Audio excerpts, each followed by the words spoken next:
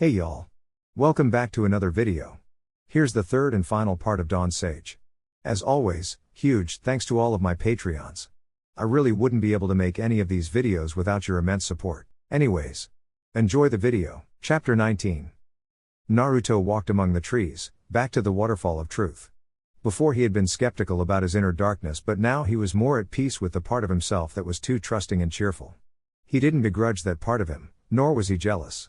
He had chosen the path of an S-ranked member of Akatsuki, and being too trusting and cheerful was a quick ticket to a shallow grave. Still, he understood what his other half had been saying, and he was prepared to trust others, even if only a few. But not without the means to prevent betrayal. He would trust, but if that trust was misplaced, being able to access the kind of destruction that Killer Bee had used would be useful in staying alive. He arrived at his destination without running into anyone, which made sense since Deidara had apparently killed them all. He took a seat on the small patch of earth in front of the waterfall and closed his eyes. Ready to start trusting people? Asked his doppelganger. Naruto opened his eyes to see himself with an enormous grin and contrasting black and red eyes that did not fit with his trust and love everyone personality. Naruto looked down at the extended hand and smiled sadly. He had only known this other Naruto a short time, but apparently being sickeningly happy and trusting did make it really easy to make friends. He had no idea what would happen, but somewhere deep inside, he knew it would be the last time he talked to his other half. Let's do this, said Naruto, grasping his copy's hand. Copy continued to smile, even as he dissolved in a slowly brightening light. Who knows? Maybe I'll make some more friends wherever I end up. You make more friends too though, just in case. In seconds, Naruto's friendlier half was gone, leaving him feeling lighter than he had in a long time. He closed his eyes and smirked a little. Come on out, Bee. I know you're there. Sure enough, Killer Bee emerged from behind a tree, looking like he'd been through hell and back. At your sensing skill, I cannot scoff. You knew that was just the horn you cut off. I'm wondering why you let me go. It's clear that you're a regular dynamo. I've been hunting jinchuriki for years, so don't think I've suddenly grown a conscience. I just learned that trusting people might not be so bad, and you gave me a perfect opportunity to deny letting go with that horn clone trick, said Naruto, turning around slowly. So how about you return the favor and show me that next step of mastering the 9 tails? Killer Bee grinned like a madman. Follow me and you will see what it means to be a jinchuriki. I don't have time to teach the tailed beast ball, but for my demonstration, you should have seen all. Naruto nodded understandingly. Killer Bee likely knew he survived because he had dropped enough hints around Naruto about something irresistible, controlling the might of the most powerful tailed beast. The moment Killer Bee's usefulness ran out, or it became too much trouble to protect him, the 8 tails jinchuriki would be on his own. The tailed beast ball itself wouldn't be too hard to learn, thought Naruto naively, as he followed Killer Bee through the waterfall of truth to a temple inside of the cave behind the waterfall. The tailed beast ball was just a scaled-up version of the Rasengan, and it was likely where the 4th Hokage had derived the idea for the technique to begin with. Naruto figured the hardest part would be getting access to the tailed beast chakra required, and then passing it off as not tailed beast chakra if he ever used it in front of witnesses. Though he worked with Deidara, and she would either be understanding or no longer Naruto's partner. Place your head into the statue's mouth. If you still have hate, things will quickly go south. These statues are all of one who failed. Heads are kept by those who prevailed. Naruto knew that Sage Mode would make his skin nearly invulnerable, but one didn't just dismiss warnings of ancient traps. The headless statues around him had apparently all been jinchuriki, and they had likely had defensive techniques as well. He tentatively stuck his head into the mouth on the wall as Killer Bee watched, unusually silent and solemn. Naruto's eyes, which had been widened in fear, narrowed in disbelief and annoyance at Killer Bee, who had the decency to look sheepish, as he pulled his head out of the statue's mouth. Ha ha ha, I was just joking. All these statues are simply broken. Go through that door and give the 9 tails a bout. And with that said, Killer Bee is out. Yeah. Killer Bee raised his fist to the air dramatically and left Naruto alone in the cave temple. The jinchuriki of the mightiest tailed beast looked through the door that had opened when he pressed the hidden switch inside the statue of the 2 tails head. The room was strange, appearing to have no actual boundaries and just being a sea of yellowish light. Still, it had a solid enough floor, which Naruto sat on as he did something he had never done before. Contact the 9 tails. It turned out to be easier than expected, and Naruto opened his eyes to find himself standing in an area that appeared far less peaceful on a shallow pool of oil from Mount Myobakuzen. Looking up though, Naruto stopped thinking about the concrete sewer that the oil was in, even though it should evaporate anywhere but the mountain. A jail cell with bars that stretched up into the distance holding back the most powerful thing ever could do that. To what do I owe the pleasure of you coming her? The likable one going away just isn't enough cosmic punishment, is it? Naruto wasn't surprised that the Nine Tails could talk, but he was taken aback by how depressed and bored the creature seemed. The moron finally wins me over after years of trying to be my friend and then just leaves. Typical. What are you talking about? Asked Naruto, suddenly a bit less eager to forcefully fight the beast. I was stuck here, alone but for that insufferably happy idiot. He eventually managed to wear me down, and then he disappears. The Nine Tails opened one blood-red eye to look at Naruto and scoffed. So go ahead. Challenge me, and I'll kill you and escape. You can't win when the stupid trusting one is still running about. Actually, he and I reached an understanding. I guess you could say he and I are one now, said Naruto, figuring that he could remove the large seal on the Nine Tails cage while he talked. He slowly pulled off the slip of paper that literally said seal and watched the spiral underneath collapse in on itself. So I suppose I'm the reason he left. The Nine Tails had been content to crush the puny human with the puny ninjutsu and escape this puny prison, content that the puny human knew no puny ninjutsu capable of harming a being as immortal and almighty as he. Knowing that the puny human had no more insecurities left to actively exploit into spirit-breaking doubt made the tailed beast realize that it might actually lose. Knowing that the puny human had robbed him of his only passable excuse of a friend in over 1,000 years made him absolutely livid on top of that. So the Nine Tails would crush the puny human, eat his soul, escape, and eat his actual body just for fun. With a furious roar, the Nine Tails blew open the metal gates that had held it at bay for so long, ready to tear the puny human with the puny ninjutsu limb from limb as painfully as possible. I never thought this plan would actually work, said Zetsu as disbelief. Of course it will work. It's Pain's plan, retorted his other half. Silence, commanded the god himself. Just do your part and the plan will succeed. And what is your part of the plan? It wasn't that Pain had managed to forget his own plan, but Zetsu had once worked directly for Madara, so it never hurt to be too careful. Zetsu's white half began to glance around nervously, and it was up to his dark side to answer the question. We get close to the 5 cage and ensure that they do what we want them to. Zetsu turned his head to the side as he began merge with the ground beneath him. Would you like us to deal with the intruders? No. I think I'll deal with them personally, said Akatsuki's leader as he came in from the rain. Zetsu shrugged, and became indistinguishable from the floor before leaving. Almost to himself, Pain spoke aloud as he looked to the base of the skyscrapers where his technique had sensed 3 chakra signatures that didn't belong. It has been a long time, hasn't it, sensei? They had gotten the hang of not being flung around every other second quickly, but the ride from the border to the village hidden in the rain wasn't one either Onbu member wanted to repeat. The tiny frog had traversed the distance from the border to the village as quickly as it could, and then regurgitated the 3 ninja back to their proper size.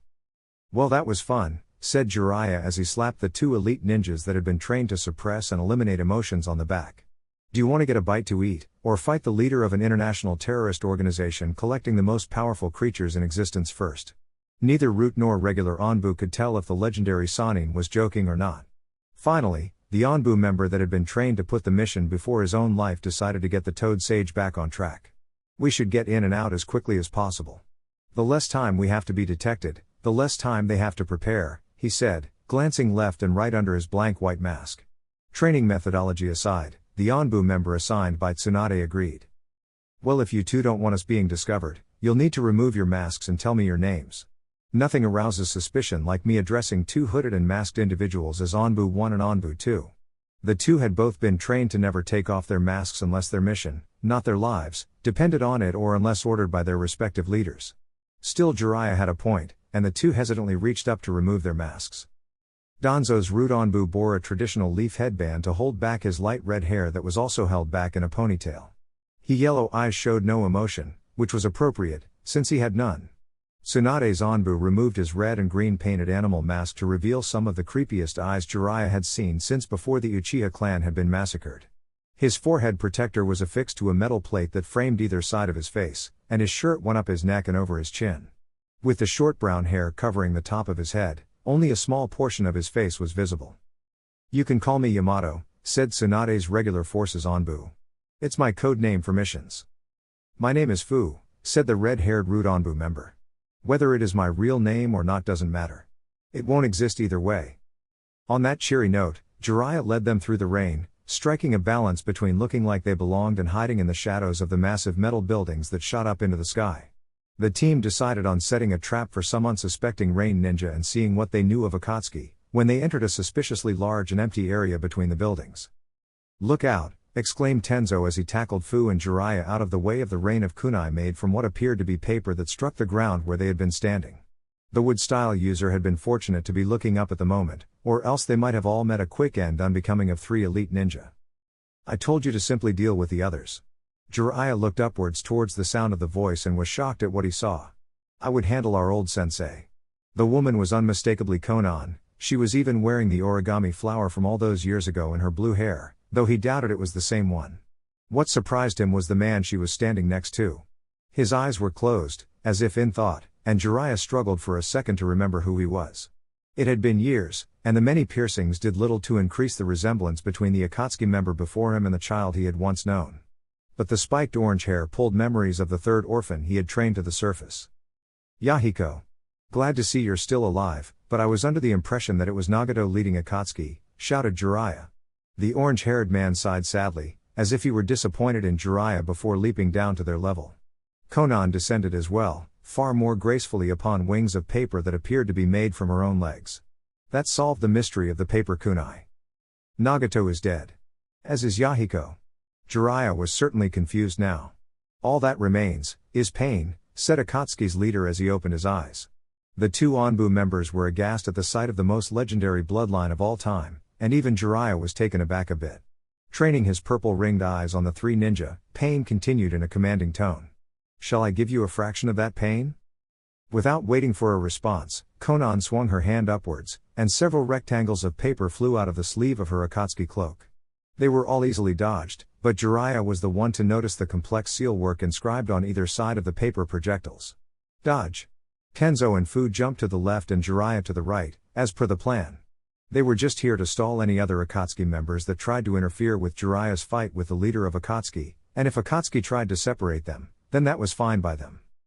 The tags exploded violently, but with the advance warning given by Jiraiya, none of them were hurt.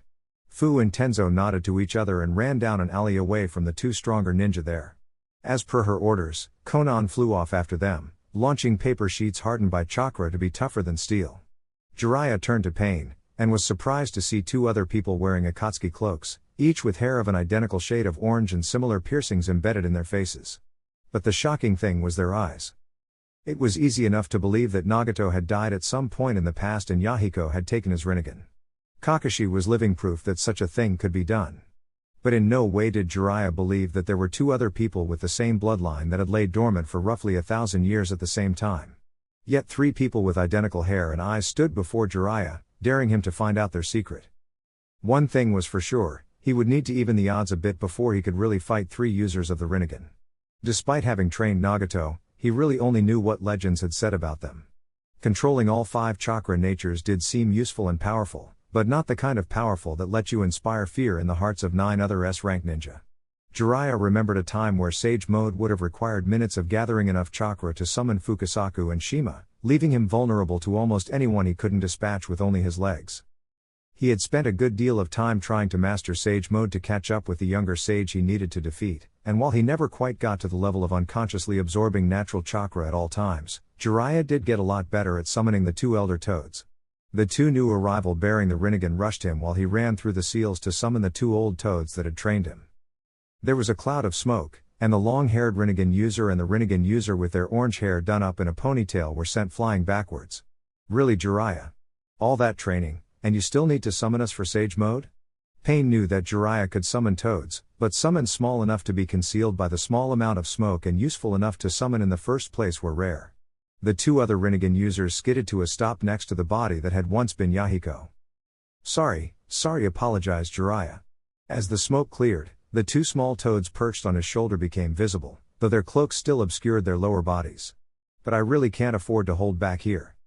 "Really, Sensei, did you think such low-leveled attacks would actually hurt me?" taunted Pain from beside his similar comrades. "I am a god, after all." "Oh, so is this the leader of Akatsuki? Naruto never mentioned more than one of him though," asked Shima. "Who are these other ones?" Jiraiya turned to face the 3 Akatsuki members before him, trying to buy time for Fukasaku and Shima to gather the natural chakra he needed for Sage Mode. It didn't take long, but there was some startup time. I've been meaning to ask that myself. I wasn't aware that there were 3 bearers of the Rinnegan. Pain tilted his head condescendingly. We are one and the same. Just as there are many kinds of pain, there are many kinds of pain. Now come, and learn these pains. Pain raised his hand, and Jiraiya felt something pull him towards the Akatsuki member. At first it was as easy to resist as a small toddler, but after a split second the force increased so much that it ripped Jiraiya off the ground as he hurtled forward. The pain with a long ponytail ran through some seals Jiraiya knew all too well, and the Sannin was now flying towards the horn of a very large rhino that also had the Rinnegan and similar piercings. Jiraiya refused to believe that a rhino had awoken the most legendary bloodline in all of existence, and the sight made him question the possibility of the other 2 pains Rinnegan being real. He pondered the possibility that all these pains were just puppets or summons of some kind as he righted himself midair and ran up the rhino's horn. The beast flicked its head up to launch Jiraiya high into the air. He decided to simply observe for the moment and focus on surviving long enough to assess the strength of his opponent. It was thanks to his focus on observation that he saw the first pain, Yahiko, bring his hand down sharply. As if Jiraiya were a puppet in the Akatsuki leader's hand, the Sannin was pulled down into the metal flooring of the hidden rain village. Pulling himself out of the crater, Jiraiya noticed the long-haired pain moving in on him and ran to intercept, confident in the close combat capabilities of Sage Mode. The long-haired pain dodged around the extension of Jiraiya's blow as if he could see it. Which made total sense since he had the most powerful eyes in the world. The Akatsuki member, leader, reached out to place one hand on Jiraiya's head, as if he planned to crush the Sannin's head like a grape with one hand. The orange-haired ninja ripped his hand away, and a blue outline of Jiraiya's chakra was pulled out. A split second later Jiraiya disappeared in a cloud of smoke. Smirking at the success of his shadow clone and slightly worried by the ease with which it had been dispatched, the real Jiraiya began his counterattack. From behind the original body that may or may not have been Yahiko, Jiraiya launched the fastest attack with wide range he had to capitalize on the opening before Pain's other pains could warn him. Sage Art, Hair Needle Senbone. Jiraiya didn't want to say the name of the attack, but it was mostly for Fukasaku and Shima's benefit, and Pain wouldn't have time to react anyway. Or so Jiraiya thought, until his sharpened and hardened hair needles stopped midair and came flying straight back at him. Jiraiya knew that an attack empowered by his own Sage Mode wouldn't even be slowed down by Sage Mode's defensive abilities, and he was hard-pressed to escape being turned into a pincushion. Taunting Jiraiya with his nonchalance, Pain turned around slowly to face his old sensei. When you left us, you said we were able to defend ourselves. Well, sensei? Have we survived to your satisfaction? He asked mockingly. Sage Art, Bath of Boiling Oil. Not bothering to respond, Jiraiya launched a collaboration technique with both elder toads. Fukusaku provided a stream of wind to propel the attack, while Jiraiya spat out enough toad oil to constitute a tsunami. Shima spewed out a stream of fire to ignite the whole thing into a wave of flaming death. The 3 pains didn't bother to move, except for the rhino summoning one to run through the seals for another summon. Jiraiya doubted that there was a summon alive who could block a collaboration between 3 sages. Clearly Jiraiya was wrong though, as the wave of fire shrunk down until it was absorbed enough for Jiraiya to see the 4th man that had appeared, presumably summoned. The newcomer had orange hair slicked back under his hidden rain forehead protector. His piercings were far larger than the other 3, but no less numerous, and there was a transparent shield around him where the 3 sages' collaboration technique had been sucked into. Perhaps the thing that annoyed Jiraiya the most though were the purple ringed eyes in his head. I thought you only trained one kid with the Rinnegan. Deadpan Fukasaku. Jiraiya glared at the small toad on his shoulder before returning his attention to the 4 people who were apparently all one man named Pain. There are many kinds of pain. You've just invited one more upon yourself, said the body of Pain that looked like Yahiko. He raised his hand once more, and Jiraiya once more found himself yanked towards Pain. Even knowing what was coming and fixing himself to the ground with chakra did no good, all he got for his trouble was pulling a chunk of metal flooring along with him. He noticed the new Pain and the one that had destroyed his shadow clone coming at him. Deciding that he didn't want whatever happened to his shadow clone happening to him, Jiraiya flipped around and launched a bullet of fire at the 2 Pains. Only to understand what had happened to his bath of boiling oil earlier. The ability to absorb chakra wasn't anything unheard of, but it was certainly rare and definitely powerful. Jiraiya wasn't going to let something like that stop him though. The Sannin reached down to get some kind of grip and used his momentum to propel a kick at his opponent and try to take off his opponent's head. Pain dodged the blow easily, but Jiraiya only smirked as he brought his legs together on Pain's outstretched arm, easily breaking it. Not satisfied, Jiraiya torqued his body around to bring a Rasengan down on his opponent's head. Sensing the chakra-absorbing pain, Jiraiya spun around and ducked beneath a long black rod that seemed to be made of the same material as Pain's piercings. The sage reached up and grabbed the black metal, using it to pick Pain up off the ground and slam him back down. Pain was no fool though, and he snapped the rod off right past his wrist. He fell gracefully to the ground, but barely dodged the rod being brought down on him anyway. The body of Pain that resembled Yahiko raised his hand again, and Jiraiya prepared himself to be pulled towards Akatsuki's leader. Instead, he felt as if a solid brick wall had been shot at him at high speeds to send him flying away. "Hey, boy!" chided Fukasaku. "You don't stand a chance against all three of these Pain guys at once. We need to separate them." "You're crazy, you old coot," responded Shima from Jiraiya's other shoulder. "Jiraiya is clearly winning here. Just keep doing what you're doing, Jiraiya." "You're both right," said Jiraiya, drawing confused looks from the toads as he stared down Pain. "You two use the toad confrontation chant, I'll distract them until then. I could use some cover before you begin though." Fukasaku grumbled about dry throats and embarrassment from singing at his old age, but he pulled out several purple spheres from under his cloak. The toad elder slammed the balls onto the ground, where they burst in a massive cloud of purple smoke that enveloped the entire area. The smokescreen didn't last long though, as a giant bird with 3 legs and a drill-like beak that Pain had summoned flapped its wings to blow the smoke away. Where Jiraiya had been standing was a hole in the ground where the Sannin had burrowed away. The 3 remaining Pains looked around calmly for where the Sannin would emerge, facing each other in a triangle of sorts. The sensory powers of Sage Mode allowed Jiraiya to pinpoint the location of his target. He emerged from the ground directly behind the summoning Pain, Rasengan in hand. The blind spot attack proved strangely ineffective though, as Pain summoned a fat panda behind himself without even looking. The panda took the attack head-on and disappeared in a puff of smoke as quickly as it had come. The Rinnegan-bearing bear had served its purpose though, and the 3 Pains regrouped to stand next to each other. Jiraiya flipped upwards as the large bird smashed its beak into the ground and delivered a powerful kick to send the summon packing. "Damn! I was sure I had a blind spot. I don't remember the Rinnegan being able to see behind itself like the Byakugan," wondered Jiraiya aloud. But he hasn't used any of the Rinnegan powers that are actually known either. "Are you two ready yet?" A low hum had begun to come from the 2 toads on Jiraiya's shoulders, and their glares told Jiraiya that the old toads needed more time. Resolved to buy them the time he needed, Jiraiya readied himself for combat once more. He dashed forward, opting to engage the Pain that could absorb chakra in hand-to-hand combat, where he could absorb nothing. Pain still had those black rods though, which he used efficiently to try and keep the sage at a distance. Jiraiya ducked under one swing that went a tad wide and dashed in to deliver a crippling blow. The Sage Mode enhanced punch sent Pain flying backwards, but he had the presence of mind to extend another black metal rod out from his cloak and stab Jiraiya's shoulder.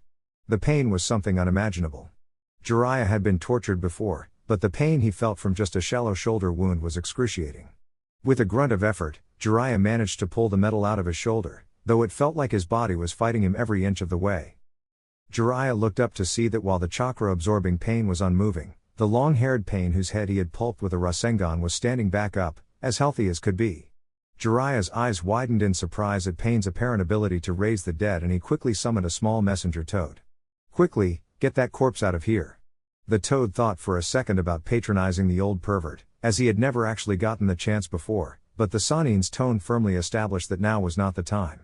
Determined to heckle the older summoner next time they met, the small blue toad hopped onto the dead body of Pain and disappeared in a cloud of smoke. That seemed to irritate the other Pains, as their brows furrowed in annoyance. The leader of Akatsuki raised his hand once more, and Jiraiya was pulled off of his feet.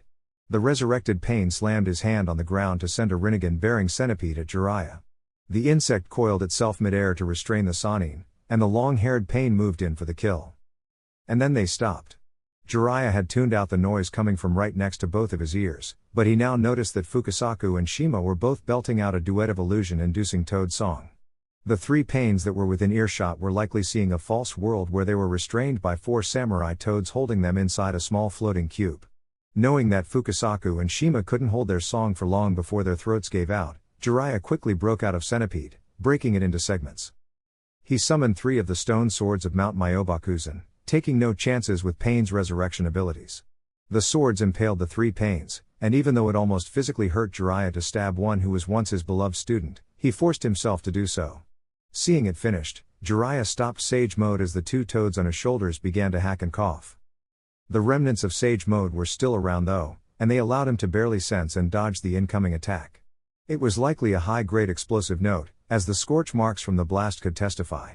Jiraiya whirled around in a panic to find his new attacker, only to lay eyes on two more people with orange hair, many piercings, and Rinnegan eyes. Only one had orange hair though, as the other was entirely bald, and doing a very good job at unnerving Jiraiya with his creepy grin. The bald Pain reached down, sprouting another arm to grab all three fallen Pains as the one with hair ran through some seals. A feeling of death fell over Jiraiya as a pale face rose up from the ground behind Pain, and the three corpses were thrown into its mouth. After a second or two of chewing that Jiraiya spent in shocked horror, the mouth opened, and all three Pain stepped through as if Jiraiya hadn't just shoved a sword through their chests. "Pain is eternal, sensei," said the Pain that looked like Yahiko. "Do you understand now?" Jiraiya was broken from his paralyzed state as a large flaming explosion tore out of one of the adjacent alleys. Tumbling out of the fire came Tenzo, who rolled along the ground to put himself out. "I'm sorry, Lord Jiraiya," apologized Tenzo. "We were barely holding her off, and when Fu died, I knew it was only a matter of time until she came to reinforce Pain. Before he died, Fu said we needed to escape." "Damn it," swore Jiraiya. One part of him wanted to stay and try to defeat his wayward students. But an even larger part of himself remembered Tsunade's last words to him. He had sworn that he would come back alive. He tried to rationalize the decision to himself, arguing internally that the mission hadn't been a complete failure. They had gained some new information on Akatsuki that might be invaluable in the future, and he had killed one of the Pains. But deep down he knew he was being selfish. The great Toad Sage had told him that he, pervert without equal, would train someone who would either destroy the world or save it, and he would make a choice that would make the difference. But in this moment, he didn't want the responsibility. He wanted to believe Shima, who said that the sage's prophecies were a load of malarkey. He wanted to return home, safe and sound. Tenzo wanted that too. "You retreat, Lord Jiraiya," he shouted as he faced Konan and all five remaining Pains. It was a testament to his training that the number of foes quintupling didn't faze him at all. "Fu and I were chosen because we were expendable, but if you were killed, it would start a war for sure." "Very well then." Jiraiya looked up in shock at Pain's words. "Akatsuki strives for peace, and the chaos of war is counterproductive to our goals. You may leave, and remember this day, this Pain.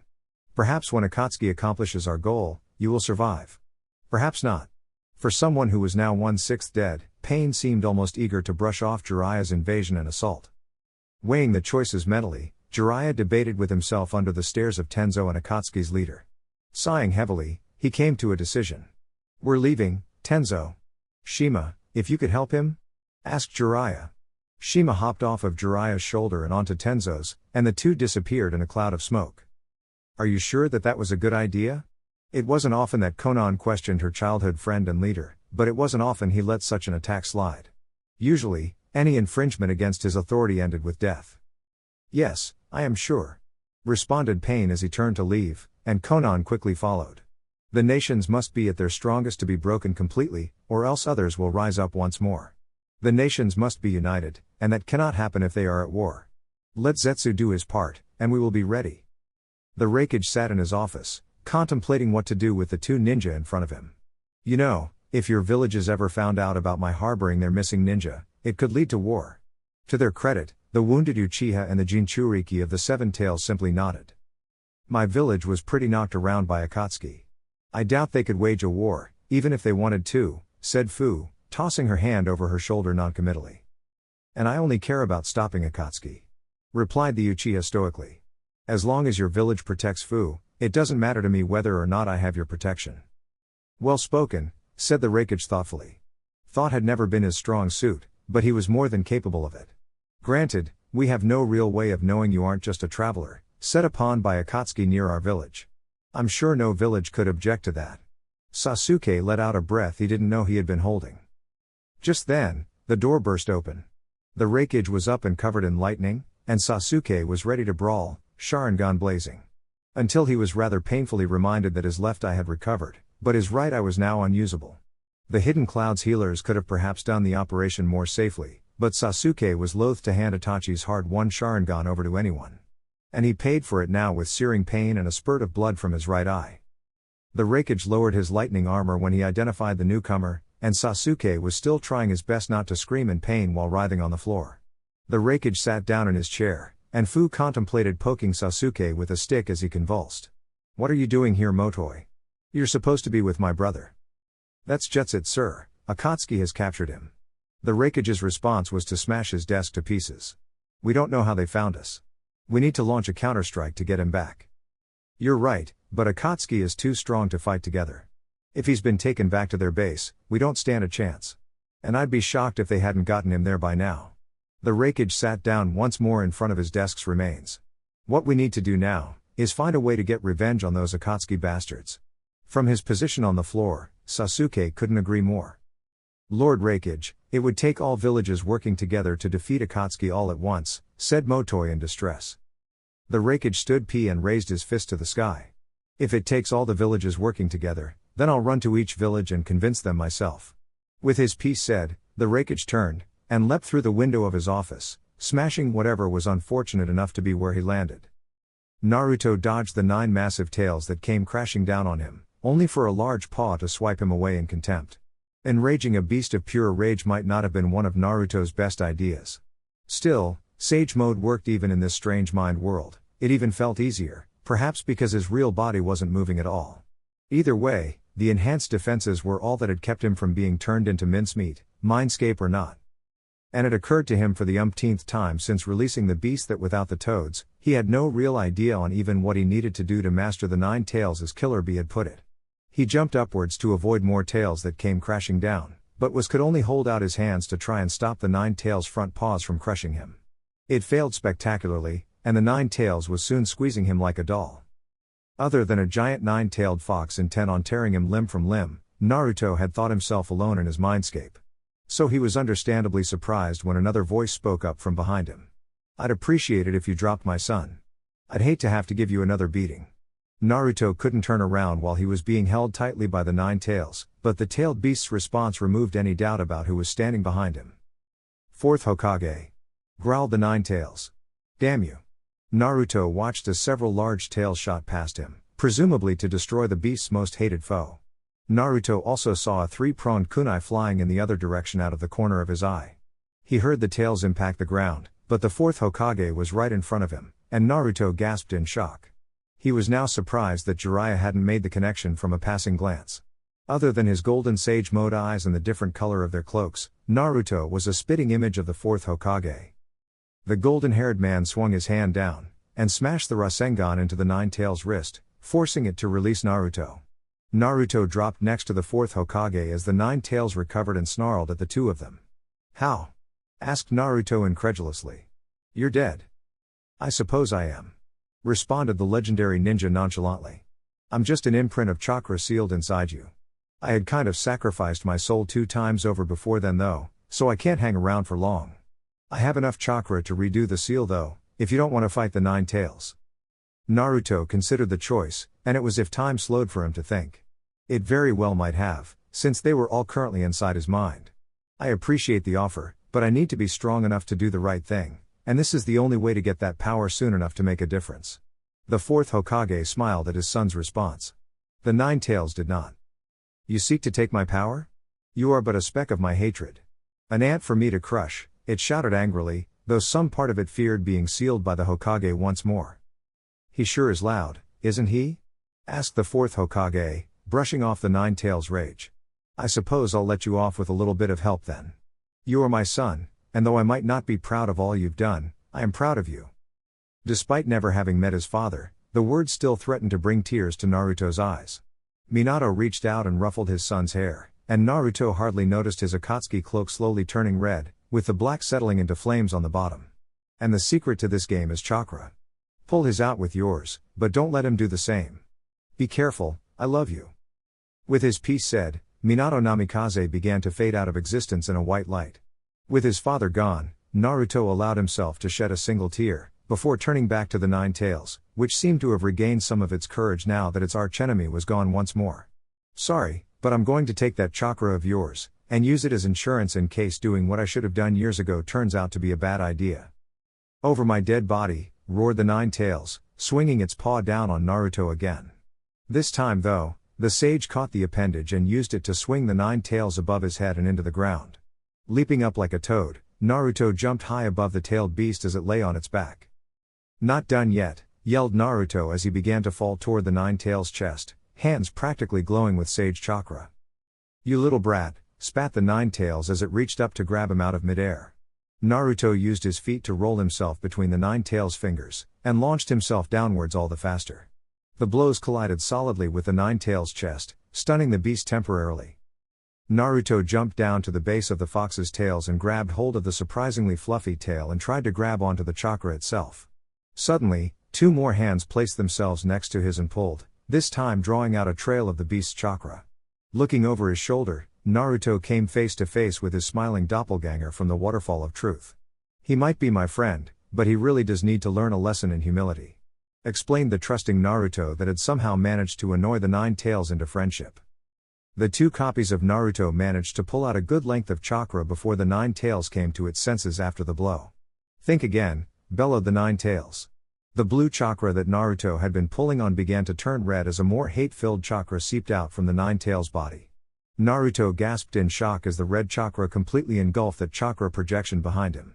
Looking in the water around his feet, Naruto noticed that his left eye had become pitch black, save for the blood-red pupil. The world around him faded to black, as he heard the voices of the 9 tails' hatred whispering to him. "Curse you. I hate you. Destroy everything. Those damned eyes. Just a weapon. Too powerful. Keep the world at bay. Destroy everything." Naruto clutched his head in pain as the voice of the 9 tails pounded away at his skull. Falling to his knees, Naruto was only vaguely aware of the 9 tails sitting up in triumph. Opening his eyes, Naruto glimpsed a small light, bright enough to illuminate the darkness he was in a bit. Then he heard another voice as the light before him began to grow. This voice was softer, much gentler than the enraged shouts of the 9 tails. "I love you. My son. Grow up big and strong.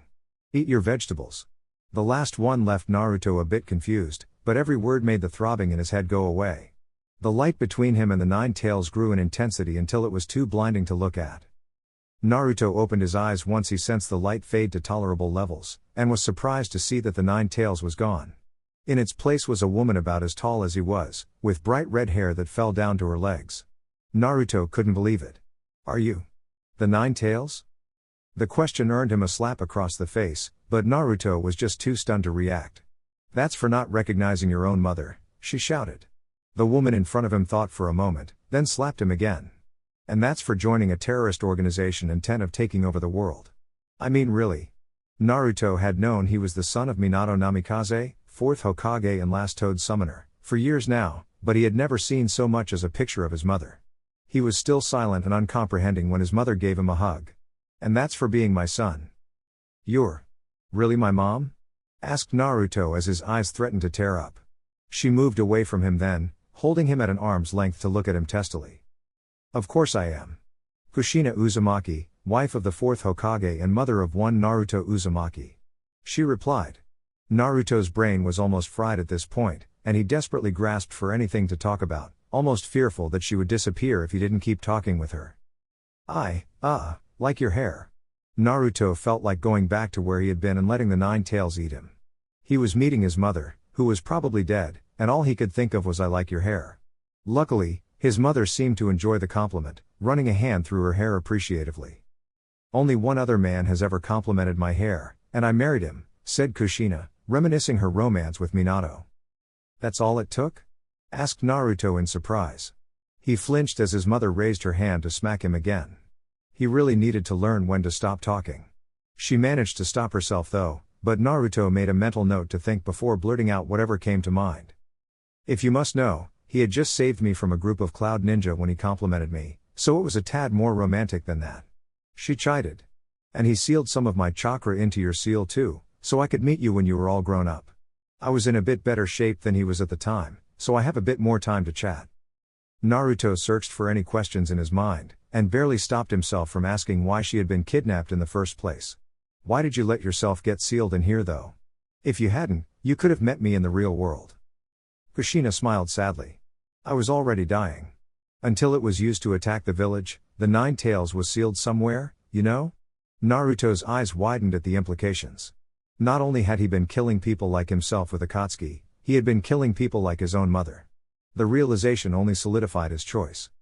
I'm sorry for what I've done as a member of Akatsuki. I'm trying to atone, but I'm nowhere near strong enough to stop them as I am. That's why I'm not going to fight them as an Akatsuki member, but as the jinchuriki of the Nine Tails. Kushina's smile widened, reaching her eyes. Looking into the proud face of his mother, Naruto felt oddly content and safe, despite the danger that awaited him. I'll help you out with the fuzzball then, said Kushina as Naruto snickered at the fact that his mom addressed the Nine Tails as fuzzball.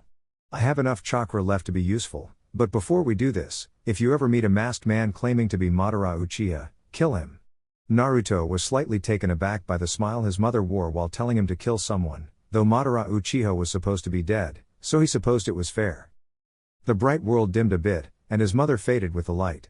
In seconds, he was staring back at the Nine Tails as if only a few seconds had passed, if that. I feel happy, said Naruto, wearing a grin he would have usually called stupid. With one great tug, he pulled off the bit of chakra he had stolen from the Nine Tails. The beast roared in anger as it found its feet and pulled away its tails. You little brat, shouted the fuzzball. You think you can handle my power? I'll kill you.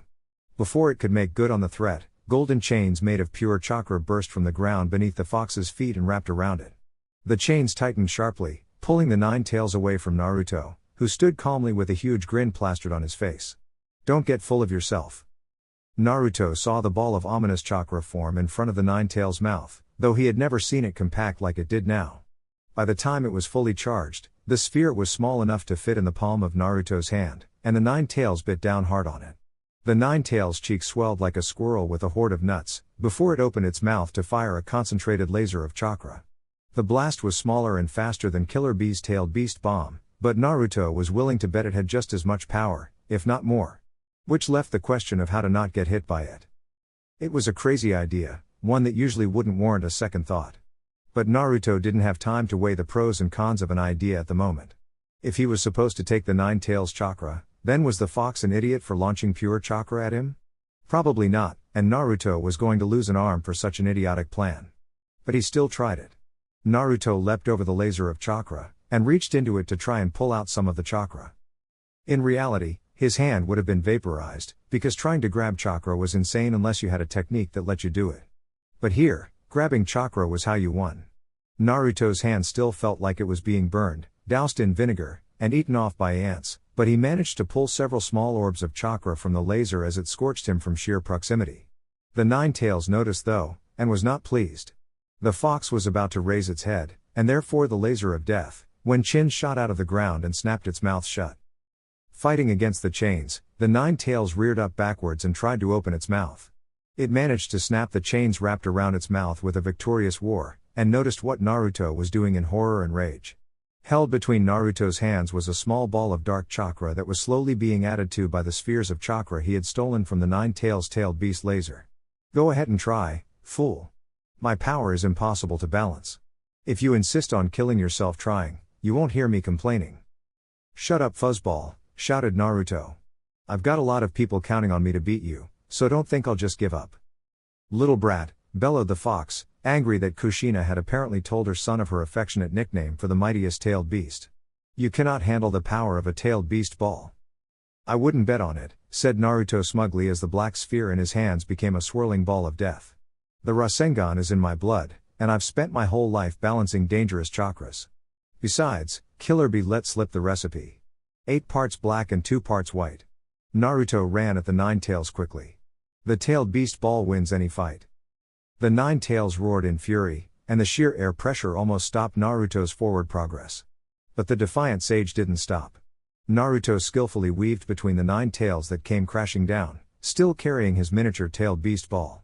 The Nine Tails readied another tailed beast laser to atomize the pesky jinchuriki before it, but the chakra chains around it yanked hard once before fading.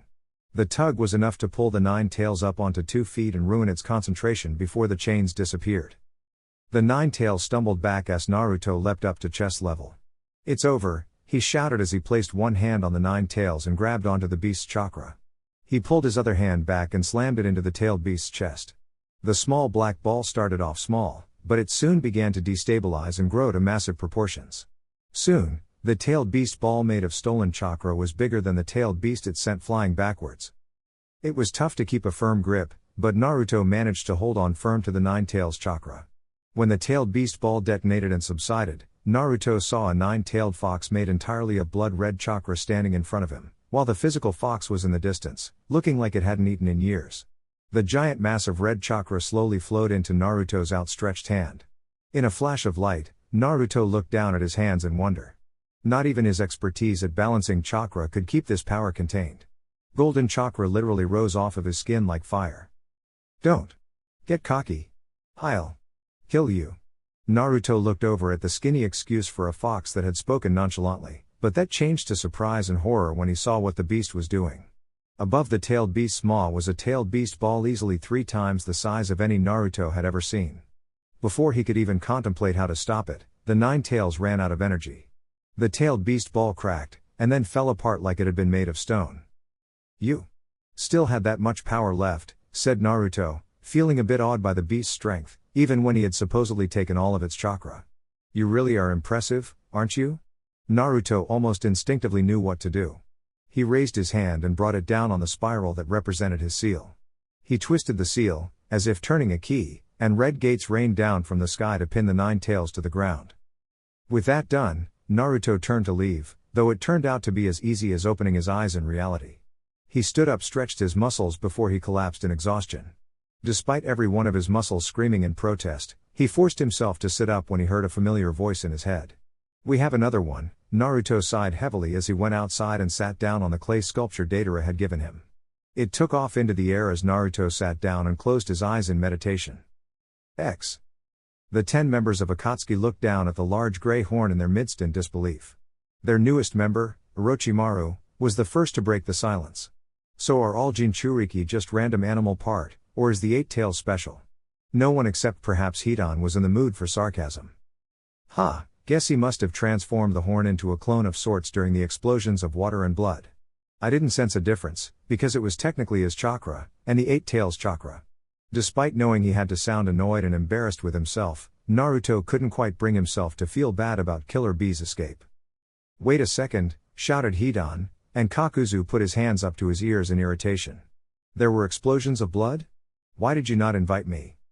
I've discovered a jutsu that causes explosions of blood, if you're willing to trade. Offered Orochimaru, a nasty glint showing in his gold snake-like eyes. Hidan looked all too willing to part with an arm and a leg to learn a jutsu that caused explosions of blood, but pain interrupted. Enough. This is only a minor setback if the rest goes according to plan. Their leader's silhouette turned to the plant man of the group. Zetsu. Is everything going according to plan? Of course. The Raikage is playing right into our hands, and I'm working on the Hokage as we speak, said Zetsu flippantly. The Kazekage will follow the Hokage and the Tsuchikage will follow the Raikage. The Mizukage won't risk war by declining. They'll probably meet at the end of the month. Very well then. You will all meet in the Land of Iron at the end of the month. Be prepared to fight. With that said, Pain's shadowy figure disappeared. The other Akatsuki members followed suit. Before going, Deidara turned to her partner. Did you do what you needed to get done? Naruto nodded, then realized Deidara might not be able to see such subtle gestures through the projection. Yeah, your bird is carrying me back as we speak. He hesitated a bit before continuing. Where are you right now? I need to talk to you, face to face. I'm hanging out in some forest, yeah, said Deidara casually. I'll meet you at the village hidden in the hot springs.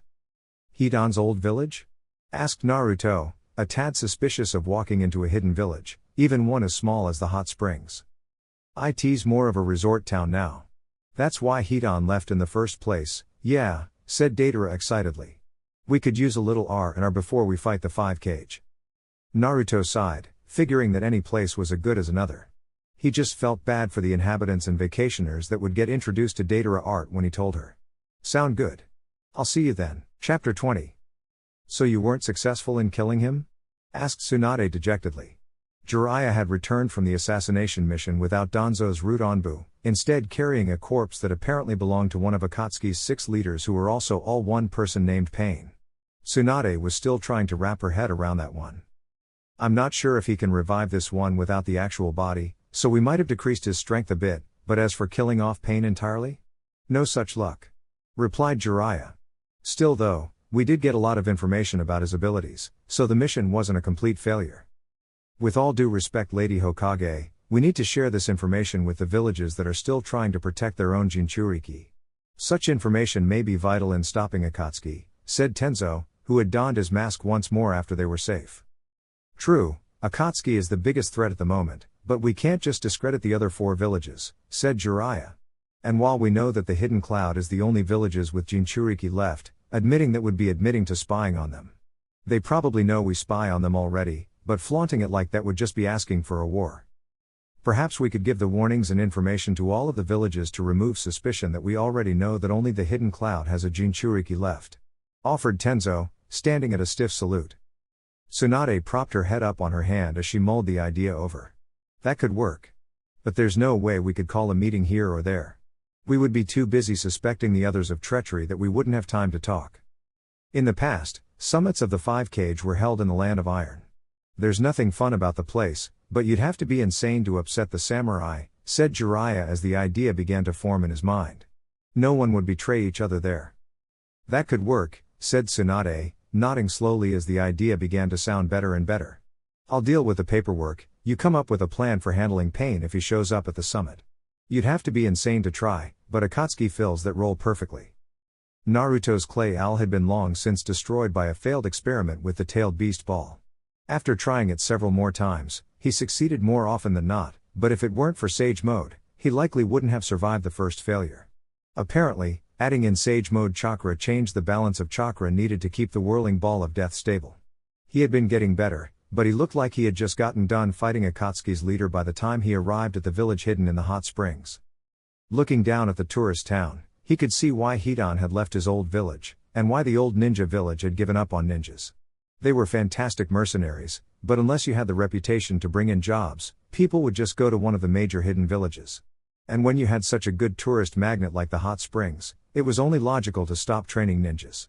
Naruto stopped in thought for a moment, as it occurred to him that Hidan was technically one of the only members of Akatsuki who wasn't a missing ninja since his village no longer existed. Shaking his head, Naruto walked down into the village, looking for Deidara. It didn't take long, since he knew exactly where she would be in a village renowned worldwide for its fantastic hot springs. Stopping outside the museum, Naruto looked down at his partner for a moment before speaking up to break her out of her pouting. So how long did you make it before security had to throw you out? Deidara looked up in surprise, and stared for a second before recognizing Naruto without his Akatsuki cloak. Deidara was wearing civilian clothes as well, since they had decided to not be public enemies today. I made it a full 20 minutes before I couldn't stand it anymore. Yeah, said Deidara, standing up and glaring back at the museum. I had to show those idiots what true art was. Or at least get rid of that terrible excuse for art. Naruto smiled a bit at Deidara's new personal record. She had been kicked out by security of every museum they had ever visited, and since all museums had some form of art, Deidara insisted on visiting everyone they could. When they weren't trying to remain incognito, Deidara turned the entire museum into a work of art afterwards. Let's try to refrain from creating any masterpieces until after we visit the hot springs. Alright. But I'm going to turn this place into one big work of art once we're all done resting and relaxing, yeah. Deidara and Naruto began to walk side by side down the street, contemplating how to which hot spring, all of which claimed to be the most relaxing, actually was. Trying to steer conversation about the two's lackluster relaxation and people skills, Deidara broached another topic that had been bothering her. So what was so important that you couldn't say it via the astral projection technique? Naruto almost stumbled at the question, and decided to not simply tell Deidara right out. Have you ever thought of leaving Akatsuki? Deidara laughed a bit at him. You mean you've never tried it? Seeing Naruto's confused look, she elaborated. These rings don't come off, and Pain can find out where you are when you're wearing them. Short of cutting off your hand, there's no getting out of Akatsuki. Why would you want to? Naruto looked at the ground, taking a sudden interest in anything that wasn't his partner. I'm having second thoughts about hunting down the jinchuriki. Little late for that now, yeah. Scoffed Deidara, before realizing something that made her stop walking forward. Wait. Does this mean you let the 8 tails escape? Seeing Naruto's guilty look, Deidara dug further. Why are you having second thoughts about this now?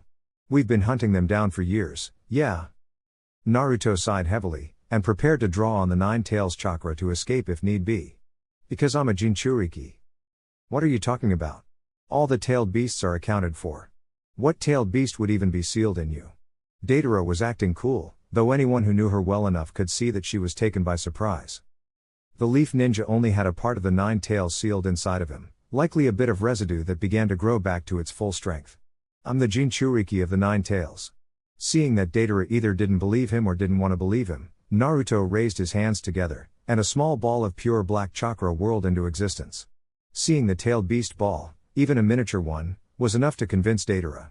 While most civilians couldn't sense it for the moment the attack existed, Deidara recognized the oppressive feeling of tailed beast chakra. Who else knows? She asked, dead serious. Naruto had been prepared to run for his life, and was taken aback at the fact that he wasn't exploding. Just you, and the toads, but they wouldn't tell anyone. The 8 tails jinchuriki figured it out though. Deidara nodded thoughtfully, and it occurred to Naruto that she was thinking of a way to keep his secret from getting out. Okay, no one in Akatsuki knows but us knows, and nobody suspected anything when the 9 tails was sealed before, said Deidara, still reeling from the revelation. So if Paine's plan goes off without a hitch as is, you're in the clear. Until then, don't do anything out of the ordinary. Naruto was having trouble wrapping his mind around the fact that he had told Deidara his secret, and her first response was to try and protect him. You aren't mad at me? Asked Naruto incredulously.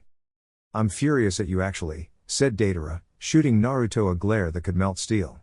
But you're my friend, and friends forgive each other, yeah? Naruto smiled, trying his best not to tear up, glad that he had decided to trust Deidara. His other half was right on some points apparently, it did feel good. And if Akatsuki finds you out, I'm with you. Naruto was rendered speechless for a moment, and when he did find his voice, it sounded raw. Thank you. Deidara grinned and slapped Naruto on the back. Now let's find some hot springs, yeah? Something tells me we'll need the relaxation. The 2 Akatsuki members continued their walk down the streets of the former ninja village, looking for somewhere to relax in some piping hot water. Man, why do you practice out here? It's so drab. Sasuke had to forcibly kick himself out of combat mode to prevent himself from skewering the new arrival. He turned around to see the Raikage's right-hand man, Daru. The dark-skinned man hadn't seemed interested in anything since Sasuke had met him, and apparently, he hadn't been interested in anything before they had met either. I train here because there's nothing around, said Sasuke, setting a bush on fire with just a look. The black flames consumed the shrub in seconds, and Sasuke focused intently on trying to extinguish it himself. After straining himself, Sasuke managed to tease the black fire into oblivion. If that happened in the village proper, the Hidden Cloud village would be a patch of scorched earth, and no one would survive trying to put it out. Out here, I risk melting a few rocks and a bush or two. Daru nodded lazily as he processed the information. Well, the Raikage wants to see you. Try not to kill everyone and level the village while you're there. Sasuke scowled at the Cloud Ninja's sarcastic tone as he disappeared in a cloud of smoke. Still, Sasuke would have to be stupid to defy the Raikage, and he made his way down from the mountaintop above the village he had been training his eyes on. His right eye was on the mend, though it still pinched a bit if he used it too much. He hadn't tried his luck with Susanoo yet. When he entered the Raikage's office, he saw the muscle-bound village leader lifting a truly ridiculous amount of weight with one hand while the other held important documents to be read. The Raikage looked up as Sasuke entered, dropping the weight to the floor, where they cracked the wood. If Sasuke had learned one thing about the Raikage, it was that he couldn't go so much as blink without causing collateral damage. Ah, Uchiha. I've got something you might like to see. The Raikage beckoned Sasuke closer, and handed the Uchiha the papers he had been holding. Apparently, someone has the same idea as we do. Any thoughts? Sasuke activated his Sharingan for a brief moment to read the documents as quickly as possible. His eyes faded to black while his mind caught up with his eyes and figured out the implications of the papers. He looked up at the Raikage in confusion. The Hidden Leaf wants to call a summit too? That's what it looks like. I wouldn't be surprised if the Land of Iron thought it was a collaboration between us. Sasuke scoffed. The Hidden Cloud wasn't as openly hostile to the Hidden Leaf as the Hidden Rock was, but the only reason he wasn't dead was because he brought information about Akatsuki, a jinchuriki, and even then he'd had to prove himself in combat against the fastest ninja currently alive. The Land of Iron really was cut off from all politics outside their borders if they thought the Hidden Cloud and the Hidden Leaf had worked together on something. I agree, but this means that we won't have to worry about getting the Hidden Leaf and the Hidden Sand to agree, said the Raikage. Unless they're planning to betray us. Sasuke shook his head. No, the Hokage wouldn't do that. Tsunade of the Sannin might be good at it, but she wouldn't start a war unless you took an army to the gates of her village. The Raikage nodded thoughtfully. Then at the end of the month, we can avenge my brother, and stop Akatsuki. You'll need to stay out of sight, but I'll want you nearby in case Akatsuki attacks. Sasuke nodded his compliance. Taking orders from the Raikage would have been unthinkable to him a few years ago, but the man had proven his strength, and Sasuke was willing to put aside his pride if it meant stopping Akatsuki. X. The Tsuchikage stared at the two sets of paper in front of him in confusion. It was rare to get anything from the Hidden Leaf village with the exception of war threats if he didn't recall troops from the borders or Rain and his men or some other warmongering effort he had going at any given time. On any other matter, he would have thrown the invitation to a 5-cage summit out of his window without a second thought, but two factors made him seriously consider it. Firstly, the Raikage, leader of the village hidden in the clouds and one of the Hidden Rock's staunchest allies, had asked for the exact same thing. And secondly, the topic of debater was the group of S-ranked criminals known as Akatsuki. For some time now, the oldest living Kage had hired Akatsuki to keep his village's outward appearance of power, while at the same time keeping a hold of every last bit of cash possible. A while back though, Akatsuki had stopped accepting new jobs, claiming backlog. The Tsuchikage hadn't looked at it too deeply. The criminal organization had ridiculously low prices, and it was no surprise that they had more jobs than they could handle. Confident that he would only be without the strength of Akatsuki augmenting his village's ninja for a few weeks at most, the elder Kage had let it slide. Weeks turned to months, and his people had failed to get in contact with the 2 jinchuriki given to the Hidden Rock by the first Hokage back when the concept of hidden villages was fresh out of the Senju's head. He had suspicions about the criminal group then, but brushed them aside, though a little more hesitantly this time. Han and Roshi were the last 2 powerhouses of the village outside of his own flesh and blood. Losing them put the village in a tough spot, and he was glad when his spies reported that the other villages were also missing their jinchuriki. Then he had found out from a sort of public service announcement from the Hidden Leaf that it had been Akatsuki that had been capturing his jinchuriki. The Tsuchikage had been furious, but Akatsuki had erased their presence well. Beyond telling his ninja to capture anyone dressed in black cloaks adorned with red clouds, there wasn't much he could do. The information on Akatsuki's members had been useful, but there was one name that jumped out at him and blew up his office. He knew Deidara hadn't been up to any good since she had left the village to show the world her art, but the aging Kage had never imagined that she had joined an organization he had been using for years. It threatened to break his stony heart that Deidara was a member of an organization that had apparently harmed the Hidden Rock directly. He knew there was no love lost between his wayward apprentice and the village of her birth, but he never thought it would go anywhere beyond teenaged rebellion, violent exit notwithstanding.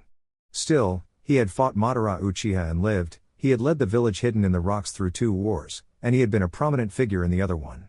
If his successor's actions elicited anything from Anaki the fence-sitter, his mentors would be rolling over in their graves. Still, he wished that Deidara had stuck around to take the hat when he got too old for the job. Which was about 10 years ago. Hey Gramps, what are looking at? As it was, he would have to bear the burden of office until his granddaughter grew up and began to take her career as a ninja seriously. He might have to find a way to beat Tsuchikage from beyond the grave. Wow, you're actually going to go to this thing? I thought you hated the Hidden Leaf. Give that back, you damned brat. Anaki lunged over the desk, pausing midair as an unimaginable pain shot down his back, coalesced at the base of his spine, and then exploded outwards. Ah! My back! His insolent granddaughter waved the papers in front of his face, pulling them away when he reached out for them with a trembling hand. Geez Gramps, you are really getting too old for this gig. Maybe you ought to just give me the hat, huh? Said Kurotsuchi as she smiled at her grandfather sarcastically. Over my dead body. Groaned out the oldest living leader of any ninja village, great or small. Kurotsuchi sighed as she walked around her grandfather's desk and picked him up bodily with both arms wrapped around him. She contracted her arms, and the Tsuchikage's back snapped loudly as the short old man gave a sigh of relief. Sitting back down, he elaborated on why he was even considering attending the 5-cage summit. The Raikage handed out a similar invitation, and the reason for the meeting is Akatsuki. Kurotsuchi inhaled sharply as her grandfather mentioned the organization that, as far as she was concerned, had taken away her older sister. Deidara wasn't a blood relative, but she had been the closest thing Kurotsuchi had ever had before the genius ninja had destroyed half of the village on her dramatic exit. So are we going? Asked Kurotsuchi apprehensively. It will be at the end of the month, said Anaki matter-of-factly. I'll give you the honor of guarding me, Anaki the fence-sitter, 3rd Tsuchikage, oldest living leader of any village, great or small. The old Kage would have no doubt gone on, listing all the titles he had ever accumulated in his long life, If his upstart granddaughter hadn't tapped him on the small of the back, setting off another wave of pain. My back. Ah. Naruto could feel the tension flow out of him as he eased his way into the hot water. So far today, he had earned Deidara ire, but not her scorn and eternal hatred, which was more than he'd been expecting. He'd realized that just leaving Akatsuki wasn't an option, but if it became necessary to fight his way out, his partner would be right alongside him. Still, now he had someone to stay alive for, and for Deidara's sake, he would continue with his plan to just fly right under Akatsuki's nose. Still, he was hoping that his hand wasn't forced into any more jinchuriki capturing escapades. Yo, Naruto. Thanks again for letting me go. Now I get to have a vacation. Kick back, and get some deserved relaxation. Finding you here though, what are the odds? This must a sign from the gods. Yeah. Naruto's eyes widened in horror at the rapping man soaking in the hot spring across from him. How he had missed Killer Bee's massive form was a mystery, but the Eight Tails Jinchuriki was sitting in the water, rapping to his heart's content. What? What are you doing here? Asked Naruto, incredulously. Killer Bee, to his credit, didn't seem to see a problem with running into a ninja that had literally chopped him into tiny bits when they had last met. I'm never allowed to just lay back chill. Always some enemy I've gotta kill. But now that I'm dead I'm finally free. And when I return, it'll be a jubilee. Yeah. Rapped Killer Bee, raising his hand skyward in celebration of his brilliant idea to just not return home when Naruto had given him a chance to escape. I'm going to just come out and tell you that this is a stroke of bad luck driven by a terrible decision on your part, said Naruto, placing his head in his palms. I have appearances to keep up, and this time, I can't just let you go. Sure you can, I was never here. How about later, we go out for a beer? Rapped Killer Bee. Man, that plan, it's just ideal. It's foolproof, made of steel. Yeah. Killer Bee's voice rose in volume until he was practically shouting the last bit, and Naruto sighed as another blonde head poked over the divider in annoyance. Damn it, people are trying to relax here. Will you stop your yell?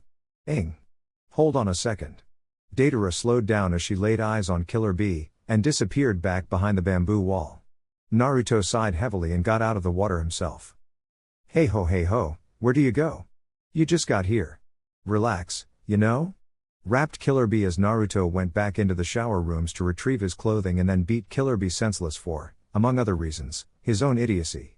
Unsealing his Akatsuki gear from a scroll in the pocket of his civilian clothes, Naruto met up with an equally wet and annoyed Deidara. He knows we have to capture him now, right?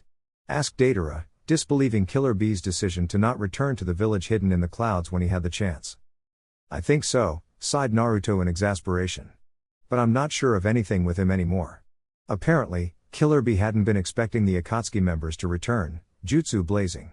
He hopped out of the hot spring in surprise, covered in only a towel. Whoa, this side is for men. For a woman to be here violates our den, he yelled, to some unheard beat. Deidara threw a small explosive at the jinchuriki, who dodged it expertly.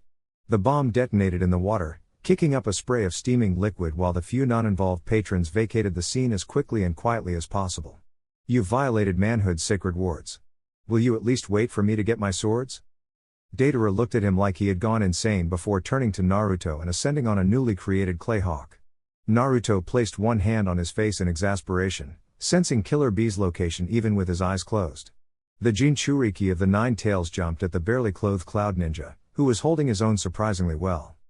Hey now, let's all calm down. Honestly, you're just playing the clown.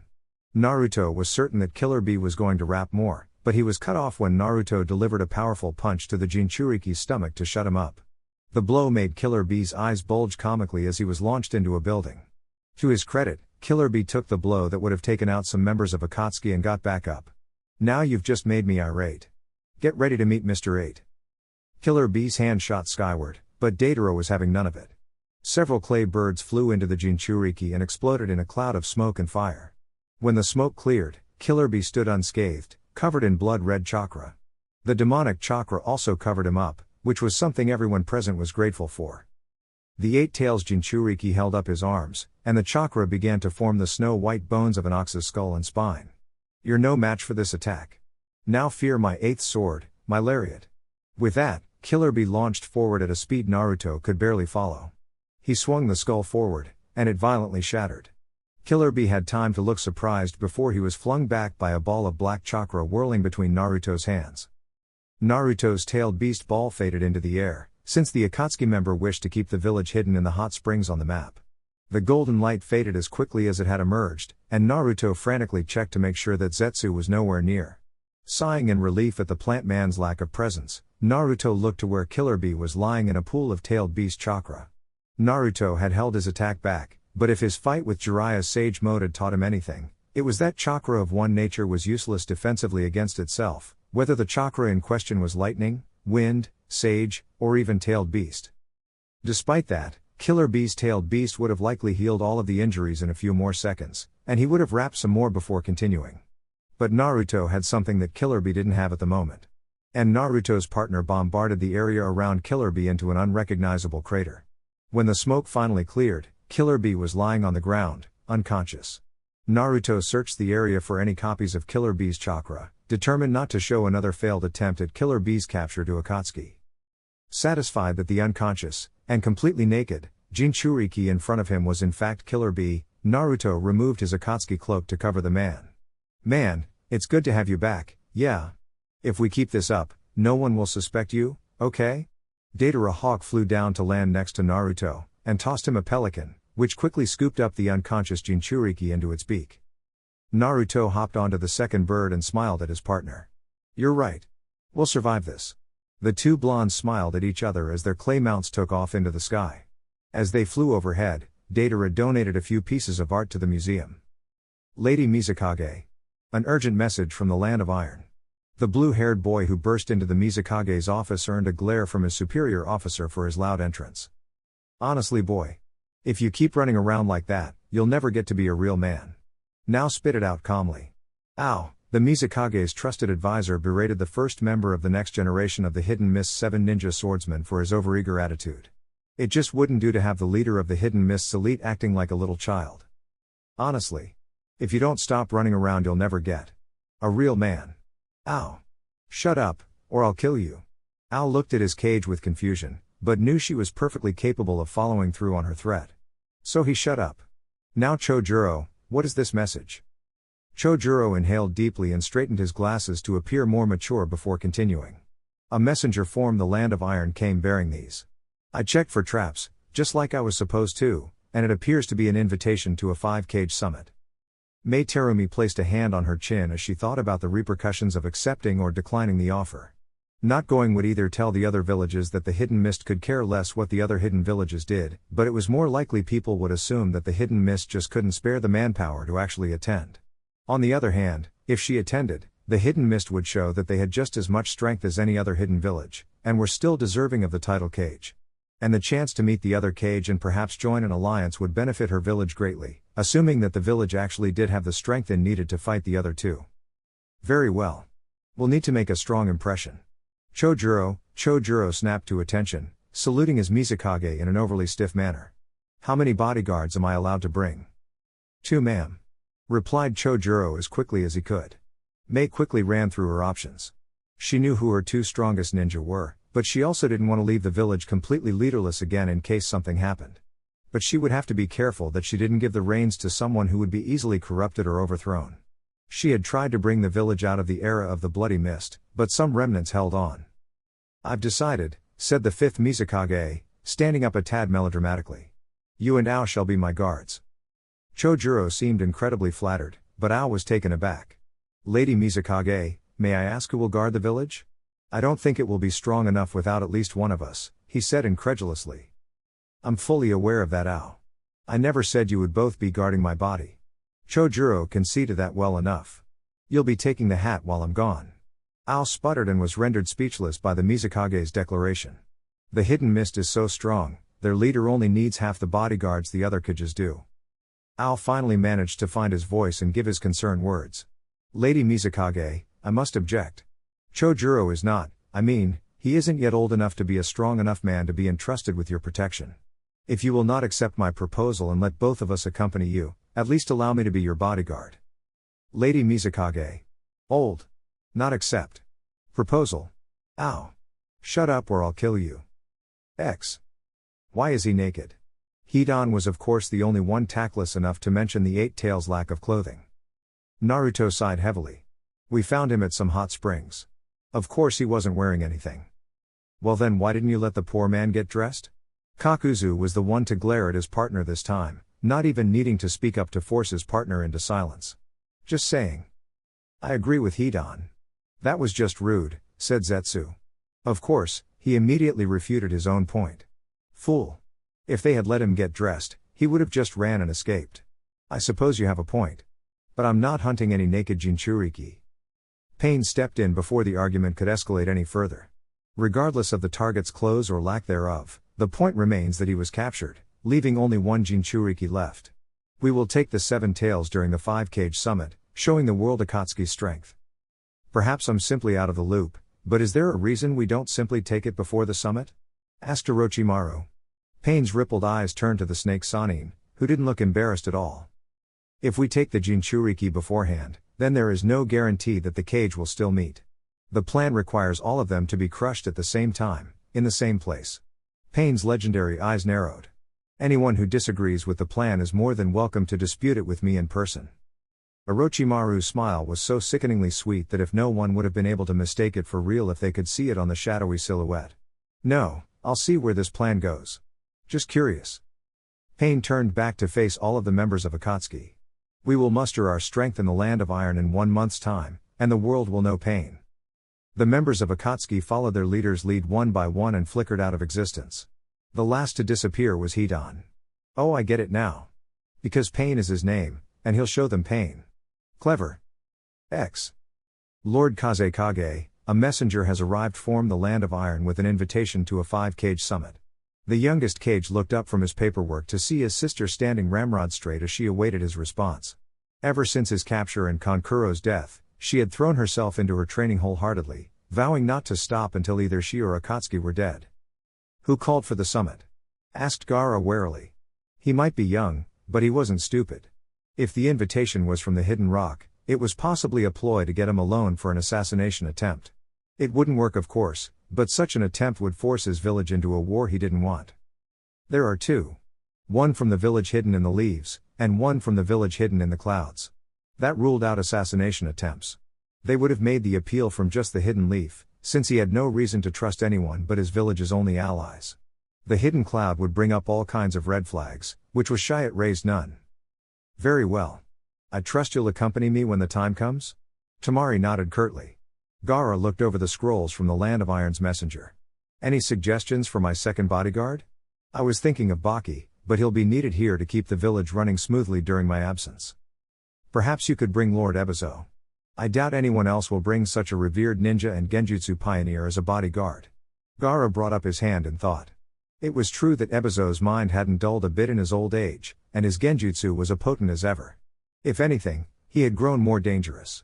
And any ninja older than 40 would know him with some degree of respect. He was also too old to act as Kazekage should something happen. That's a good idea, said Gaara calmly. I'll send for him and explain the situation. You're dismissed. Tamari saluted once more before leaving her brother's office to get in a few more hours of training before the sun set. And probably a few afterwards. Gaara sighed heavily. He would be the only person there who knew what Akatsuki could do and what they would do. He didn't put it past them to attack a meeting of the most powerful ninja that were still part of a village. Still, this time he wouldn't be fighting for everyone in his village, and could use the new trick he had developed just for Akatsuki.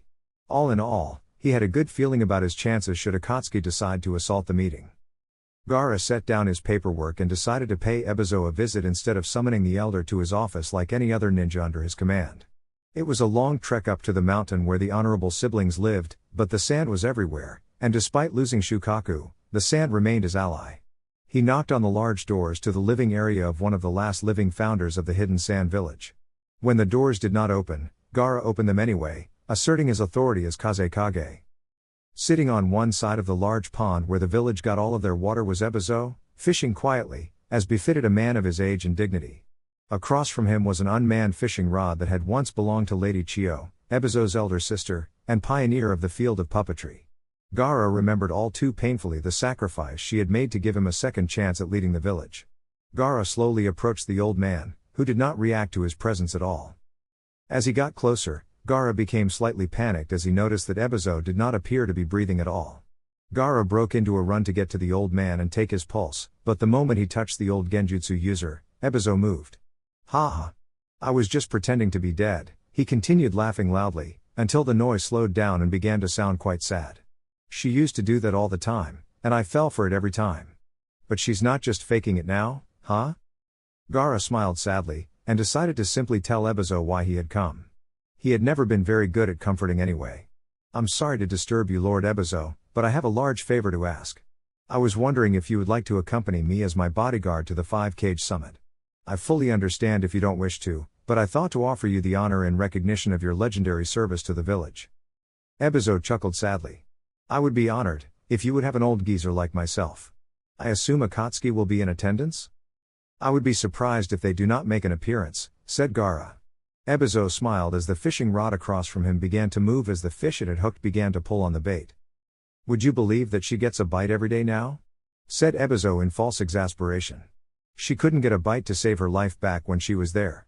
Now I'm lucky if a fish leaves her side of the pool. Gaara looked at the fishing rod, which refused to fall over despite the fish's efforts. Ebizo had done quite a good job at propping it up.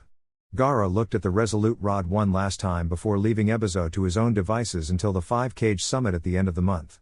No matter what happened, Gaara somehow knew that it would be big. Chapter 21. The tension in the room was palpable, not that it fazed the 6 world leaders sitting in an elongated semicircle in the middle of it. The only one not sitting at the single curved table was Mifune, who sat off to the side at his own, much smaller table. As the neutral host of the proceedings, it made sense. And as the host, it was his duty to breach the topic of why the 5-cage were meeting in the first place. As a neutral country, the Land of Iron welcomes you all, and while we have not heard much of this Akatsuki organization, I assume that it is a concern to all of you. It would certainly explain why both Lord Raikage and Lady Hokage called for a meeting. Perhaps they can tell us why this meeting became necessary. Tsunade stood up at the same moment as the Raikage, and the bodyguards tensed in the balcony as the 2 hidden village leaders stared each other down. After a second, the Raikage blustered forward, and Tsunade sat back down, willing herself to let it slide. Akatsuki captured the Hidden Cloud's second jinchuriki very recently. To be perfectly tactless, our spies have informed us that there is only one jinchuriki left to the hidden villages as a whole. Akatsuki must be stopped. The bodyguards twitched before settling down again once they realized that the Raikage's angry pounding was just that, and posed no threat to anyone but the desk in front of him. Both bodyguards and Kages alike looked around for any clues as to which village still had their tailed beast. Seeing the other Kages and bodyguards doing the same thing, there was only one conclusion to draw. And it was Mifune who drew it first. And I see that the one village with a tailed beast left is the only one not in attendance. Should we postpone until my messengers can reach the hidden waterfall? The other Kages almost groaned at the thought of spending any more time in the Land of Iron than necessary, but the Raikage actually grinned. That won't be necessary, or possible. Akatsuki did attack the hidden waterfall to get the 7 tails, and they succeeded in wiping the village off the face of the map, though it remains so hidden I doubt anyone has really noticed yet. If there had been more people present, the Raikage's announcement would have no doubt sent murmurs and whisperings rippling throughout the room. As it was, the other Kage and their bodyguards settled for wearing various expressions of surprise and horror. This is a most disturbing development, said the Tsuchikage, hand raised to his chin in thought. And I don't suppose you'll tell us how you've come to know of this attack? Information was power in the ninja world, and brash, young people like the Raikage showed off their power on a regular basis. So the wizened old man wasn't all that surprised when the muscle-bound Kage tipped his hand. I know because 2 survivors came to my village, seeking refuge. One of them was the Jinchuriki herself. With a dramatic flourish, the Raikage pointed up to the banner behind him, which bore the kanji for lightning. Fu stuck her head out from behind the cloth and waved at the assembled ninja below with a small smile on her face. Today, the world shall know pain, and through it, peace. Pain turned towards the other 8 members of Akatsuki assembled before him, in addition to Orochimaru's squad. Almost every member of Akatsuki had followers on their payroll, though Orochimaru was the only one who had any that were worth something in a fight. We shall go in, defeat the 5 Kage, and secure the Jinchuriki. Where the fuck is Zetsu? Asked Hidan, with his usual amount of tact. Did the pansy chicken out of a good fight? Which Zetsu are you referring to? Asked Sasori sarcastically. Regardless, he's both inside already, waiting for the perfect moment to strike. Naruto got up from his meditative position. There's a whole lot of samurai on the lower floors, but the only people up top are the cage and their bodyguards. There don't appear to be any barriers, but I've been wrong before. Pain nodded at the members of Akatsuki, and they all followed him towards the large meeting hall of the cage. As they all leapt through the trees, Naruto dropped back next to Kisame. He's here. Outside the building. On this path, we'll barely miss him. Kisame's sharp-toothed smile widened to nightmarish proportions as he veered off course to intercept a target he wanted to fight. The rest of Akatsuki continued onward to a fight that would lead to peace, destruction, or both. XX. Sasuke leaned up against the tree, keeping a clear line of sight with the large building where the meeting was taking place. He had been told to not enter the building, as the last thing a peace negotiation needed was for the Hokage to find out that the hidden cloud source was one of her own missing ninja. If Akatsuki attacked, the building would likely not be in mint condition for long. When the building began to explode, Sasuke would move in, and hope he wasn't too late to find a member of Akatsuki. Now that his eyes were fully healed, his basic Sharingan took next to no chakra to maintain, and it was only the fact that he had them active that he managed to notice the attack. He leapt to the side as the large shark made entirely of water crashed down on where he had been standing. Jumping higher up into the branches of the trees, Sasuke began to jump towards the cage summit building. Water style, flying fish. Sasuke looked over his shoulder to see another watery fish flying behind him, slowly gaining ground. His hand lit up with a shriek of lightning, and he turned around midair to face the shark. Chidori mine. The ball of lightning simply stopped where it was, and exploded when the shark touched it. The water style fell to the ground like rain, and Sasuke whipped out his sword to block the incoming strike. He was swatted down to the ground as if his katana had been used to try and stop a building from crushing him, only it was even less effective. Sasuke crawled out of the crater in the snow he had made, and looked upon the strangest Akatsuki member he had seen, perhaps with the exception of Zetsu. He was a good 6 feet tall, and carried a sword covered in bandages that might have been as tall as he was. But the strange part was his blue skin, and the gills that seemed to be a part of his cheeks. Sasuke also noticed the Akatsuki cloak he wore, and he enviously noted that it was likely much warmer than his own cloak.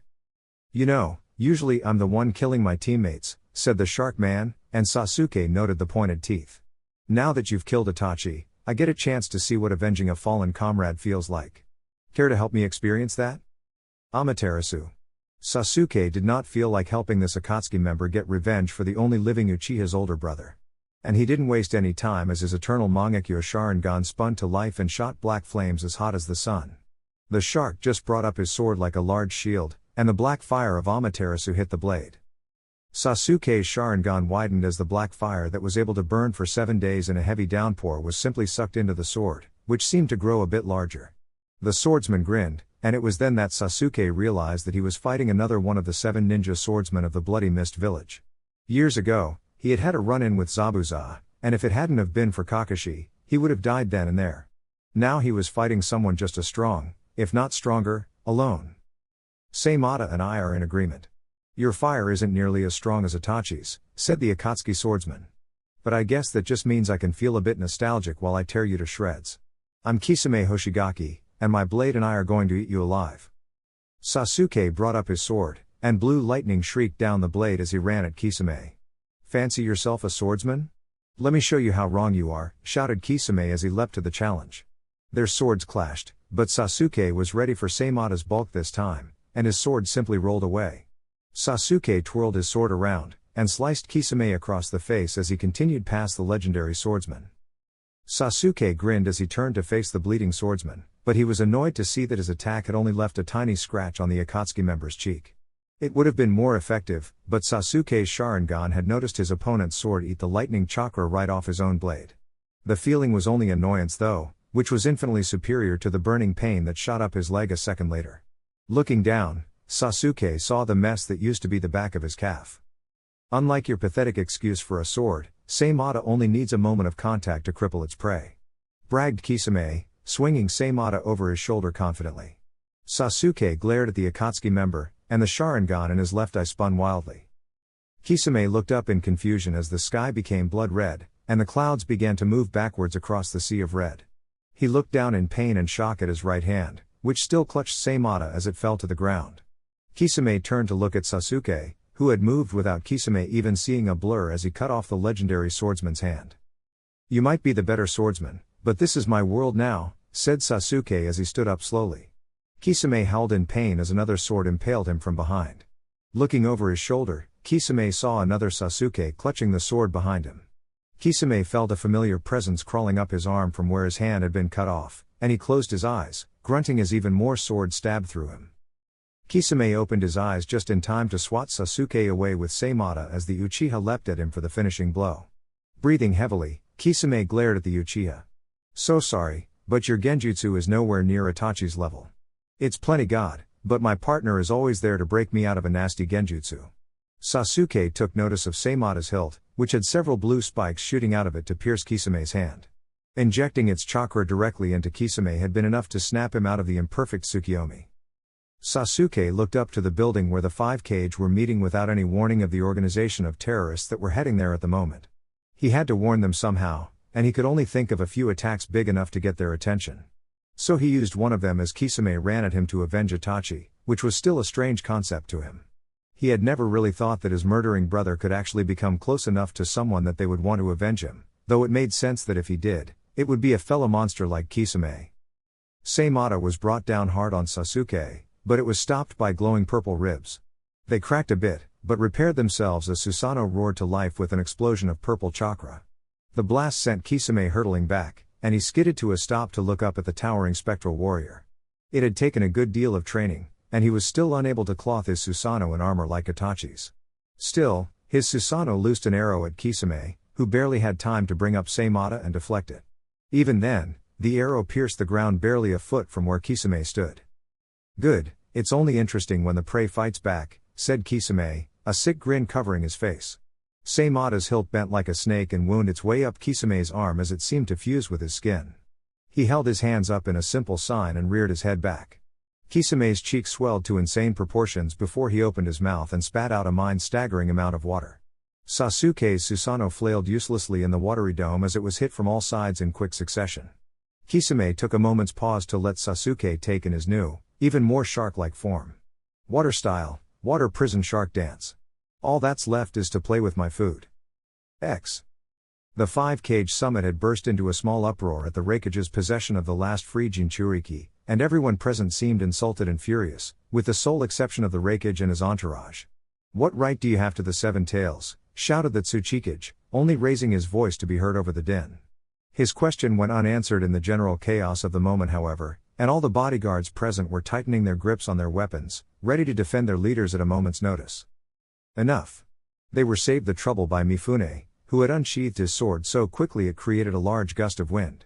Before the bodyguards could react, the katana was resting once more in its sheath, and Mifune sat back down. "Now, while you are in my land, this will be an orderly and peaceable summit." He turned to face the Raikage. "Now, Lord Raikage, I will ask you what I'm sure we are all thinking. How did you come across the Seven Tails Jinchuriki?" The Raikage sighed in relief at the subsidence of yelling. "The jinchuriki was brought to our village after the destruction of her own by a wandering ninja, who had apparently set out to protect her from Akatsuki, and only arrived just in the nick of time." Tsunade's eyes widened as a ninja that fit the description jumped to the front of her mind, vowing to stop Akatsuki with or without the hidden leaf. Her suspicions and fears were confirmed when the Raikage answered the Kazekage's query. "Who was this ninja?" "Sasuke Uchiha," said the Raikage calmly.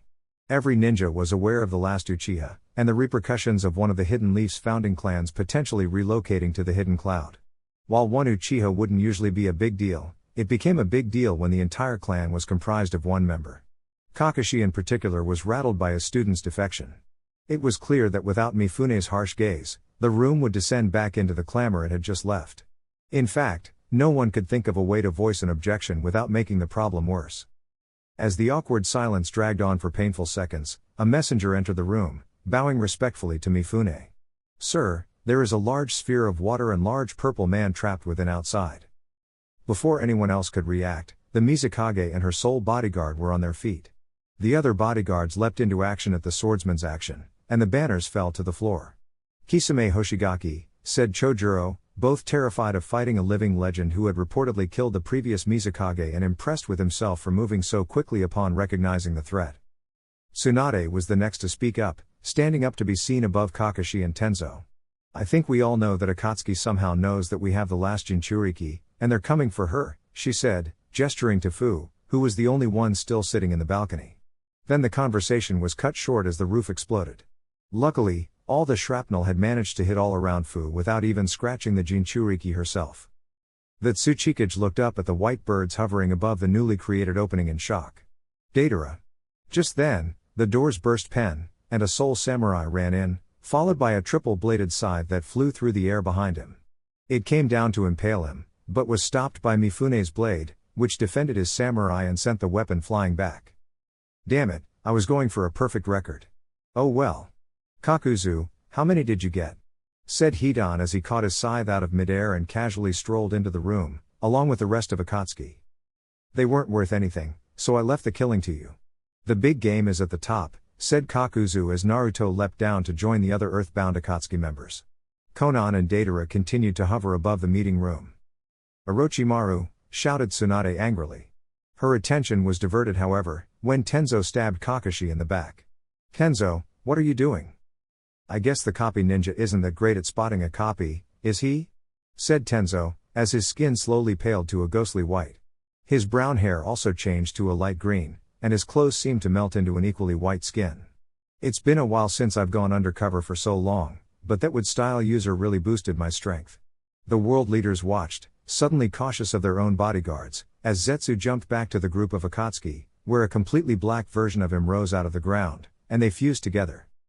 Tsunade knelt down to heal Kakashi, and he was up in seconds, though he was clearly still injured. Battlefield trauma was her forte after all.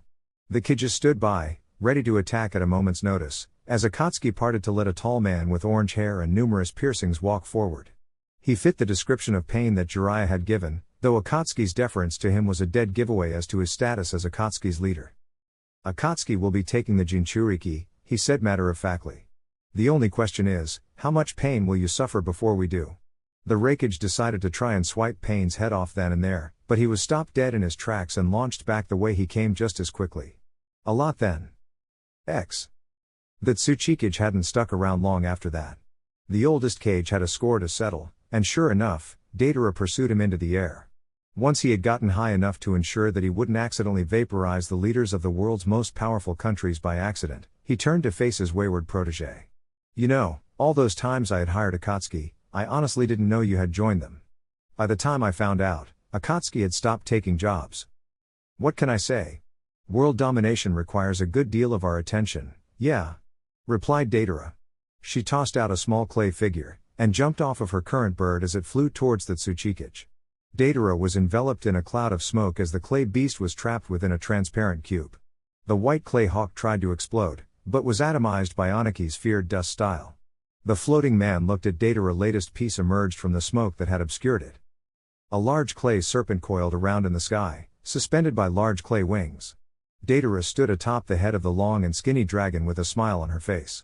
Well, old man, is this a waste of time? The serpentine dragon flew through the air gracefully, dodging the cube that came threatened to vaporize it, and fired a smaller dragon out of its mouth as its tail grew shorter. The dragon flew at the Tsuchikage, who deftly flew out of the way. He was unprepared however, when the dragon swooped around to follow him, even as Deidara launched another. Stuck between the two, Oniki stopped midair and slammed his hands together. The dragons exploded upon contact, but when the smoke cleared, the Tsuchikage was unharmed, covered by a smoking layer of solid rock. Deidara glared at the old man as his golem armor fell off. Her C2 dragon lost another segment of its tail as it pulled back its mighty wings. Small bits began to bulge from the clay creation, and they came flying out as a hail of clay insects when the dragon flapped its wings toward the Tsuchikage. Looking onward at the mass of exploding insects propelled toward him by a large gust of wind, Oniki's eyes narrowed as he clapped his hands together. When he opened them, he held a glowing rectangle between his hands that was incredibly thin. As he launched it forward, his dust style grew to enormous proportions and turned all of the miniature bombs into dust as they tried to pass through. It wasn't aerodynamic enough to cross the distance required to hit Deidara and end the fight though. I would have taught you the dust style, you know, he shouted across the gap to his former successor. Just as Mu taught it to me. You were to be the Tsuchikage after me. And then you betrayed my trust. Oh shove it, yeah. My art is all I need. And it's 100, no, 1,000 times better than your pathetic dust style. Deidara lowered her hand into her clay pouch and began to chew on the white sculpting material as her dragon launched a particularly fat and fast dragon from its mouth. Such a shame to waste your potential. muttered the Tsuchikage, before raising his head to glare at Deidara. But I'll end it here. Lighten boulder technique. His weight decreased even further by the same technique that enabled him to fly. Anaki shot forward, faster than the smaller dragon could react. With his increased speed, he delivered a punch to send his former student hurtling to the ground below. However, Deidara's left hand came up and caught his wrist as his fist touched her abdomen. The renegade bomber, however, remained unmoved by his punch. Wow, you might hit fast, but you lose the force behind your punches too, yeah. It might not have been a big deal when you were young enough to still hit hard, but now you're just a feeble old man. The mouth on Deidara's right hand opened up and spat out a small bat, ready to explode. Reacting quickly, the Tsuchikage lowered his other hand to touch the massive dragon's head. Weighted boulder technique. Its weight increased several hundredfold. The massive clay dragon fell to the ground like a ton of bricks, leaving the bat to detonate uselessly several hundred feet above them. Her visible eye widening in shock, Deidara released the Tsuchikage and jumped off her falling creation at the last second.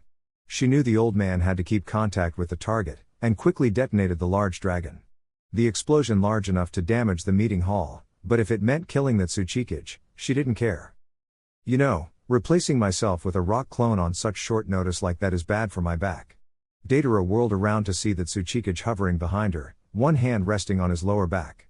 With a glare, the two resumed their exploding aerial dance, and Deidara wondered idly if she had at least destroyed the Kazekage's stupid hat. The fighting had been rather small scale in the beginning, as either side breaking out big attacks would result in friendly fire. In that regard, Deidara Dragon blowing up a good portion of the building was a blessing in disguise for both sides. It separated them all into smaller groups, where they could more safely use their better techniques. You remind me of the first leaf ninja I ever fought, said Kakuzu, glaring at the voluptuous Hokage in front of him. Well, let me show you what a competent leaf ninja can do to an enemy of her village, said Tsunade, cracking her neck. She was a bit surprised by the masked Akatsuki member's angry response to her words. You won't even hold a candle to his strength, he said angrily. I might even indulge in Hidan's favorite pastime here. I'm not sure I can resist the chance to end his entire clan. Wait, who was this ninja you fought? Asked Tsunade, ready to attack the moment he confirmed or denied her suspicions. Of course he wouldn't mention me, said Kakuzu, his voice dripping with spite and sarcasm. After I lost to the first Hokage, I was banished from my village.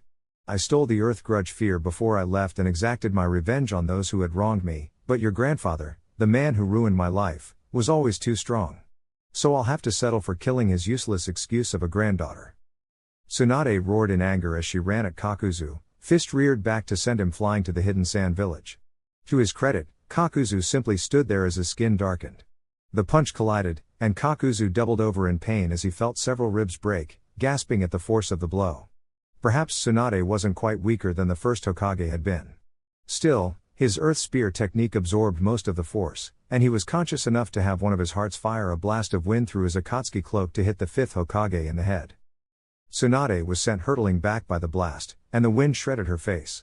Kakuzu stood up, placing a hand on his wounded stomach, and looked for the now headless granddaughter of his most hated enemy.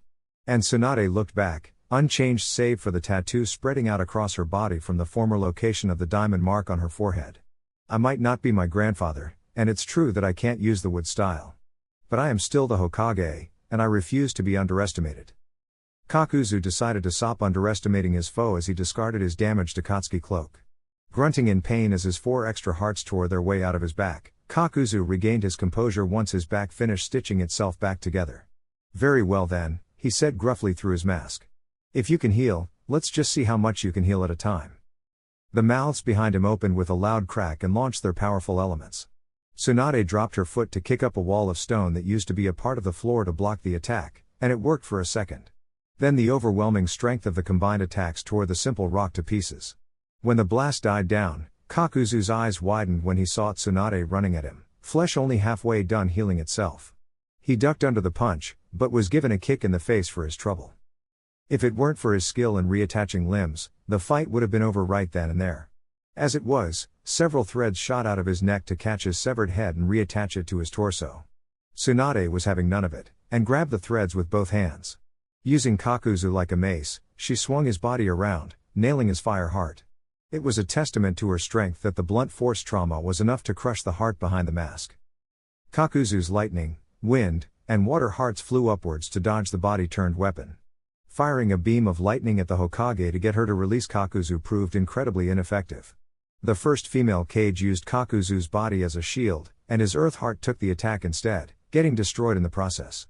She did let go of the body though, as the beam showed no signs of stopping. Granted, her drop kicking the Wind Heart was less than ideal, but by the time she had regained her footing on the shattered floor, Kakuzu's final 2 hearts had re-entered his body. If Kakuzu had been less prideful, he would have readily admitted his mistake in comparing the woman before him to her grandfather. He would fight, not a medic or a woman, but an S-rank threat. Deciding then and there that he wouldn't let his emotions come into play from here on out, Kakuzu cracked his neck, which now connected his body and head. "Kakuzu, the Akatsuki member with 5 hearts," said Tsunade, staring down the man she had just identified. "You killed ninja under my command. I can't bring them back. I'm the best medic in the world, but even I'm not that good of a medic. But you'll find that the people best able to keep you out of the afterlife are the people best able to send you there as well. And if I have to kill you 5 times? Well, that's just more therapy for me." Chojiro was quite proud of himself. Through all the chaos and explosions, he had managed to stay by the Mizukage's side. Meteor had entrusted him with her safety, and he would be damned before he let her face a member of Akatsuki alone. Still, he had been hoping for an Akatsuki member with a little less terrifying reputation. As if sensing the boy's thoughts, Orochimaru's freakishly long tongue snuck its way out of his mouth and slowly licked his lips. Chojiro shuddered at the man's actions, and the 3 men on around him didn't fill the only legal member of the 7 ninja swordsmen of the Hidden Mist with confidence either. He stopped shaking when he felt the Mizukage's reassuring hand on his shoulder.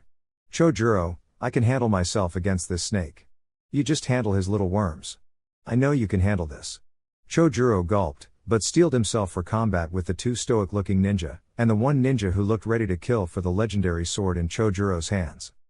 "Kimimaro, Suigetsu, Juugo," said Orochimaru, addressing his 3 followers. "You handle the guppy. I'll take care of the big fish." The white-haired one, apparently named Kimimaro, nodded silently. The massive orange-haired giant next to him seemed more resigned than eager to fight, but his lack of enthusiasm was countered by the shortest ninja's barely checked fervor. Chojiro was honestly surprised that this Suigetsu had contained himself this long. Chojiro was taken aback when Kimimaro removed his shirt, letting it fall around his waist. The reason became clear when a long, white sword rose out from under his skin. Chojiro's confidence actually swelled a bit before he realized what that meant. In a sword fight, he wouldn't be beaten by anyone. He was the current leader of the other, non-existent, members of the 7 swordsmen of the Mist. Then he recalled where he had heard of these abilities before. The Kaguya revolt had been a rallying point for the 4th Mizukage's followers after he had adopted an anti-bloodline stance. While the event's political implications were terrible for the cause, Mei had agreed with the actions themselves. The warlike clan was dangerous, and far too bloodthirsty to operate in any civilized society. And now one of them that had somehow survived the eradication of the Kaguya clan was standing right in front of Chojiro, holding a sword made out of his own bone in his hand. Sighing in an attempt to calm his frantically beating heart, Chojiro pulsed his chakra through Haramkare and the bandages wrapped around the sword exploded off of the steel in a burst of chakra. Suigetsu's eyes lit up at sight of the sword, and despite the Kaguya's inherent advantage with his bloodline, only one to really seem eager about the fighting was the first to charge at Chojiro. In disbelief of the simple, idiotic attack, Chojiro swung his sword down, and the chakra emitted from the 2 holes at the tip of the massive sword took the form of an even more massive hammer. Chojiro saw the ninja in front of him turn into water right as the hammer crushed him into the floor. The bespectacled ninja was an experienced ninja from the Hidden Mist, and immediately identified the crushed person as a water clone and was immediately on guard. It saved his life, when he was able to block the small pellets that Kimimaro had launched at him from his fingertips. Changing the chakra around his sword into a massive fly swatter, he did one better than simply blocking the projectiles, sending them straight back. The 10 fingertip bones were stopped by a wall of water that rose up from the puddle that had been the water clone and absorbed the bullets of bone. The clone then reformed, wearing a fearsome grin with sharpened teeth. Opening his mouth, Suigetsu spit the bits of bone out. Which was something water clones couldn't do. Jumping away as Suigetsu smashed the ground where he had been standing with a strangely proportioned fist, Chojiro was forced to re-evaluate his opponents. Kimimaro was clearly a Kaguya, which meant he had a unique control over his skeleton. It could supposedly harden to become stronger than the strongest armor, or form nearly indestructible weapons. If Suigetsu's ability was what Chojiro thought it was, he was the same little brother of Mangetsu Hozuki. Which meant that his older brother had been the previous owner of the same sword Chojiro now wielded. Fighting an opponent who could transform into water at will would be difficult, but he had a plan of sorts. The only unknown was the hulking orange-haired man who had remained silent until now. Kimimaro turned to his companion. He is skilled. If you do not fight, I might have to push myself too far to defeat him. Looking down at the last Kaguya, Juugo responded calmly. Then don't, he said simply. My devotion to Lord Orochimaru is absolute. I will win here, no matter the cost. And I cannot count on Suigetsu to watch my back. Can I count on you? Suigetsu was indeed doing a wretched job of watching Kimimaro's back, charging recklessly at Chojiro, reforming from the splatters of water whenever Chojiro cut him in half. Juugo sighed in resignation. Very well then, he said, as flaming red marks crawled across his skin, slowly covering his whole body. Whatever Juugo could do, Chojiro had a feeling he would find out soon. You know, it isn't nice to take advantage of our friendship like that. Kind of makes me mad. No, furious is the right word. And when I get furious, I just want to kill things. Grinning as his friend's bloodthirsty alternate personality slowly surfaced, Kimimaro pointed to Chojiro, who was still trying to keep his distance from the watery Hozuki who wanted his sword. Then kill him. A mad grin spread across Juugo's face as the red marks faded to a light gray. His eyes now a deranged-looking black and gold, Juugo began to laugh maniacally. I'm going to kill you, he shouted as he ran towards Chojiro, sped up by the chakra jets affixed to his back. Bringing up Hiramkare to block the punch, Chojiro was nevertheless sent hurtling along the ground from the sheer power behind Juugo's hit. Skidding to a stop, he was barely able to get Hiramkare in time to block Kimimaro's straight stab. The bone sword was impressive, and almost got through the hole in the legendary sword's tip to hit Chojiro. Twisting his sword to dislodge the bone blade from Kimimaro's hand, Chojiro kicked out to nail Suigetsu in midair. A bone sprung out of Kimimaro's other palm and he thrust it toward Chojiro's prone form. Suigetsu reformed and grabbed a hold of Chojiro's ankle, which was still stuck in Suigetsu's stomach. In his rage though, Juugo smashed down on Chojiro at that same moment. The explosion or debris and floor tiles was actually enough to send Chojiro through the floor to the level below. When the dust cleared, Chojiro stood, still shaking, holding a dented Hiramkare above his head.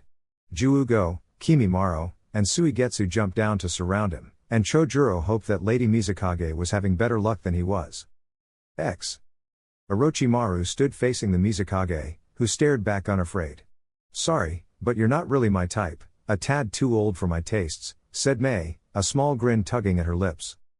Kukaku, laughed Orochimaru, as he licked his lips. I'm afraid you'll have to put up with me for a bit longer. Strength, chakra reserves, and 2 bloodlines, what more could I ask for in a body? Not waiting to see what the rogue Sanin was talking about, Mei began to run through hand seals. Water style, hypercutter. Mei spit out a super concentrated stream of water that could cut through steel. Orochimaru dodged the blast of water by slithering along the ground on his stomach like the snakes he summoned. Cutting off her stream of water when it became clear that Orochimaru wasn't going to get hit so easily. The moment the water stopped, Orochimaru turned to slither towards the Mizukage. Hidden shadow snake hands. Orochimaru lifted his hand, and several large pythons shot out of his sleeves to wrap themselves around the Mizukage. The speed of the attack took her by surprise, though it made sense considering the former Leaf Ninja's legendary status. Orochimaru's legs reformed from the more snake-like blur as he came to a stop in front of her. Now then, your body is mine. Smirking seductively, the Mizukage breathed out a fine mist of acid. Orochimaru's skin began to melt off his body, and the same happened to the snakes wrapped around her. Jumping away from the Sanin, who was screaming in pain as his body melted, she grinned in victory. I'm sorry, I'm simply not into older men. She turned away to go help Chojiro with his own fight, but whirled around when Orochimaru's screaming turned to laughter. The mouth on the Akatsuki member's deformed face opened wide, and another body crawled out, without so much as a scratch. You won't be rid of me that easily. I won't take no for an answer. Your body will be mine. Lava release, lava globs. Mei spat out several globules of lava at Orochimaru, who ran through his own hand seals. Wind style, great breakthrough. The massive blast of wind that Orochimaru shot out of his palm was enough to turn the lava balls into minuscule bits of hot rock that cooled into a rain of pebbles by the time they landed around Orochimaru. Grinning insanely, the snake summoner launched another blast of blunt air at the Mizukage. It sent her flying back towards the wall. Twisting around midair, the Mizukage sprung off of the wall to shoot towards the pale-skinned Sannin. Water style, Water Dragon Bullet. Using her own velocity to make the water dragon even faster, the Mizukage's technique bore down on Orochimaru. A cloud of smoke enveloped him before the water could crash over the snake summoner. When the water collided with the Sannin and dispersed the smoke, Orochimaru had been replaced by a large purple snake. The snake opened its mouth to hiss at the Mizukage, and the rogue Sannin stepped out of the fanged reptile's mouth. You'll need to try harder than that if you want to beat me, or you could just give up. Kukaku, Chapter 22. Hello. Tamari swung her fan once more, chopping the snow-white Akatsuki member into tiny pieces with blades of wind sharp enough to cut steel. It was ultimately useless though, as more clones rose up from the ground, all of them wearing a completely ridiculous grin. Will you just stay dead? Shouted Tamari as she smashed a Zetsu clone upside the head with her war fan. Folded up, the wind-creating fan made an incredibly effective club, something Tamari used to great effect whenever a Zetsu clone got too close. Ebizo was holding his own against the horde of white, using a fishing pole of all things to keep the clones at bay. Oddly enough, the clones of Zetsu were treating it like a deadly weapon and keeping their distance. The ability to produce clones on this scale is an impressive ability, but I doubt it is enough to make him an S-rank ninja, said Ebizo, as he wielded his fishing pole as a rapier to smack several Zetsu clones. Oddly enough, as soon as the flexible bit of wood hit them, the clones stopped whatever they were doing and stood completely still. It was the genjutsu touch that had made Ebizo feared during the war as one of the premier genjutsu experts in the world. One touch was enough to trap his opponent in a false world, often with no idea that they had been placed under a genjutsu. We need to be on guard for his true power. Tamari swung her fan, cutting down the entranced Zetsu clones like blades of grass, as she grunted in agreement. If he can do anything else, he certainly isn't in any hurry to do anything with it. True enough, ever since Zetsu had separated them from Gaara in the explosion, he had done little but send clones of himself en masse. As soon as she turned around to kill the clones that Ebizo had incapacitated though, a white Zetsu clone jumped out of the ground from behind her and wrapped large white spines around her. Tamari could feel her chakra being drained by the white Zetsu clone as she struggled to get away. Luckily, Ebizo noticed, and sent Zetsu stumbling away in a genjutsu-induced stupor. Thanks, said Tamari before returning the favor by smashing in a Zetsu's face over Ebizo's shoulder. This clone was different however, and exploded in a cloud of smoke. With all the Zetsu clones around, this was a debilitating problem. Luckily, one did not live over 80 years in the land of wind without learning some wind-style techniques. Wind style, smoke clearing. The particular technique Ebizo used was specifically designed to blow away smoke from smoke bombs. It wouldn't knock over a teacup, let alone harm an opponent, but it used up next to no chakra. Looking around frantically as he removed the cognitive functions of several Zetsu clones who had tried to get in close and looked around for Tamari, worried that she had been taken out while the smoke was up. Ebizo was surprised for a moment when he saw two copies of Tamari facing off against each other with the war fan stuck into the ground between them. For a moment he wondered how to tell which one was the real one, before his decades of experience with the chakra system kicked in automatically. Concentrating on the chakra system of the Kazekage's sister, Ebizo's eyes widened in shock. Impossible. Your chakra?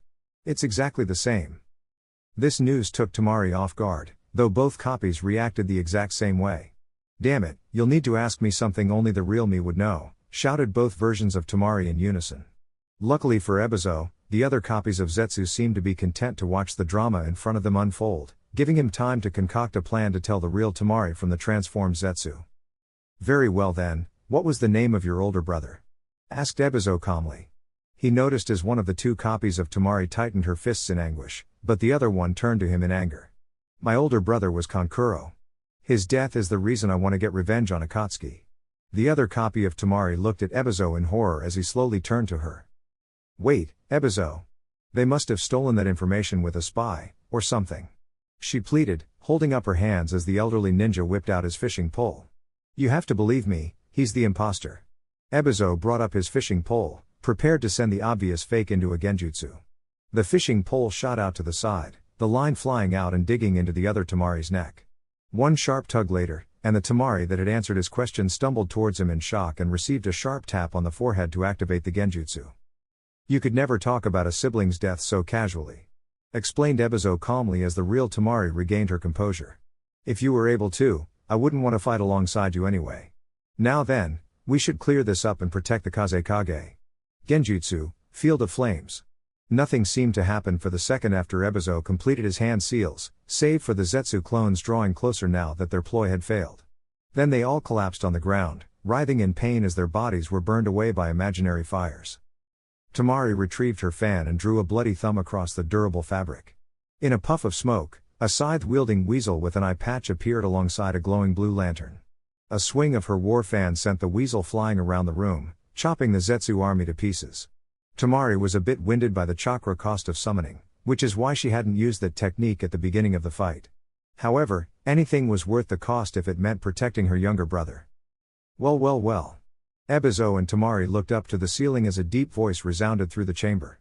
It appears your little army ploy failed spectacularly. I guess I'll handle this. Fine, we'll do this the old-fashioned way. The two-tone man half-fused with the ceiling berated himself before shooting several wooden spikes out of the ceiling around him in an attempt to impale the sand ninja below him. As Kazekage, I won't allow myself to lose again, said Gaara as he faced down the hunched-over Akatsuki member before him. The man's face was obscured by a thick bandana, but the voice was obviously distorted by something. I've heard it all before. He responded in a deep voice. The third said something similar before I killed him. And I imagine that your own father would have done the same if I had taken a more direct approach with him. As it was, the third Hokage got to him before my poison could do its job, but the end result was the same. Gaara's ringed eyes narrowed at the Akatsuki member's words. What interest do you have in the Kazekage? I am Sasori of the Red Sand, famed puppeteer of the village you now rule over. I am the killer of the third Kazekage, who has joined my collection.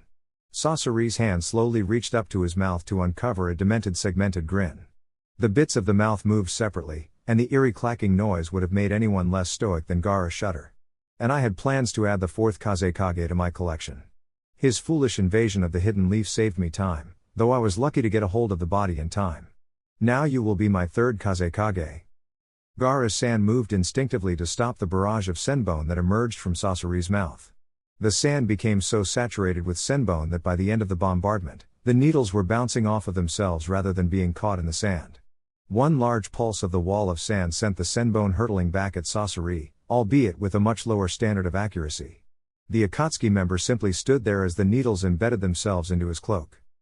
Sasori seemed to not notice his new resemblance to a pincushion, and Gaara was almost afraid of the answer for what he was about to ask. What is this collection? I am a puppeteer, said Sasori simply as he raised his left arm. The large cylinder detached itself from the rest of his arm and flew towards Gaara. Sand reached out to grab the projectile, and succeeded. The smaller cylinders embedded inside the large hand substitute shot out in a burst of pressure. It would have likely been difficult to dodge the canisters full of senbone, but they were effectively contained by the Kazekage's sand.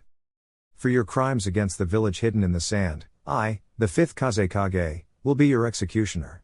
With that said, Gaara's sand shot forward in a massive wave as the Kazekage rose his arms as if beckoning it forth. Sasori was many things, but puppeteers were not very mobile as a general rule of thumb, and there was no way he could simply dodge the enormous wave of sand even if he had placed more effort into the art of dodging. The tsunami of sand formed a large dome around Sasori, before compacting into a small ball around half the size. The sand fell away to reveal Sasori's body, which was surprisingly not a mangled ball of blood and bones. The bloodless body fell to the ground practically unscathed, yet still unmoving. Gaara was wary of any tricks, and his agitated sand whirled around him protectively. There was a blur of motion, and a cloaked figure emerged from inside the motionless Akatsuki member. Standing up, the figure cast of the cloak to reveal a young man with hair as red as Gaara's wearing an Akatsuki cloak. I suppose that technique could just as easily be turned against me. And now we can stop wasting time with meaningless trickery, he said as two scrolls fell into his hands from inside his sleeves. Holding one up in each hand, Sasori's real body slowly unrolled the two scrolls to reveal the numbers 3 and 4 written in kanji. There were two clouds of smoke that quickly cleared to reveal Sasori flanked by two robed figures. One had black hair, and the other had red hair cut short like both Gaara and Sasori. Gaara couldn't contain his shock as he recognized the two puppets. One he knew through association only. He had attended many meetings under the stony gaze of the third Kazekage's statue. It was surprising to see a puppet in the visage of the great leader of the hidden sand village, but the second puppet hit him much harder. While he had only been told about the exploits of the third Kazekage, he had been raised by the fourth Kazekage. Even if it was just a puppet, the resemblance was uncanny. You think you can unnerve me with these pathetic facsimiles? Your puppets have no chance against a true Kazekage. Sasori's laugh stopped Gaara from launching his sand to crush the Akatsuki's resident puppeteer in an explosion of blood. You think I've simply made copies of the previous Kazekage? They never recovered the third's body, and I think you'll find the fourth's body suspiciously missing. This the ultimate achievement of my art. Human puppets are much harder to create, but the rewards are well worth it. To make his point, the mouths of the two Kazekage snapped open as a compartment on their chests opened to pulse out waves of magnetism. A wave of Gaara's sand rushed out to meet the attack of the Akatsuki's puppets. Despite the amount of sand towering over all of the combatants, it was met grain for grain by a wave of golden sand. The amount was the same, though the greater weight of the gold allowed it to overwhelm the fifth Kazekage's sand tsunami. Black sand, 10-foot spikes. Gaara's sand reacted instinctively to the attack from above, and while it didn't stop the massive shapes made of iron sand, his ultimate defense did slow the third Kazekage's attack long enough for Gaara to jump out of the way. Gaara realized then that the puppets of his two predecessors still had access to their abilities, something that Kankuro had told him was impossible. Sasori brought his hand up in a unique seal to launch his next attack, determined not to give his latest target a moment's peace. Thousand-hand manipulation force. The third Kazekage raised his left arm and the sides opened menacingly to reveal the seal matrices inscribed on the insides. Near-identical copies of the Kazekage's arm burst out of the seals, which in turn opened up to produce even more arms.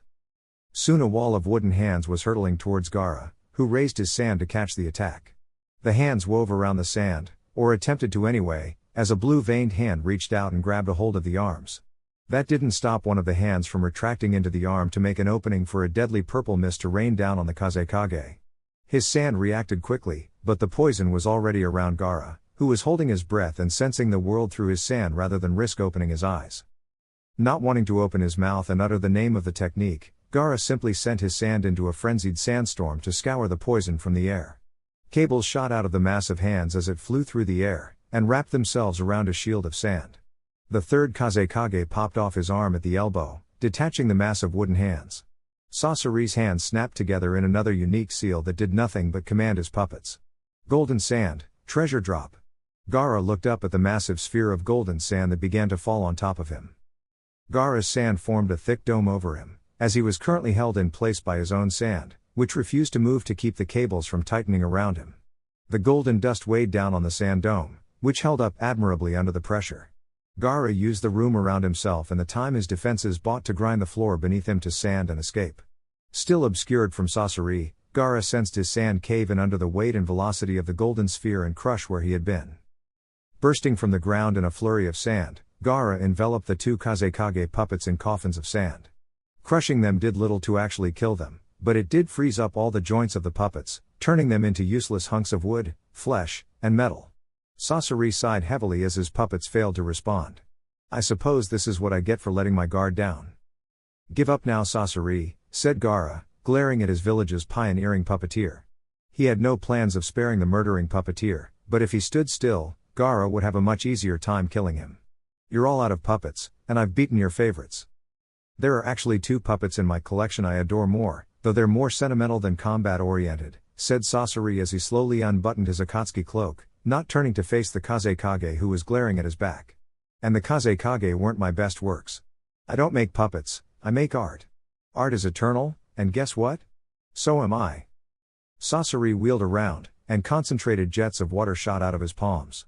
Gaara's sand was barely fast enough to get between him and the attack, and his ultimate defense began to sag under its own weight as it took on water.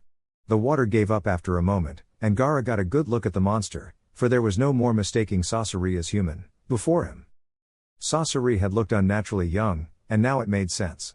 He stood on a thick cable that emerged from where his stomach was supposed to be as blade-like wings fanned out behind him. The lines where his joints held him together were all too apparent without the Akatsuki cloak covering him up. Small gray tubes in his palms still dripped water, and Gaara could see two compartments in his chest, one adorned with the kanji for scorpion painted on in red. So you see now? Asked Sasori mockingly. Art is eternal beauty, and my greatest masterpiece is me. X. Fu had spent the first part of the fight in the meeting chamber trying not to be noticed. The moment the ceiling had exploded, she had taken to the skies in attempt to escape. She made it a fair distance from the chaos before she looked back. Looks like my luck holds once more. She mused to herself. Looking away from the explosions and giant geometry lessons, Fu saw one thing she had no desire to see again, hovering mere feet in front of her. Suspended by angelic wings of paper, Konan stared impassively as the jinchuriki backpedaled in midair. You are needed to usher in an era of peace led by God himself. You can die in peace, knowing you brought about a greater good for all, or die in agony, knowing you failed to escape. Fu smirked victoriously.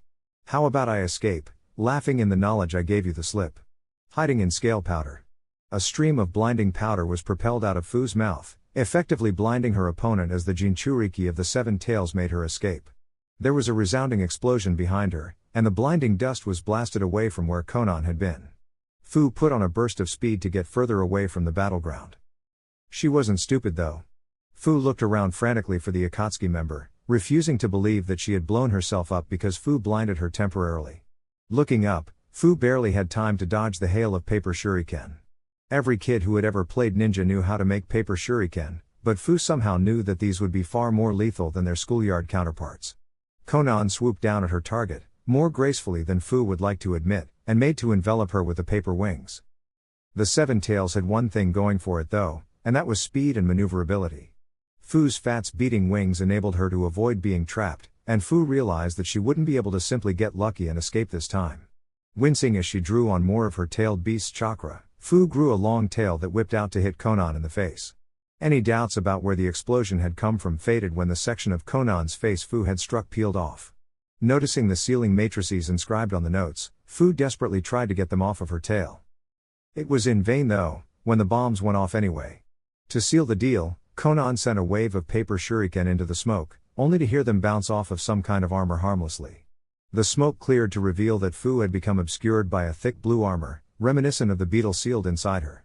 It was one thing to draw on a tailed beast's chakra, but to cover your entire body, and it was a burning experience comparable only to being burned alive forever. Fu had no illusions that she could keep up her armor indefinitely, but it was infinitely better than exploding. Konan glared at the jinchuriki who dared defy her. Exploding into paper slips as a long tail whipped through her, Konan transformed into hundreds of origami butterflies before reforming behind Fu. Raising her hand high, the paper around Konan ceased fluttering about and came together into a massive spear. The armor that encapsulated Fu wasn't weak, and the paper weapon glanced right off, even though Konan had hardened the paper to be stronger than steel. Still, they both knew that the armor was a temporary advantage. Once the beetle's carapace became too painful to hold up, Fu would be a sitting duck. Pushing her advantage, Fu charged Konan angrily. Konan gracefully dodged, and ducked under the tail that swiped past. She didn't see the tail reverse direction though, and was sent reeling by the blow that connected to the back of her head. Konan wheeled around to see Fu flit around, having ditched the armor for additional speed. Konan was smacked once more, and she gritted her teeth as she tried to track down any pattern to Fu's movements. Konan failed miserably as Fu smacked her around again and again. Each hit wasn't much more powerful than a punch from a genon, and it was clear that the jinchuriki was sacrificing power for speed and mobility. The blue-haired Akatsuki member burst into paper to avoid another blow, and was quick to reform away from where Fu continued to batter her paper clone. A large mass of chakra formed into a ring above her head, reminiscent of a halo, and was quickly launched at the jinchuriki.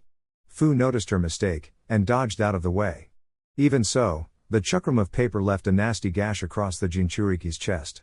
Demonic chakra bubbled around the wound and burned it shut, but the pain was evident on Fu's face. The pain was so intense that Fu apparently lost track of Konan's paper clone. Bumping into the clone, Fu panicked as it wrapped her in a tight grip of paper. The chakra meanwhile, turned around in the air and hurtled towards the seized jinchuriki. While the technique could have easily cut her in half, a wound not even a jinchuriki could recover from, pain would kill Konan, childhood friend or not, if she delayed the plan for 7 years when it had just entered its final stages. So instead, the paper weapon fell apart as it got closer and helped restrain the jinchuriki. Konan made a single seal to activate the seals on the tags used to make the chakram. Archaic writing crisscrossed the paper mummy in seconds, sealing it from anything less powerful than a tailed beast ball. The paper floated to Konan, who began the long trek back to the leader of Akatsuki. She hadn't noticed at the time, but the jinchuriki had managed to place quite some distance between Akatsuki and herself. Storm style, laser circus. Multiple beams of light flew out of Daru's hands toward their target. The lasers could travel at incredible speed, change direction as they read Daru's will, and had a near limitless range. All in all, they were the epitome of skill. Naruto smirked as he decided to show Daru the difference between the two of them. Skill was one thing, but Akatsuki specialized in fighting tailed beasts, a task that required overwhelming power. Sage Art, Gale Force. The lasers faltered in the face of the powerful winds that tore up pieces of the floor. Even the strongest of the lasers faded to nothingness several feet from the blonde Akatsuki member. Unfortunately for Naruto, there was one other ninja present who dealt in overwhelming force. Lariat.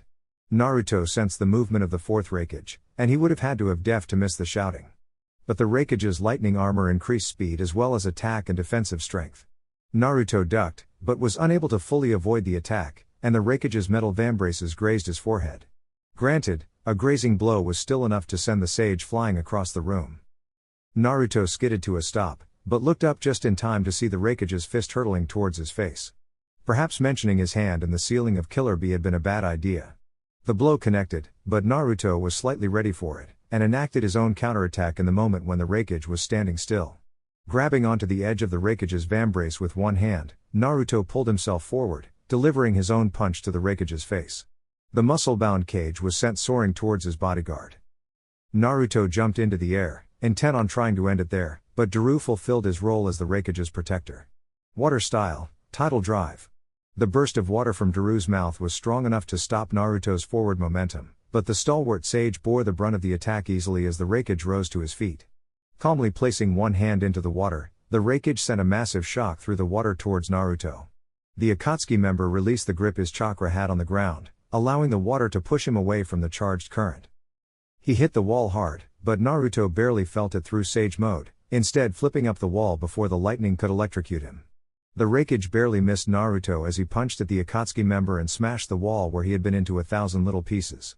Naruto detached from the wall, using gravity at force to his attack. Running through several seals as quickly as he could as the Raikage attempted to remove his hand from the wall, Naruto gathered wind chakra around his fist, hoping to use the element's advantage against lightning to break through the powerful lightning armor that empowered the Raikage. Sage Art, Whirlwind Fist. It was a testament to the defensive aspect of the lightning armor that a Sage Mode-powered technique with an elemental advantage didn't punch all the way through the Raikage's chest. As it was, the wound was nothing to scoff at, and Naruto's hand was covered in blood when he was knocked away by Daru's laser circus. Lord Raikage, are you okay? Asked Daru in concern as the Raikage returned to his bodyguard's side to regroup. I'm fine, replied the Raikage, as he cauterized his own wound with a handful of lightning. He glared at Naruto's, who was catching his breath and trying not to rub at the bruises forming all over his body. Naruto was certain that if he could survive this last raid and Akatsuki captured the last jinchuriki, he would be in the clear. Unfortunately, survival was still up in the air. Any last words before I offer you two to Jashin? Asked Hidan amicably. He thought he was being a pretty nice guy, letting them get in some last words before they were sacrificed to his god. Hidan didn't think he had been rude enough to justify getting punched into the wall by a rock golem. That fucking hurt, you fat bastard. No more Mr. Nice Guy. Oh, shut up, will you? Lava Style, Fiery Quicklime. Kurotsuchi spat out a blob of gray quicklime that landed on top of Hidan, who began to shout as the hot substance began to burn him. That burns, bitch. I'll fucking sacrifice you for that. He scraped the substance off of his skin with the blade of his scythe, a method that wound up removing a fair bit of his skin as well, and then swung his scythe experimentally to see if his arm still worked. Grinning maniacally, Hidan threw his scythe at the Tsuchikage's bodyguards, guiding it through the air with the cable that ran from the scythe into the sleeve of his Akatsuki cloak. A small black cylinder fell into his other hand, and a flick of his wrist extended the weapon into a long spike. Armed for close-range combat, Hidan ran towards the two hidden rock ninja who were busy dealing with his scythe's random movements. The giant rock golem that the fat one had created swung its hand down to swat Hidan, who deftly jumped over it.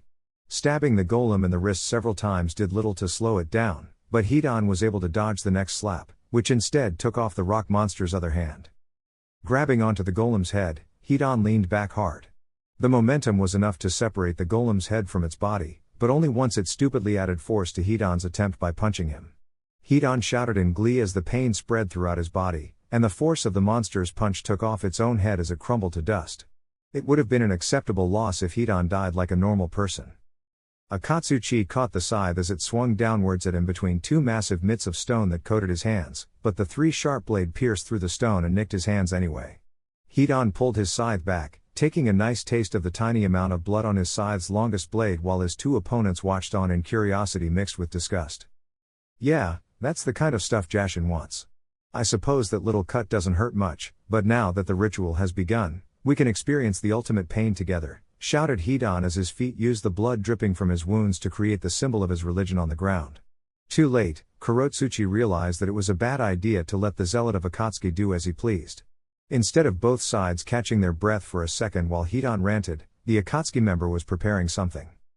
I don't know what you're doing, but I'm going to end this, shouted Kurotsuchi as Hidan's skin became jet black, save for the bone-like markings across his skin. Lava style, burning uppercut. Just die already.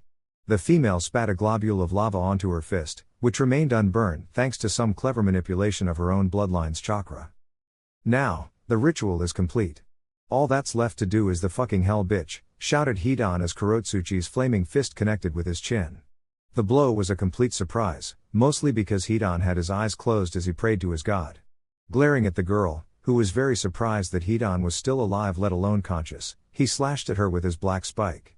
It dealt a painful blow to her gut, and out of instinct Kurotsuchi grabbed a hold of it before Hidan punched her away. She had a rather impressive grip on the spike that was lodged in her abdomen, and pulled it away with her when Hidan punched her in the face.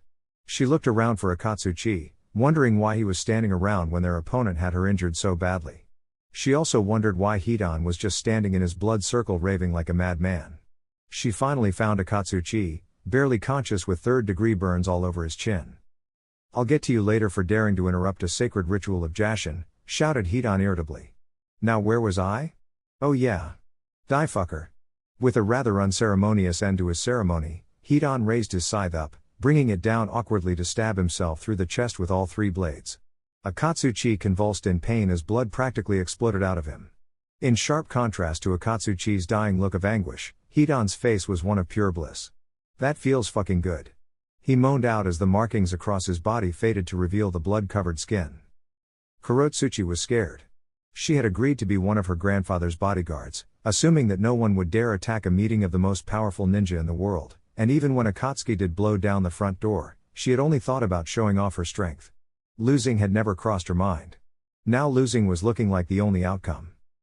Hidan grunted as he pulled the scythe out of his chest, wiping the blood off of it with his Akatsuki cloak. Now then, I'm going to make this one hurt. After all, I have all the time in the world to make you pay for interrupting my ritual. Kurotsuchi tried to back away from the approaching monster, but the spike still embedded in her chest prevented her from moving. Hidan twirled his scythe before dropping the tip into the small pool of blood that had escaped her wound. As Hidan turned to walk back to his ritual circle, his skin became black and white once more.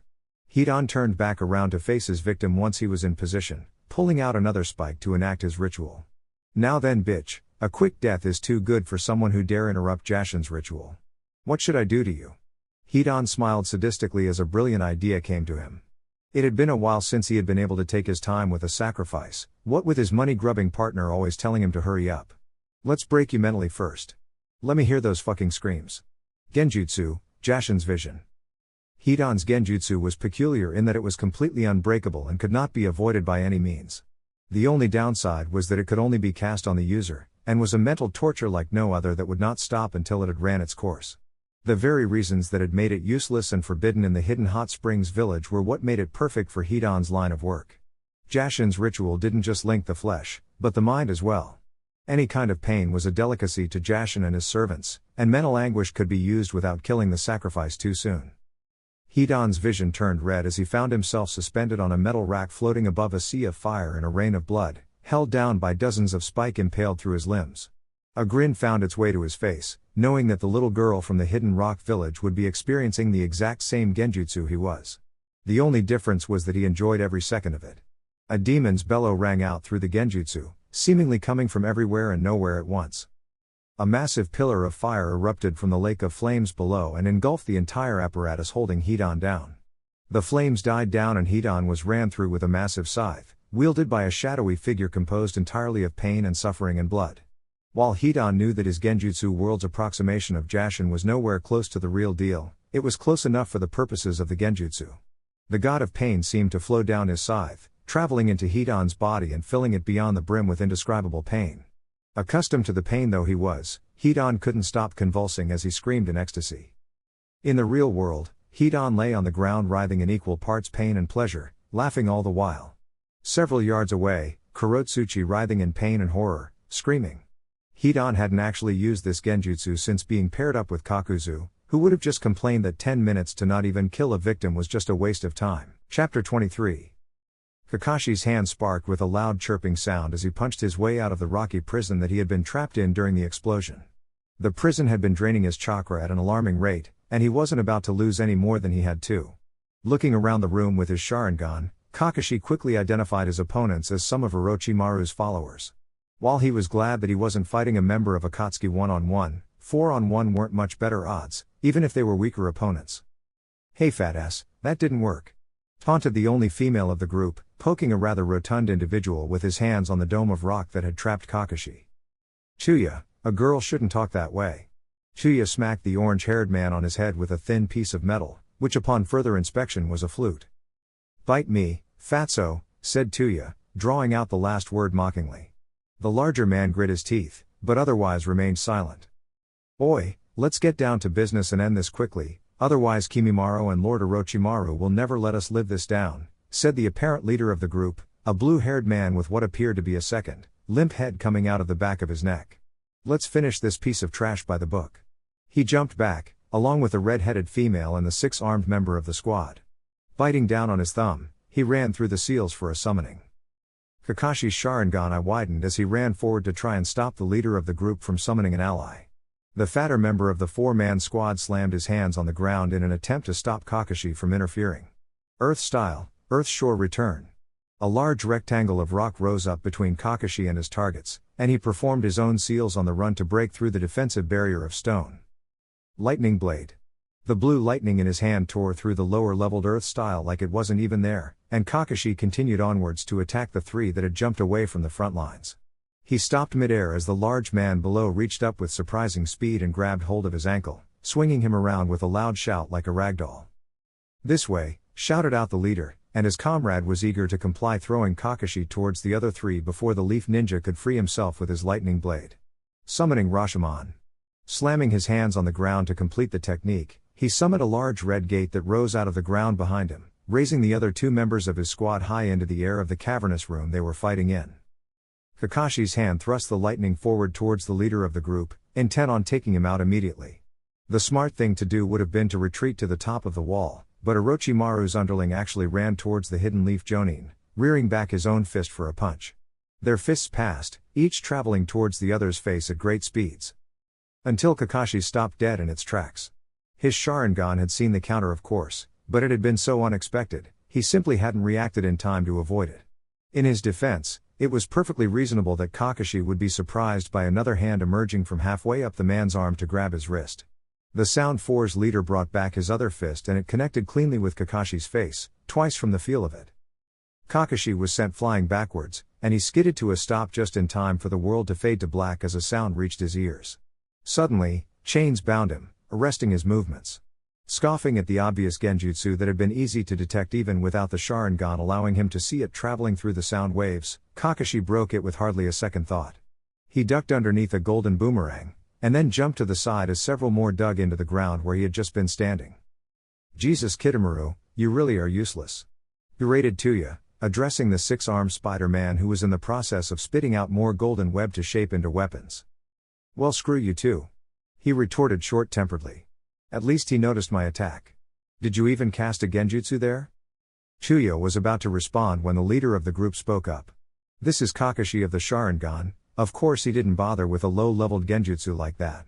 Bring out your doki to help me and Jirobo deal with him. Kitamaru, you take any openings you find to turn him into a pincushion." "Okay Sakon. No need to tell me twice. Shame the game is gonna end so soon though," Kitamaru lamented. Kakashi was almost dumbstruck by their appalling lack of teamwork. That soon changed to appreciation of their teamwork in the face of such hatred and animosity towards each other when they went on the offensive. The 4 covered each other almost perfectly, Sakon's lightning-quick style that utilized his unique ability to grow more limbs whenever and wherever he felt like was complemented by the slow and powerful style Jirobo utilized. Any openings for Kakashi to go on the attack were immediately closed by golden projectiles courtesy of Kitamaru. Wary of any more genjutsu when he heard the sound of the flute start up again, Kakashi was just downright surprised again by the 3 large ogres that came at him swinging wildly with clubs, claws, and one using its body as a large battering ram. That answered his question about what the doki were, and would have overwhelmed any lesser ninja with sheer ferocity and numbers. Kakashi was an elite of the Hidden Leaf Village though, and what the ogres had in raw power, they lacked in skill. In addition, their wild attacks had forced Jirobo and Sakon to back off a bit, lest they be struck down by the massive creatures in the crossfire. Given what he had observed, Kakashi didn't think anyone would really care about their comrades' well-being. Dodging the haphazard attacks was made even easier by the Sharingan, and he formulated an insane plan to regain momentum in this fight. Jumping on top of the monster's club as it crashed down on the ground next to him, Kakashi jumped up onto the large metal weapon. Reacting as anyone who didn't spend a lot of time studying taijutsu would be expected to, the ogre flung its weapon upwards in an attempt to fling Kakashi off. On one hand, this should have never worked, as Kakashi could have easily fixed himself to the club with chakra. On the other hand, Kakashi didn't want to waste his time fighting mindless summons when he could use such a base reaction to take the fight to the one who was controlling the monsters. The Sound 4 had no idea what to think as Kakashi went flying through the air as if he had been launched by a catapult, which he kind of had been. Blue lightning raced down his arm as he flew towards the top of the giant red gate, and more specifically the person engrossed in playing her flute. Kitamaru threw the golden kunai he had crafted, but they were swatted away with ease by the epitome of lightning-style techniques. The piercing chirp of the lightning blade was enough to cut through the sound of her flute, and Tuya looked up just in time to panic. To Tuya's credit, she managed to raise her flute up as some kind of last resort defense. It was made of a sturdy metal, capable of deflecting kunai and shuriken with ease, but the musical weapon stood no chance at all against the technique that got its name by cutting a bolt of actual lightning down the middle. The flute, coupled with a far too late attempt at dodging, did redirect the attack though. Kakashi's aim had been a little hit or miss to begin with, what with his insane tactic to get close enough to use his best technique, and he had no way at all to alter his course while in the air. So instead of running his arm cleanly through the redhead's chest, Kakashi settled for slicing her right arm from her body in an explosion of blood. Crying out in pain, Tuya fell backwards off of the massive Rashomon gate clutching her shoulder, which was bleeding heavily from the new opening created by the lightning blade. The next step of Kakashi's plan was to deal with the spider lurking up here as well, but before he could turn around, 3 fists impacted Kakashi's back, one hitting the spot where Zetsu had stabbed him. The fake Yamato's attack had been healed by Tsunade, but both of them had known it was a rush job. Cringing in pain, Kakashi blindly whipped his lightning blade around, forcing Kitamaru to vacate the top of the Rashomon gate.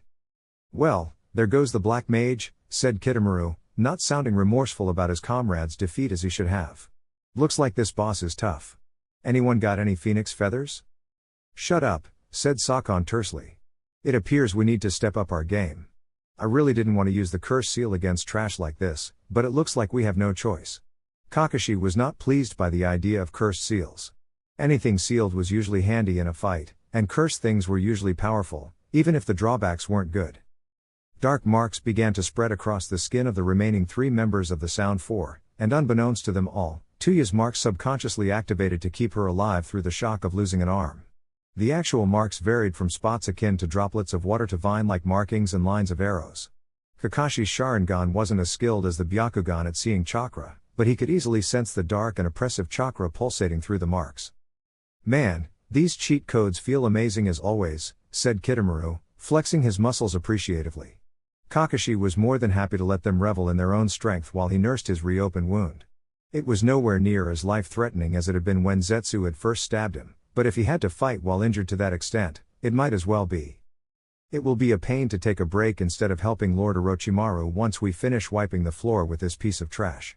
And he won't be happy to know that we lost Tuya," said Jirobo, actually shocking Kakashi with how much he cared. Granted, Kakashi had been expecting all 3 of them to bury each other alive and dance on the graves if given the opportunity, so his expectations for teamwork were at a record low. The black curse seal spread the rest of the way across the remaining 3's skin, turning it into an ashen gray. Their appearances altered drastically as well, until each resembled a unique demon. Sakon looked like a demon right out of a children's fairy tale, complete with blood-red skin and a single horn jutting out of his head. Jirobo looked even more ogre-like than before, with bumpy red skin and a wild mane of orange hair instead of the tiny amount on an otherwise bald head he had before transforming. Kitamaru's black hair had become a light gray, and his skin had turned red as well. There were 2 horns on either side of his head, much smaller than Sakon's larger one, and a third eye located between them on his forehead. Sakon reached up with a red hand and tapped the mop of hair emerging from the back of his neck. "Time to wake up, bro," he said, wearing a grin that wouldn't look out of place on a serial killer. "We've got to take out the trash." To Kakashi's apparently never-ending surprise, the mass of hair straightened up, and spun around to reveal a face identical to Sakon's. Looking around for a moment, the second head sighed heavily, before stepping out of Sakon's body with another identical one. "I suppose it won't do to have the Sound 4 win with only 3 members. Just wouldn't make sense." The side that he had exited on changed on Sakon, becoming spiky gray armor akin to a dragon's hide. "Thanks, Ukon," said Jirobo, always proving himself the most polite of the group. Despite the ogre's appearance, he seemed calmer than before if anything else. "Fuck off, I was enjoying my nap, thank you very much," replied Ukon irritably. Jirobo grit his teeth angrily, clenching his fists in an attempt to restrain his anger. Roaring in fury, the largest member of the Sound 4 charged at Kakashi recklessly. "I'm going to crush you before I crush everything else here. You're dead." Kakashi took back what he said about being the calmest member of the quartet. Hit fist. Jirobo charged recklessly, swinging wildly. Kakashi easily sidestepped the telegraph blows, but the sheer force threatened to pull him around with the wind generated by each swing. Drawing a kunai, Kakashi went to incapacitate the red giant, but he was forced to jump back when a golden arrow half as big as he was threatened to take off his arm.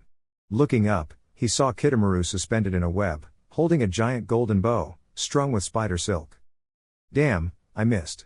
Guess I need to raise my accuracy skill some more," he murmured to himself as he prepared another arrow. Kakashi's Sharingan followed the arrow as it tore through the air, and allowed him to read the otherwise imperceptible change in course as it almost read his effort to avoid it. Luckily, Kakashi noticed the arrow's adjustment with his Sharingan and stopped as the arrow smashed into the ground he had almost been standing on. Kakashi ducked under twin blows from the 2 identical demons that came at him from either side. The brothers grabbed a hold of each other's hand, using it to pull themselves in for a dual kick that would have likely pounded Kakashi into unconsciousness if it had connected. Falling backwards had saved him, and in a feat of dexterity, Kakashi straightened up and drove his kunai through the 2 hands. Kakashi jumped back to dodge Jirobo's enraged punch. The raging berserker either didn't see or didn't care about the 2 comrades stuck to each other in his way. A powerful punch caught on their forcibly joined hands and pulled the leaders of the Sound 4 to the ground in an explosion of dust. Kakashi flew through hand seals as he flew backwards, preparing his chakra to take out Orochimaru's underlings. Fire style, fireball technique. The flames shot out of his mouth, ignoring the mask in the way, and engulfed the 3 members of the Sound 4. Kakashi was still in midair though, and had no way of avoiding the golden arrow that came tearing through the fireball, intent on running him through. Luckily, the fireball burned up the guide thread attached to the back of the arrow, and Kitamaru couldn't aim properly in the first place with his vision obscured by raging flames. The arrow still tore through Kakashi's right shoulder, effectively rendering the limb useless. Still, with the others out of the way, Kakashi was confident he could take the archer out one-on-one, even wounded as grievously as he was. Unfortunately, Kakashi had underestimated the resilience granted by the Cursed Seal's second stage. Jirobo decided to correct his misconception by coming at him in a fit of rage, barely aware of the world around him, intent only on ending Kakashi's life. Kakashi skidded to a stop and ran towards the red ogre, good hand holding a chirping ball of lightning. Time seemed to slow as the 2 were about to clash, Jirobo with his fist held high and Kakashi coming in low with a lightning blade clutched in his left hand. The speed that Kakashi had honed throughout his career as an elite ninja of the Hidden Leaf was too great for the slow but powerful Jirobo to handle though, and he stopped dead in his tracks as Kakashi's hand erupted out of his back in a spray of blood. Kakashi looked over the dying man's shoulder as his curse mark faded to see Kitamaru launch another arrow at him. Waiting until the last second, Kakashi used Jirobo's body to manipulate the trajectory of the projectile while it was still inside the fat corpse and the golden arrow barely grazed him, leaving a small cut on his side. Casting the dead man down, Kakashi evaluated his remaining 3 opponents. Kitamaru was busy chewing the webbing for his next arrow, mumbling to himself about ballistic trajectory and the effects of any drafts in the area. Sakon and Ukon had rejoined in order to increase the rate at which they healed from the burns across their bodies, but Kakashi didn't know why they had rejoined, he just observed that they had. Facing down Sakon and his brother would be difficult enough without having to deal with the spider archer taking potshots at him during the fight, and dealing with the twins' extra limbs would be difficult without the use of his right hand anyway. Realizing he had little choice if he wanted to get out of here alive, Kakashi began to focus a large amount of chakra into his Sharingan. The red and black eye spun wildly as it morphed into a three-bladed pinwheel. Kitamura was the target of Kakashi's reality-warping Kamui, and the archer's webs worked against him for once. While he didn't stick to his own webs, he had voluntarily wrapped his arms up to reduce the recoil of firing his massive weapon and brace himself.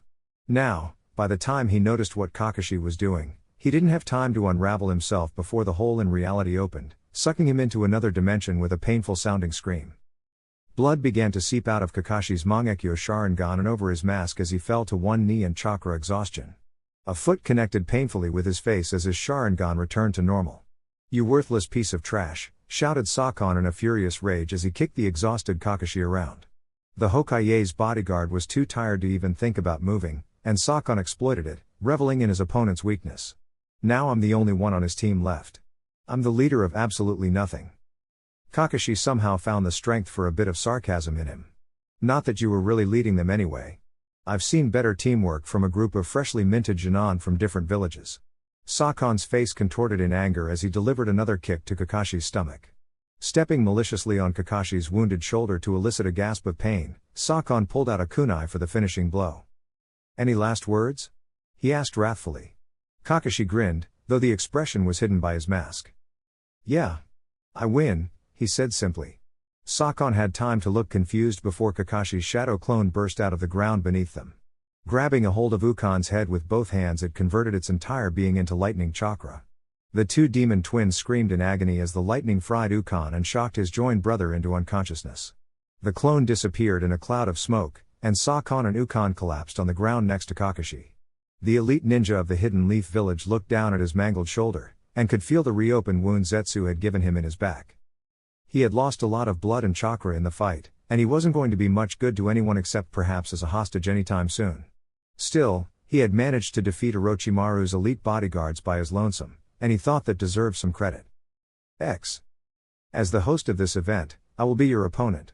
It is only fair that the two leaders should clash, said Mifune as he stared down Pain. The orange-haired god simply looked at the old samurai as one would a misguided child. "I suppose no harm could come of letting you entertain me until Konan captures the Seven Tails," the pierced man said condescendingly. Mifune decided to cut their banter short by unsheathing his katana rapidly. The quick application of chakra sent a blade of chakra hurtling towards Pain that didn't cover half the distance between them before Mifune had sheathed his blade.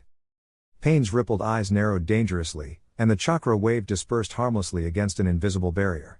A jet-black rod emerged from the sleeve of Pain's Akatsuki cloak to block the blow that came immediately afterwards. The samurai leader struggled to break through the simple rod, but was blasted away after a few seconds. Looking at Pain, the leader of Akatsuki didn't seem to have exerted himself at all.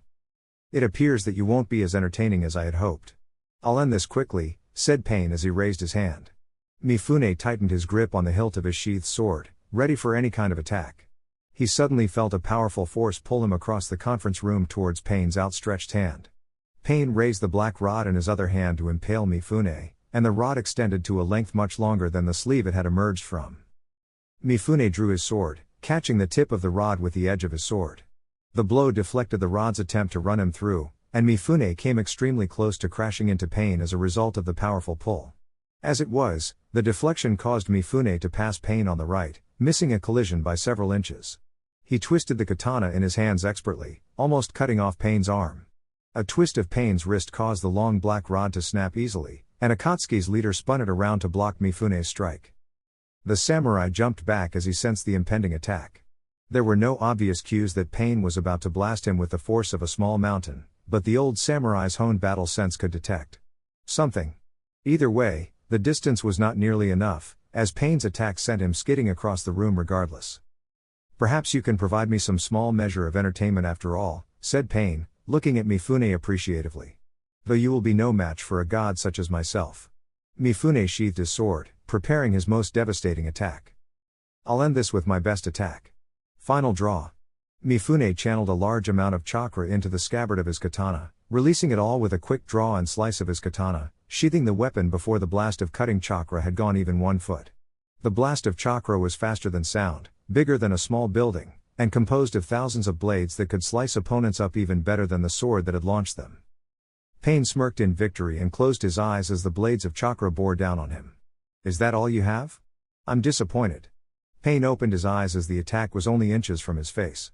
Shinra Tensei. The blast of force from his Rinnegan blew the samurai's attack away with no effort at all.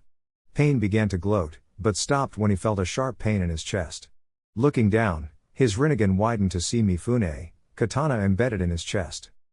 The final draw was not my best attack, it was your own overconfidence. Even a Jinan's kunai is as lethal as your most powerful attack. Mifune ripped out his katana and swung again, this time removing Pain's head from his body with a stroke so fast the blood flew off his katana, resulting in a perfectly clean blade when he sheathed it once more. Your overconfidence was your undoing, said Mifune as he turned away. The old samurai stopped dead in his tracks when a large metal blade shot up out of the floor and threatened to impale him. Even given his attempt to dodge, his left arm was severed from his body. Looking to the attacker as he rose out of the floor, Mifune was struck by how much of a resemblance this newcomer had to Akatsuki's deceased leader. If the bald man before him had orange hair, he could easily see them as twins. And your overconfidence will be yours, said a voice behind him. Mifune whirled around to see a tall orange-haired man with many facial piercings and a long ponytail. As you will soon discover, Pain has many forms. Mifune spun around once more, tightening his grip on his katana with his remaining hand in case any of the unknown Akatsuki members decided to attack. The new one was sturdily built, with a short and spiky orange haircut and the same kinds of piercings. As does Pain. Mifune glanced to his right to see yet another new Akatsuki member that was almost identical to the beheaded man at his feet. This one had long and straight hair in addition to more facial piercings and his Akatsuki cloak. How many can you experience before you experience no more? Asked another version of Akatsuki's leader. Mifune had begun to piece together that the Pain he had defeated was nothing more than some kind of advanced clone, and that the real Pain was hidden among his copies. The last Pain was unique in that it was the only female of the group, with long orange hair done up in some kind of bun. Mifune became instantly wary as the ceiling exploded inwards, forcing him to slice some blocks of stone that would have otherwise crushed him. He was disheartened and glad at the same time that the newcomer was not another Path of Pain, but the blue-haired woman from earlier. She looked at the only Pain to have been defeated with a sorrowful look, but turned quickly to face the ponytailed Pain. It is time for the final phase, she said as a bale of paper vaguely shaped like a human descended gently out of the sky. Mifune realized that letting Akatsuki reach the final stage of their plan wouldn't be good for anyone, and took a step forward, only for the bald Pain to grab him in a powerful bear hug with 6 arms. The long-haired Pain smirked when he noticed this, and slammed his hand on the ground as if to summon something. What emerged from the cloud of smoke was surprising to say the least. Most summons were large, terrifying beasts used to strike fear into the hearts of any unfortunate to cross their path. They were not starving men with pure white hair and strange walking contraptions, with dozens of black rods sticking out of their backs. The Pains around him all collapsed as the crippled man pulled his arms out of the tubes by his sides and brought them together into a simple hand seal. The ground rumbled as a large and utterly terrifying statue rose out of the ground behind him. The paper rose away from the covered figure's head, revealing the girl that the Raikage had claimed to be the last jinchuriki. She appeared to be unconscious, as she didn't react at all when the white-haired man placed a hand upon her head. The statue's mouth opened wide and the bit fell to the ground with a resounding thud as the man in the walk pulled upwards with a great flourish as if throwing something into the air. Mifune didn't hear, so much as feel the ripping sensation that accompanied the motion. The human shape made entirely of blue chakra flew into the air, pulling along an almost solid ball of black chakra condensed into the middle. Another hand seal was made by the mysterious man, and a chain made entirely of chakra shot out of the statue's mouth to impale the ball of black chakra before dragging it into the mouth, which closed sharply. The last eye that had remained closed opened instantly, and blood began to seep from the 9 eyes as the statue moved of its own accord to scream loudly, though the noise was likely lost in the cacophony of the many battles. The statue began to deform, stretching unnaturally, and Mifune was horrified despite the many battles and wars he had seen. Noting compared to this, the white-haired man raised a hand feebly to point at the mutating statue, and a long black rod identical to the ones Pain had used and the ones embedded in his back extended out and pierced the creature. The white-haired man spoke with a commanding voice contrary to his frail appearance. Sealing technique, creation of the sage. Red chakra began to travel down the rod and enter the man's body, and his hair started to adopt a pink tint, before brightening into a vibrant shade of red.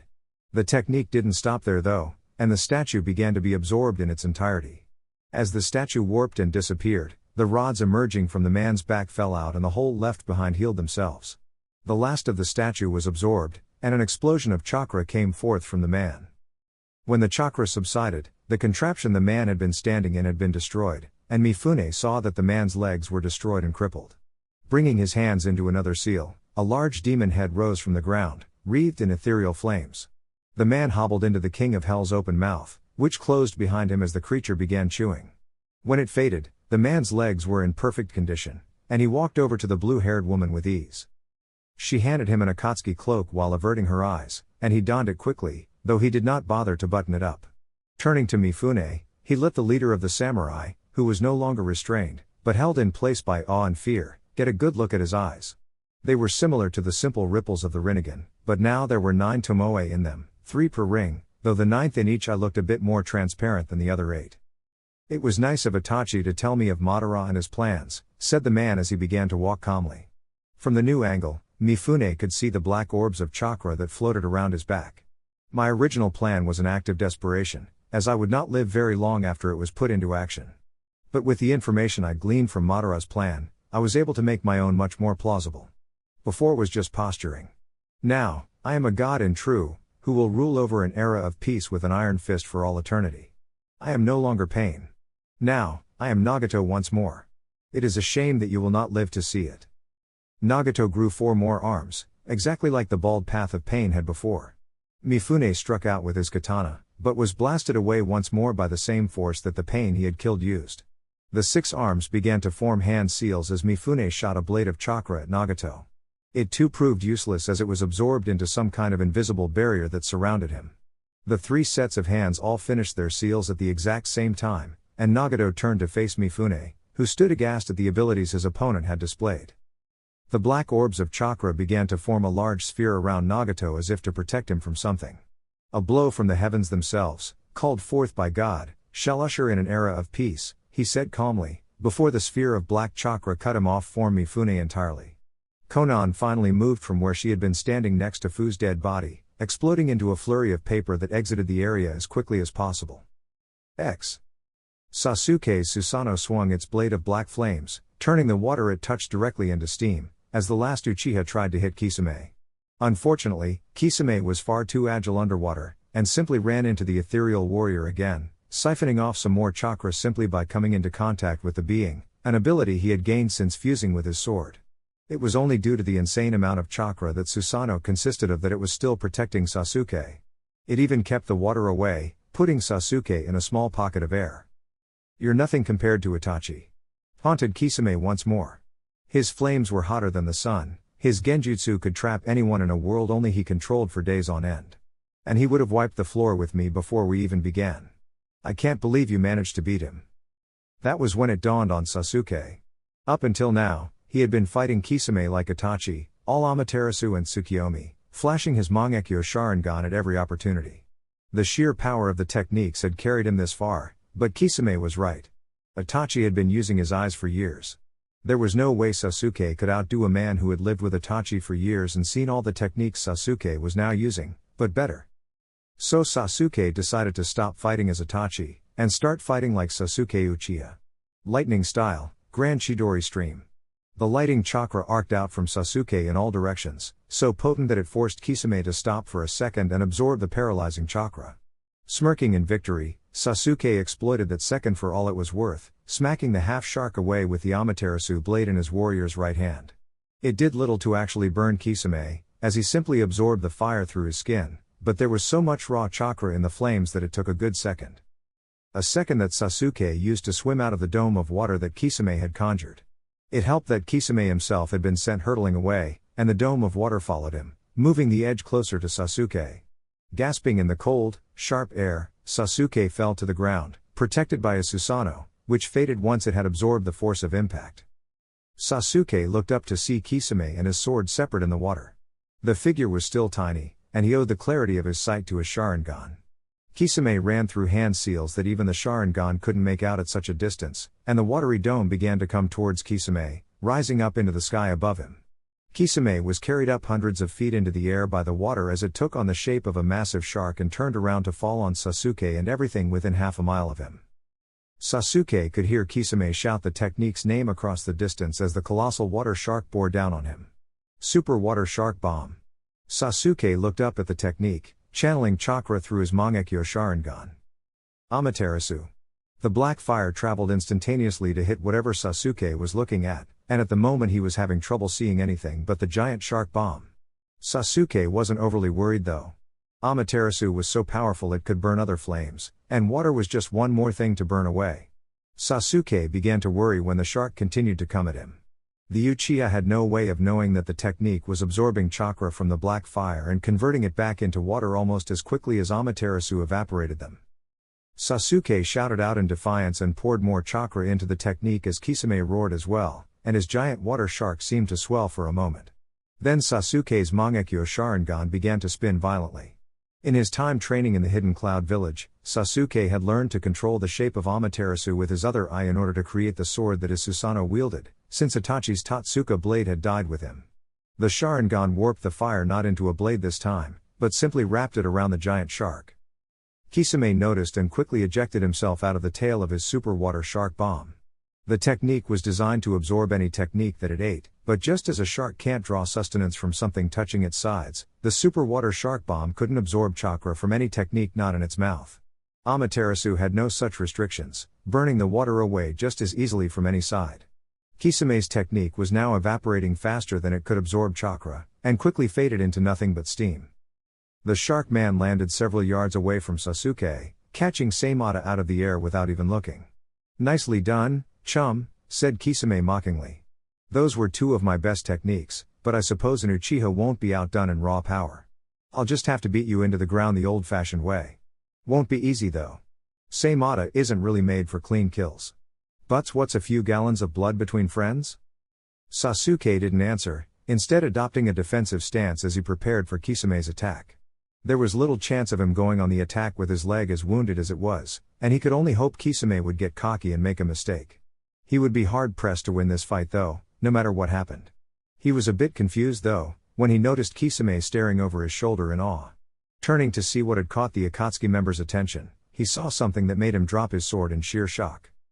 Eclipsing the sun was a massive meteor several times the size of the massive attacks the two had just been clashing with bursting through the clouds. Chapter 24. Naruto and the Raikage had smashed their way through the meeting building, trading blows and gaining bruises along the way until they came to the roof of the building. Deidara explosions lit up the sky as Naruto faced down the leader of the village hidden in the clouds. "Your lightning armor is impressive, but now that we're outside, I can show you why you never stood a chance." Summoning technique. Naruto slammed his hand on the ground, and Gamabunta emerged from the cloud of smoke. Naruto was about to tell Gamabunta to soak the area in oil, when he froze up at a bellowing laughter. "You know Bunta, old pal? You're the best drinking buddy a guy could ask for." Naruto slowly turned to look up at the leader of the Toads, who was clearly drunk, and the white hair man atop his head who was equally as hammered. "Right back at you, Jiraiya," said Gamabunta loudly. The Raikage held off on attacking the flustered Akatsuki member, who had no idea at all of how to deal with this. "Hold up, gotta deal with this summoner." "Wait a minute. I didn't summon ya," said Jiraiya as if it were just now occurring to him. The drunk Sannin looked into the sky at the explosions and giant shapes and then tried to lean out over the giant toad's head. He failed spectacularly, falling down several stories and landing on his head. He stood up shakily, and looked around until he saw Naruto. "Aha! Looking for a rematch with the fabled Jiraiya, eh? I'm more than happy to oblige." Summoning technique. Biting his thumb, Jiraiya attempted to summon Fukasaku and Shima, and while the resulting summon was about the right size, the goggle-wearing messenger toad wasn't quite the backup that the two elder sages of Mount Myobakuzen were. The small toad that Jiraiya had summoned though was very perceptive as to how bad it would be for Jiraiya to be stumbling around the battlefield drunk out of his mind. "Let's get you back home before you end up dead," said the little messenger toad as he hopped up onto Jiraiya's head. Naruto didn't protest, as he had no wish to fight Jiraiya in addition to the Raikage, even if he was sure to win. The Raikage was all too content to not have to watch out for an intoxicated Sannin while fighting one of the most even matches he had ever been in since his father had passed away. In a cloud of smoke, Jiraiya returned to Mount Myobakuzen. "Oi, I was drinking with him," yelled Gamabunta loudly. Naruto placed his hand on his face in exasperation, looking around to make sure that the Raikage wasn't taking advantage of the situation. "I just need some oil, then you can go home and drink up a storm," said Naruto a tad impatiently. "I'll even foot the bill for your next bender." Gamabunta went from glaring at Naruto to laughing up a storm almost immediately.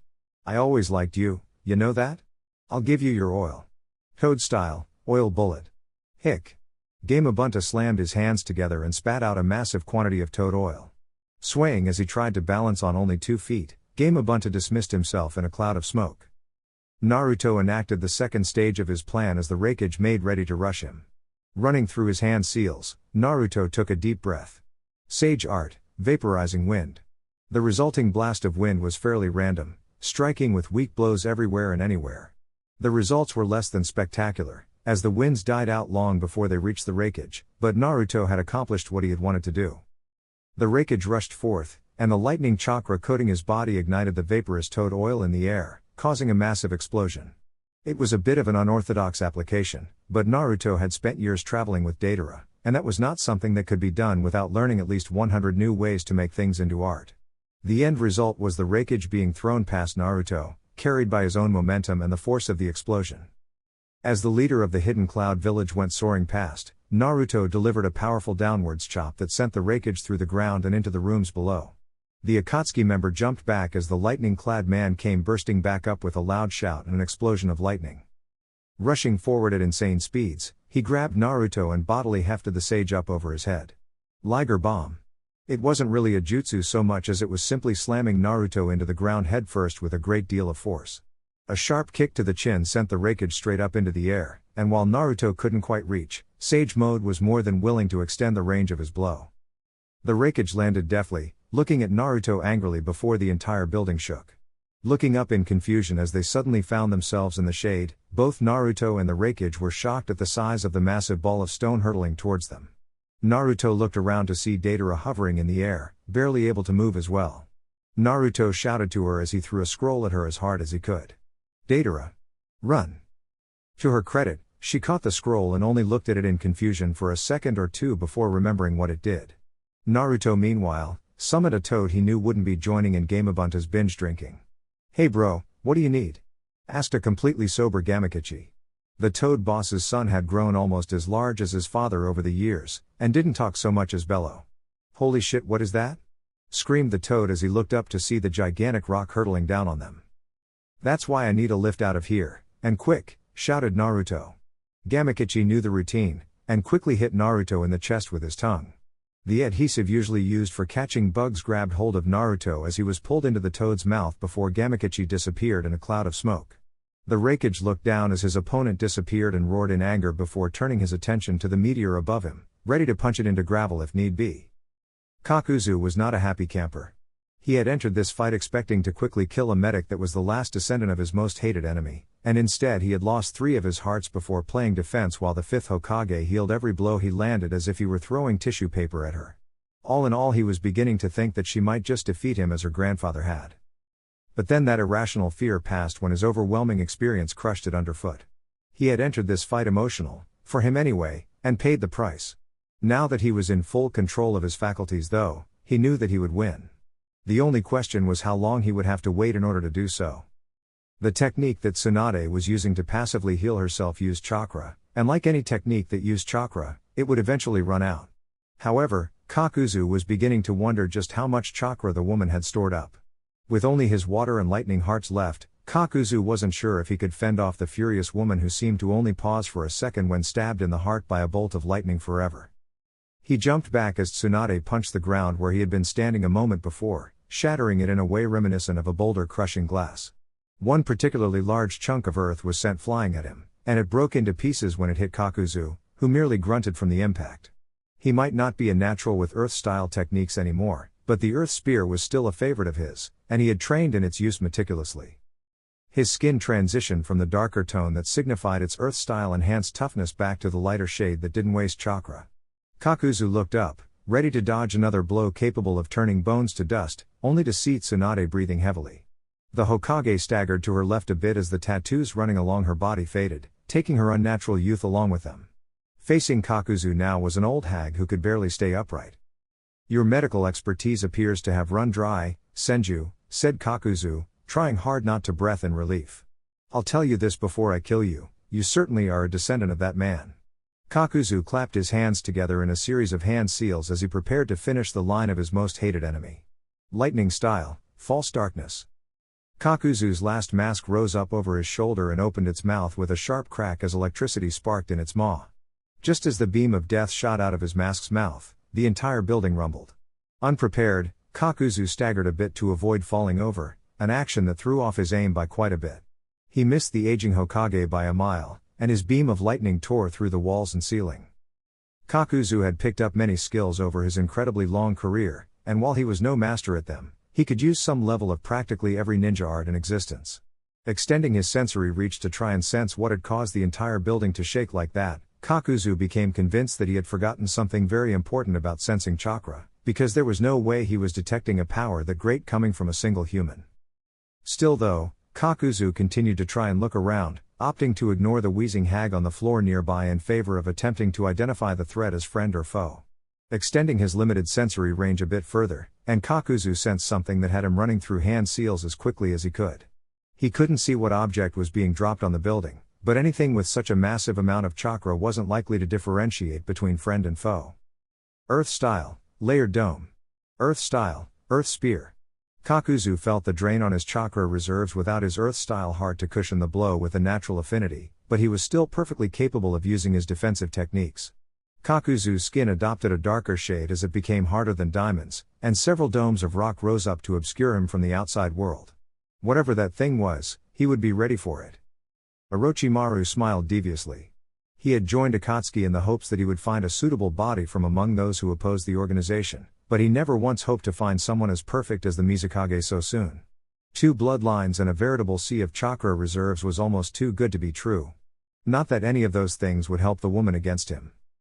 "Just sit still, and I'll make sure that it's over quickly," said Orochimaru as the Mizukage tried to catch her breath. The snake Sanin was looking just as fresh as the moment he arrived on the battlefield, right down to his impeccable Akatsuki cloak. "If you keep resisting, I may opt for some DNA samples rather than your body itself. And killing you outright would be such a shame, kukukuku. I would rather melt my own body than let you get even a drop of blood," said the Mizukage defiantly. Orochimaru's ridiculous skill and refusal to stay burned, melted, or otherwise rendered dead made him the toughest opponent she had ever faced, but Mei was prepared to go to any extreme to defy Akatsuki, even if it cost her life. Ao's investigations into her predecessor's death had found Akatsuki to be responsible, and she would not disgrace the 4th Mizukage's memory by giving any less than he had. "Too bad you don't really have a say in the matter," said Orochimaru as he snapped his fingers. There was a burst of movement as Orochimaru's snake bit down hard on the Mizukage's neck, causing her to scream in pain. A quick counterattack separated the serpent's head from its body, but the damage was already done. Mei Terumi staggered to the left as her vision began to blur. The poison racing through her veins wouldn't kill her, but she would remain unconscious until Orochimaru administered the antivenom. "I won't take your body now though," said Orochimaru as if she could actually hear him. "As it stands, my current body is far superior, as I just proved. I'll have to make some alterations to unlock your full potential." As Orochimaru hefted the Mizukage's limp body over his shoulder, the building shook violently, threatening to throw Orochimaru off balance. The S-ranked ninja stayed on his feet easily and only raised an eyebrow as he sensed the massive chakra source. It appeared he would have to take precautions against his new body getting destroyed. Sasori felt pretty good with himself for manipulating the Kazekage into the perfect position to use his Red Army, but then he realized that the Kazekage gained just as impressive of an advantage. As it turned out, the wide open space of the roof that allowed Sasori's entire collection to run wild also gave Gaara more room to manipulate his sand. So now Sasori was looking up at the red-headed leader of the village hidden in the sand who was now flying. And while Sasori had wings on his puppet body, they were purely decorative. Well, not decorative per se, but they were pretty useless when it came to actual flight. The blades had been used to great effect when it came to separating body parts from bodies. Not to mention that the Kazekage's ultimate defense remained as effective at blocking poison-coated weapons as before. Sasori's water jets were a bit more effective, as getting the sand wet had the added effect of slowing it down, but by this point the Kazekage had enough sand standing by that some of it getting wet wasn't a real issue. Turning the sand to glass with his flamethrowers was little more effective, as it rendered the sand unusable, but Sasori had a limited amount of oil to ignite and throw at his enemies. Which left him with the brute force tactic of throwing everything but the kitchen sink at his opponents from over 100 directions at once after covering it in poison. Ironically enough, Sasori did carry around a kitchen sink just so he could say he was always prepared, but he doubted throwing it at the Kazekage would help much. With his skill at sealing things away, it wasn't like it hurt him to bring along a sink. Just as the master puppeteer began to think about making a plan B in case his blitzkrieg of puppets failed, Sasori suddenly found himself fighting in the shade. Looking up once he saw that the Kazekage was doing the same and not taking advantage of his distraction to win the fight, Sasori looked up to see the massive boulder falling from the sky. Sasori was confident in the ability of his puppet body to survive, especially if he retreated back into Hiruko. Just because it was immobilized didn't make it less effective armor. What is that? Gaara was a bit more preoccupied with the giant meteor falling down on their heads than Sasori was. Sensing no answer forthcoming from his opponent, Gaara raised his hands dramatically, calling forth all the sand he had brought, and all the sand that sand had created by grinding rocks into fine grains. The sand rose into the air like two gigantic hands to catch the meteor and arrest its freefall. It would have likely been unsuccessful anyway, but that Tsuchikage was also trying to catch the meteor. From what Sasori could see of the tiny figure, that Tsuchikage was attempting to catch the meteor with nothing but his bare hands. Sasori was Akatsuki's premier spy master alongside Zetsu though, and he knew of the old man's ability to alter the mass of objects. It also wouldn't have likely worked, but accompanied by Gaara's sand, the two Kage managed to stop the meteor dead in its tracks. Or they would have, if Sasori didn't take advantage of his opponent's temporary distraction. Sasori's hand snapped off at the wrist to reveal a small compartment that launched wave after wave of senbone. With all of the Kazekage's sand stopping the meteor, he would have none left to guard himself. This turned out to not be the case however, when the sand that Gaara was standing on instinctively shot up to catch the poisoned needles. Sasori was never one to bet everything on one simple plan though. He preferred to have plans within plans within plans. One of his many puppets leapt at the Kazekage from the other side, aiming to impale him with the poisoned katana in its hands. The sand underneath Gaara's feet sprang into action once more, catching the puppet around the middle. It was clear though that it was stretched thin though, as Gaara had sunk up to his knees through the thin layers of sand suspending him in the air. Sasori grinned as he twitched his finger, prompting the last stage of his plan to execute. The puppet's head detached, suspended only by a thin thread of chakra, and spat out a large spike from its mouth as it flew toward the Kazekage. Unable to dodge at such close range, Gaara winced as the poisoned spike dug into his abdomen. The sand that he had been controlling fell to the ground limply, dropping his body to the roof as he faded out of consciousness. Seconds later, the sand supporting the meteor dropped away too, and the added weight became too much for the Tsuchikage. It began its descent of death once more as the oldest Kage struggled to hold it back, but to no avail. Sasori's red army disappeared in a cloud of smoke, resealed into their scroll. Running forward, Sasori caught the dying Kazekage, quickly injecting him with a large syringe full of a unique poison. In addition to killing more quickly than his main poison, the mixture he injected the Kazekage with now would also act as a weak embalming fluid, giving the master puppeteer more time to begin converting his latest conquest into a work of art that would last for all eternity. Sealing the now dead Kazekage into a scroll, Sasori jumped into his puppet armor before the meteor could crush him and render all his hard work moot. He wasn't too worried about the meteor. Every member of Akatsuki would survive. Probably.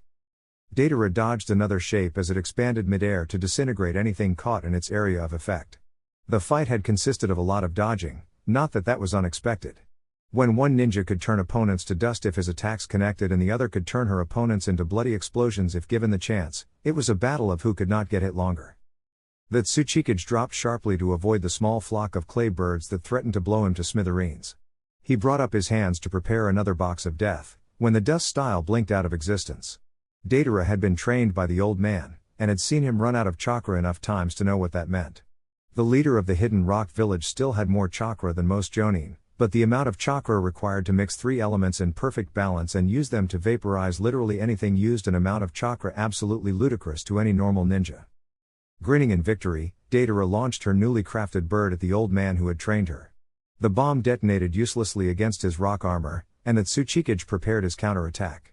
Before he could launch rocks upwards to try and knock Deidara out of the sky, the clouds above him burst open, revealing a giant rock that seemed to stretch on for as far as the eye could see. At first Deidara was absolutely terrified. The Tsuchikage had trained her himself, but he had never shown anything even close to this level of technique. Looking to the old man in horror, Deidara noticed that he was equally as shocked by the presence of a meteor in the middle of their battle.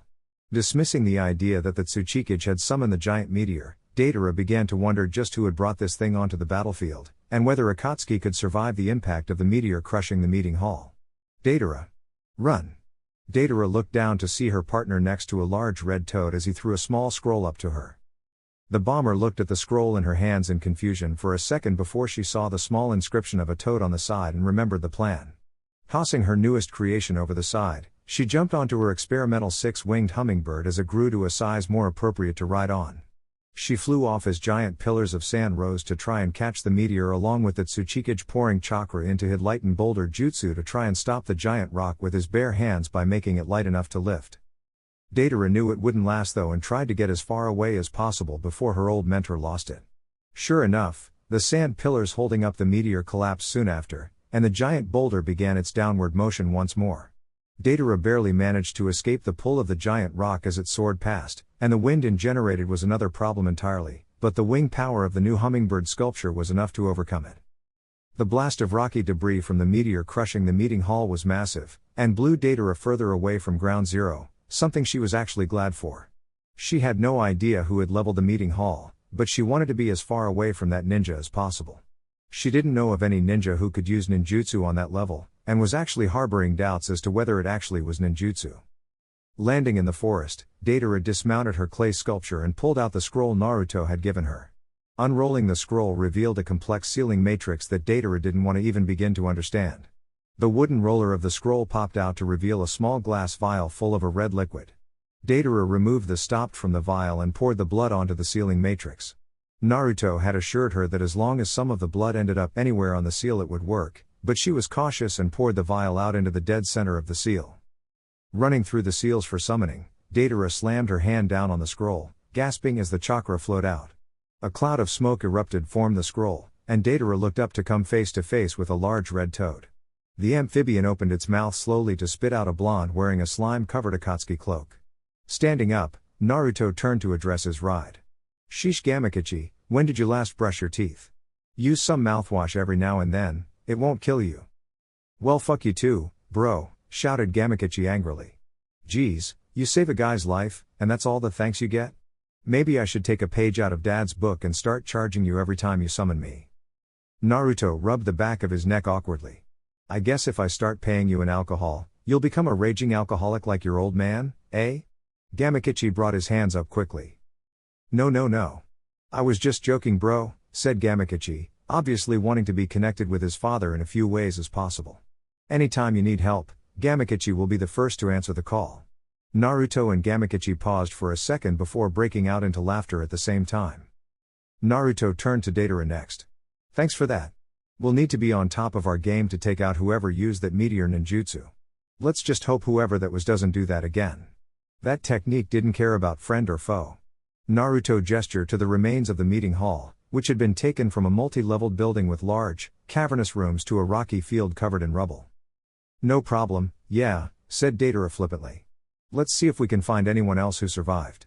Deidara stepped onto her hummingbird, and quickly created an owl for Naruto to ride on. Just as they were about to depart, the bushes parted to reveal Kisame.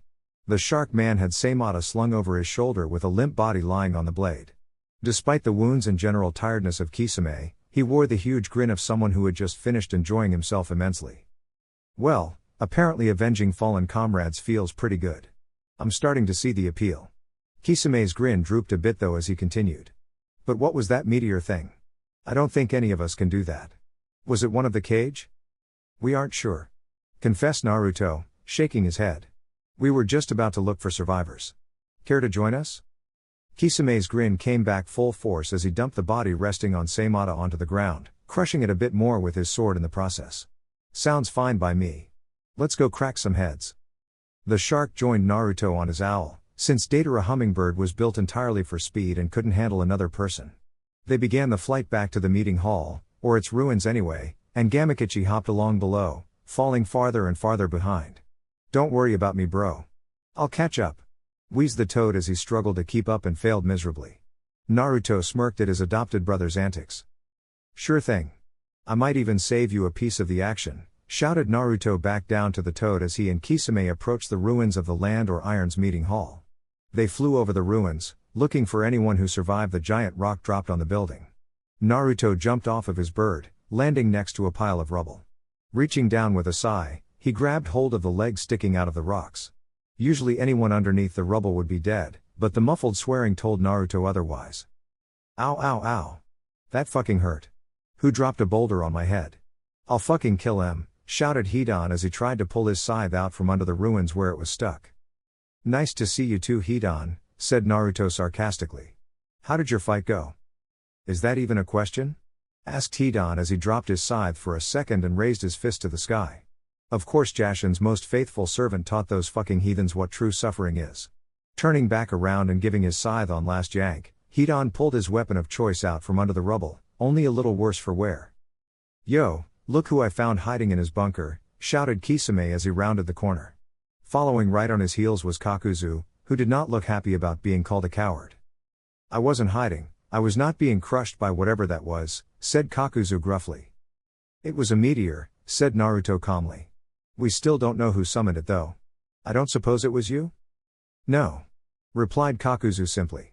I just sensed chakra that dwarfed both you and Kisame's chakra reserves combined and decided that getting hit by that would be bad. It appears I underestimated my own Earth-style defenses and didn't hear the commotion end until Kisame cut them all apart. Wait, there was a meteor? When the fuck was this? Asked Hidan. Well, I'm not sure who it was, but you can rule out me and the Mizukage, said Orochimaru as he rose from the ground, creepily close to Hidan, who promptly freaked out. I wonder if any of my subordinates survived. As if triggered by his voice, a pool of water moved out from under the rubble before rising up and taking the form of Suigetsu. Man, now I have to dig up that sword. That's going to take a while, he lamented. Suigetsu looked up and came face to face with half of Akatsuki looking at him like some kind of curiosity and started to melt back into a puddle. I'll just start looking for that sword then. Just as he was about to dissolve completely, a spear of bone shot out of the same pile of rubble and impaled him through the chest. Not that it really mattered though, as he simply fell to the ground in a rush of water and stood back up several feet to the right. The boulder moved again, and Hugo and Kimimaro emerged, both looking much worse for wear. Kimimaro coughed up some blood, and Hugo collapsed on the ground as his curse seal retreated. Orochimaru looked to Suigetsu and sighed. Suigetsu, get these two back to base. Kabuto will patch them up. If I see that sword, I'll grab it. Could make for some interesting research material anyway. Suigetsu thought about arguing for a second, then remembered who he would be arguing with and meekly walked over to Hugo and Kimimaro. Picking them up, he began to walk around the members of Akatsuki, trying to not let his eyes off of any of them. As the two of them left, Sasori leapt down from atop some rubble. Well, it appears that we're all meeting up here. So did Konan, Zetsu, and Pain not make it? I must say I'm a bit disappointed in. What was that? Even to a non-sensory type ninja, the explosion of chakra was impossible to miss. Where did that come from? Asked Orochimaru, taken off guard for the first time since joining Akatsuki. There's no way I didn't sense that coming. It just appeared. As a ninja who sensed everything almost perfectly all the time, Naruto took it upon himself to explain it to the less aware Akatsuki, who were all worried about the dwarfing chakra source that had come from nowhere. Whoever that is must have been obscuring their presence. I noticed an area devoid of any chakra before, but I didn't think much of it. Somehow, he can erase his chakra perfectly. It was a worrying skill for an opponent to possess. Suppressing chakra was a normal skill, but erasing its presence completely was almost unheard of, especially when the chakra being hidden was this massive. The ground around them exploded outwards as a massive burst of chakra came out of the huge source of chakra. The members of Akatsuki tried to brace themselves, but the only one to hang on were Kisame and Sasori by stabbing Seimata and his blade wings into the ground respectively. The rest of Akatsuki was sent flying, landing unceremoniously on the ground. Looking up through the channel carved in the ground by the chakra blast, the members of Akatsuki found Zetsu and Konan on either side of the massive chakra source, hidden by their proximity to such an overwhelming force. In the middle stood a man none of them had ever seen before, with blazing red hair and small orbs of incredibly dense black chakra floating behind him. What confused them though, was the Akatsuki cloak he wore. Konan, Zetsu. Who is that? Shouted Deidara. Konan looked like she was about to speak up, but the unknown man spoke first, his voice carrying across the battlefield without really yelling. I am Nagato, God, leader of Akatsuki, and the one who will lead the world to peace. Any doubts vanished as Nagato both referred to Akatsuki's goals and his own godhood with the same exact vindication and belief as Pain had. Looking closer, his eyes were almost identical to Pain's Rinnegan, save for the tomoe swirling around the rings. If you really are Akatsuki's leader, then what happened to Pain? And why are you attacking us? Asked Kakuzu as he began to charge his chakra in case he didn't like the result. Pain was my less perfect form. This is my real body, capable of using all the powers of pain and then some. When I sealed the 10 tails inside myself, I cast off that imperfect body for my new immortal one. As for why I attacked you all, I would have thought you would have figured it out by now. I strive for a world of peace. What place would an organization as bloody and violent as Akatsuki have in such a world? Asked Nagato, not waiting for an answer to continue. The 5-cage summit gathered all the darkness of the ninja world that lies in the open, and Akatsuki gathered the darkness that hides in the shadows. And now all that darkness shall be crushed by the might of God himself. But then why are Konan and Zetsu with you? Asked Kisame angrily. Past experiences had made the betraying of comrades a touchy subject for him. Konan understands the goal, and has from the beginning. She joined Akatsuki with the same intentions I did. Zetsu tried to usurp my control of Akatsuki alongside Madara Uchiha, and when I defeated him, Zetsu joined me. Explained Nagato. Madara also yearned for peace, but his would have been a false peace. I shall guide humanity to a better future and rule over it with an iron fist for all eternity. Chapter 25. Hold on a second, said Kisame, pointing Seimata angrily at Nagato. Can we go back to the part where you kill us all for a second? Because if you said what I heard, you and I are going to have a problem, God or not. Akatsuki has no place in the world of peace I will create. The purpose of creating Akatsuki was to use it until I had no further need of it, and then dispose of it. Replied Nagato simply. Well, I don't take kindly to people killing comrades, said Kisame as he lowered Seimata and sprinted forward. I just got done avenging a fallen comrade, and it felt pretty good. But I'd rather not have to do it again. Jumping up, Kisame brought Seimata down with all his might. At the last second, the black liquid around Nagato moved in between them, stopping Seimata dead in its tracks. Your paltry weapon is nothing before the chakra of the 10 tails, said Nagato. Kisame just smirked. Bad move trying to block me with chakra. I'll eat it all. Kisame adjusted his grip and pulled, dragging the length of Seimata across the pitch-black chakra shield. To his shock though, the legendary blade didn't manage to steal any chakra from the barrier. Kisame was forced to twist his sword awkwardly to block the 3 black spikes that shot out from the black shield and attempted to impale him. Seimata got in the way though, and the spikes failed to penetrate the legendary blade, instead launching Kisame backwards. Skidding to a stop, Kisame swung his sword like an oversized club to smack away the black orbs of chakra into the ground as they came flying at him. What was that? Asked the shark man incredulously. Seimata didn't get any of that weird chakra. Fuck if I care, but I know this, shouted Hidan as he ran at Nagato, dragging his scythe along the ground as he went. There's only one God, and that's goddamn Jashin. Hidan jumped up, and swung his scythe downwards at the self-proclaimed god. Fool, said Nagato simply as the black chakra of the 10 tails flowed around him to catch the scythe. Rather than simply be stopped like Seimata had been, the blood-red scythe disappeared into the black chakra and kept going as if the barrier wasn't even there. When it would have emerged from the black shield, it simply didn't, and Hidan was left holding a short spike. Nagato raised his hand menacingly, and a black rod shot out of his sleeve. A simple twist of his wrist snapped the rod, and the 10 tails jinchuriki brought the weapon down. That idiot, said Kakuzu emotionlessly. Despite his berating of Hidan, his right hand shot out and caught the immortal zealot, yanking him out of the way. The trip back to the group of betrayed Akatsuki members wasn't gentle, and anyone other than Hidan would have likely been incredibly injured after being pulled along the ground. If anyone in this world can kill you, it's him, and we'll need everyone alive if we want to stand any chance of winning. Hidan sat up sharply, covered in cuts and bruises. Well, that still hurt you, fucker. And that son of a bitch destroyed my scythe, too. Nagato calmly pulled the black rod out of the ground that it had impaled in place of Hidan. Konan, Zetsu. Take them out, he commanded simply, not giving the other members of Akatsuki any breathing room.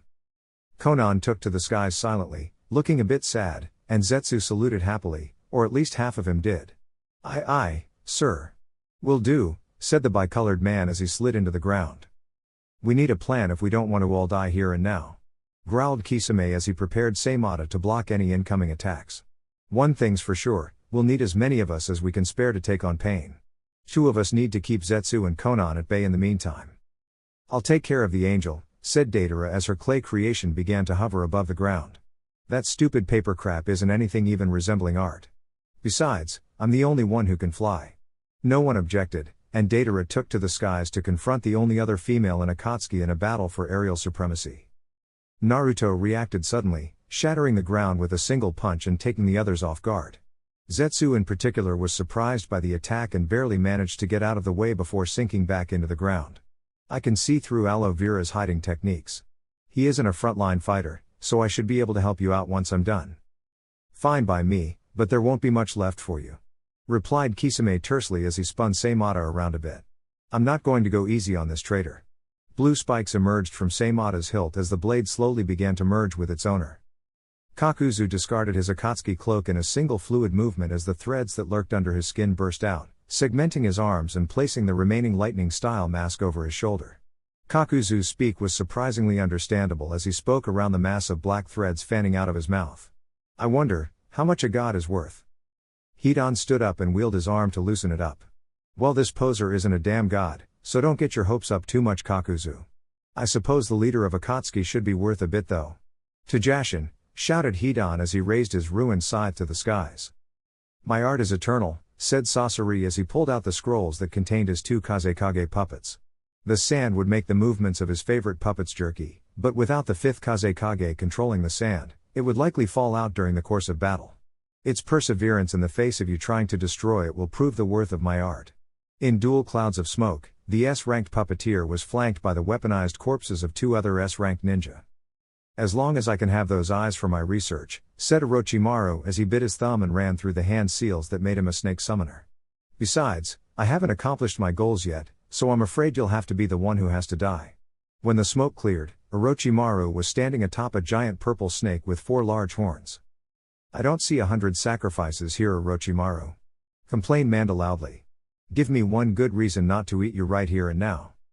You're right, of course, conceded the Sannin nonchalantly. Now that I think about it, you probably wouldn't have been much help against this opponent anyway. You'll pay for insulting my prowess later, but for now I'll show you the power of the snakes. Orochimaru grinned before spitting up a smaller snake. This snake in turn spat out a double-sided blade that Orochimaru caught out of the air. Nagato looked on at the 5 S-ranked ninja in front of him that were prepared to kill him with supreme confidence. Perhaps you could provide enough of a challenge to at least let me get a decent warm-up. But know this. If you insist on fighting me, your deaths will be even more painful. With his warning out of the way, Nagato manipulated one of the black orbs of the 10 Tails volatile chakra into a solid black shakujo that likely held the same disintegrating properties as the corrosive chakra. Now then, your deaths shall usher in an era of peace the likes of which this world has never seen. Konan and Deidara sized each other up, each with several of their creations flying around them. So I get that Nagato is crazy now, but why are you following him? Asked Deidara as several of her clay birds were hit by paper shuriken. The 4-pointed paper did little to affect the clay creatures, but Deidara had no doubt they would be as lethal as any metal weapon. World peace was the dream of Akatsuki's first leader, and the goal that Nagato follows as well. This is the only way, and I will support that bridge to peace. With that, Konan launched another wave of paper shuriken at Deidara. The sheer number of origami weapons was too much for her suicidal birds to catch in their bodies, and Deidara dove sharply to avoid the paper shuriken. Oh, so you're just crazy too. Good to know, yeah. Deadpan Deidara as she sent her birds flying towards Konan. The blue-haired Akatsuki member swung her arms down and launched 6 more shuriken, 1 at each of the birds, and hit them all dead on. These bits of paper began to sizzle before exploding violently. The clay pieces of art were too volatile to survive an explosion without giving in to their own unstable tendencies, and they all detonated a safe distance away from Konan. Gritting her teeth, Deidara dodged to the right and avoided more paper shuriken that exploded shortly after passing her. I was going to kill you for trying to kill me and my friends, but now it's personal. You'll pay for ripping off my art. Tossing out 2 small 4-winged birds, Deidara sent her next attack at Konan. The paper counterattack was expected, and the faster pieces of art easily dodged the wave of shuriken. The mobile bombs exploded in Konan's face, and she remained as emotionless as ever as she exploded into a flurry of paper and reformed several meters away. Deidara flipped off of her mount to avoid the barrage of paper weaponry that embedded itself into the clay sculpture Deidara had been riding. Deidara stopped her freefall by creating another large bird to fly on, this one a simple hawk, and sent her previous mount hurtling towards the paper angel. More exploding tags took the bird down, but the chakra held inside it was able to cause an explosion that Konan had to turn to paper to dodge. Reforming her torso and wings, Konan looked around frantically for Deidara, though it didn't show on her face. You think that paper crap is art? Konan looked down, and her eyes widened as a large hawk barreled into her neck and carried her high into the air. "I'll turn you into real art, yeah." Deidara immediately popped more clay into the mouth on her hand as the hawk exploded high in the air. The explosion scattered the sheets of paper that made up Konan's body, and she took longer than usual to reform. Deidara put the time to good use, pumping as much chakra as she could into the clay she was chewing. It was obvious that it would take a masterpiece to finish Konan off for good, and even though chewing the clay with a tongue that could actually taste made her want to gag, it was a small price to pay for ending this fight. And now that they had enough altitude, the chance of anyone else getting caught in the blast was almost non-existent. Konan reformed above Deidara, who seemed to be intently chewing on something. Bursting into a maelstrom of paper, Konan descended on Deidara. The mad bomber seemed to panic, looking around frantically for a way out. Nagato's right hand fluttered into existence behind Deidara, but kept her right hand flying around. Forming her right arm into a spike of chakra-enhanced paper, Konan stabbed forward, hitting Deidara right in the heart with little resistance. The blonde jerked, falling slowly backwards as the paper user formed fully. Konan berated herself for letting her guard down as the Deidara she had stabbed turned stark white and quickly reached behind her head to grab the blue-haired origami master. Melting into a more fluid clay, the clone melded around Konan into a solid ball of white clay. As Konan tried in vain to free herself from the clay clone trap, the real Deidara rose up from inside the bird. Opening her mouth as if to talk, Deidara instead spat out a deluge of clay as if she were throwing up. The clay messily covered Konan up entirely, leaving no hope of escape. Wiping any stray clay from her lips, Deidara smirked in victory. "This is real art." With her last quip delivered, Deidara fell backwards off of the hawk, activating her C4 on the way down. Looking up as she plummeted to earth, Deidara saw the large poof of white smoke as her C4 exploded and saw Konan leave quickly before diving after her. Creating an eagle to glide on, Deidara formed a basic seal to focus her chakra on detonating the C4 for real. Konan was in the process of pursuing Deidara when the dud bomb form earlier took effect. Her hands were the first thing to go, dissolving not into paper like usual, but a fine dust instead. The decay traveled up the Akatsuki member's arms as she looked on in horror. By the time she would have reached the mad bomber responsible for her fate, Konan was no more. Deidara Eagle turned and wheeled towards the others that were in the process of fighting a god, intent of assisting them in any way possible. Naruto soon learned that just because he could sense Zetsu didn't mean that the plant man wouldn't run away. Channeling as much chakra as he could to his legs to increase speed, Naruto caught up to the underground spy. Punching the ground into chunks, Naruto grabbed the Venus flytrap and threw him bodily into the air. Running through some hand seals to end this quickly, Naruto inhaled deeply. Sage art, vegetable slicer. The blades of sharp wind Naruto exhaled chopped the white Akatsuki member into hundreds of indistinguishable bits. The impromptu name change to the technique was an indulgence on his part, but the results were as impressive as ever. "You really shouldn't let your guard down like that." Naruto jumped away from the voice behind him as the speaker's chakra slowly began to stand out from the ambient chakra around them. "And you shouldn't worn out opponents like that. Now that clone died for nothing. We have more." Standing there, perfectly untouched, was Zetsu, in all his multicolored glory. Looking more closely at the chopped-up plant, and sure enough, there were no pieces of black. More stark white clones began to rise out of the ground, only appearing to Sage Mode's sensory abilities as they stepped out of the ground entirely. Not wasting any time with talk, Naruto began to tear the Zetsus apart. Luckily, the clones were much easier to kill than the original, who stood calmly as the clone army was ripped to pieces. Once about half of the weak warriors had fallen, Zetsu finally spoke, albeit to himself. "Your clones aren't doing much other than finding new ways to die. Would you like me to step in?" Raising the white arm up to his chin in thought, Zetsu carefully responded. "I suppose you could help a little, but don't go finishing him off right away." Clapping his hands together, Black Zetsu began his attack. Naruto wasn't at liberty to watch closely, as he was still crushing skulls and punching Zetsu clones into orbit. Wood style, deep forest emergence. The scale of the technique was infinitely smaller than when Zetsu had used it against the Three Tails, but it was no less powerful. The roots of Zetsu's lower body dug into the ground and burrowed towards Naruto, leaping out of the soil intermittently like dolphins.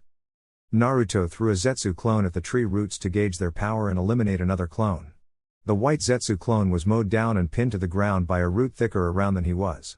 Blanching at the thought of that happening to him, Naruto brought his hands together in a single seal. Sage art, majestic flame devastation. The wall of flames went flying at the oncoming trees. The two met and pushed against each other, battling for dominance. In an impressive feat, The wooden trees actually withstood the inferno, though their forward progress halted. "Wow, that was impressive," said Zetsu as he popped out of the wood and lunged at Naruto. The sage had plenty of time to react and snapped the sharpened stick that Zetsu was using in half as he dodged to the side. Twirling the weapon, Naruto plunged it into Zetsu's forehead, hurling the wood-style user back. Zetsu slowly stood up, a remarkable accomplishment considering the spike embedded in his face. Reaching up, Zetsu pulled the spike out and dropped it to the ground. "Man, that hurt. Then maybe you shouldn't rush in like that." Naruto was confident in his ability to win, as he could always fall back to the Nine Tails chakra if he truly had to, but Zetsu's healing factor was beginning to become worrying. Naruto extended his senses, trying to see if he was far enough away from the other Akatsuki members to safely use the Nine Tails chakra. Deciding it was safe, Naruto prepared to grab hold of the volatile chakra of the most powerful tailed beast. Just as he was about to don the golden aura, tendrils of wood shot up out of the ground, taking Naruto by surprise. He had taken for granted Sage Mode's ability to sense incoming attacks, but the wood style was close enough to natural chakra of the earth that the techniques almost blended in perfectly with the surrounding soil. It was painfully obvious in the air, but by then it was too late. The wooden tendrils held Naruto by the wrists and ankles, stretching him out like a prisoner to be interrogated. Zetsu approached him, one half menacingly, the other half downright giddy. "It's been forever since I've had natural chakra. This is going to be fantastic. Your Sage Mode will mesh nicely with this body. It will make taking out your allies even easier." Naruto simply grimaced as Zetsu's white half placed a hand on his chest and began to siphon his chakra. Zetsu's main body could absorb chakra at a much faster rate than his clones, but it would still be quite a while before Naruto was out of chakra completely. Naruto tried to break out of the roots, but Black Zetsu kept the roots supplied by chakra to prevent them from breaking. Everything seemed to be going well for Zetsu and red marking began to appear around his eye, though Black Zetsu seemed unaffected. Then things went south quickly. White Zetsu's flesh began to elongate in random places, taking on a darker tint to resemble actual tree bark. Zetsu's eyes widened in horror as the tree-like growths began to consume more and more of him. The white hand that had been draining chakra recoiled and tried in vain to hold the transformation back. Black Zetsu pulled back as well, separating himself from his other half as White Zetsu completed the transformation into a large tree. Without the roots being held together by a constant supply of chakra, Naruto was easily able to break out of the wood-style trap.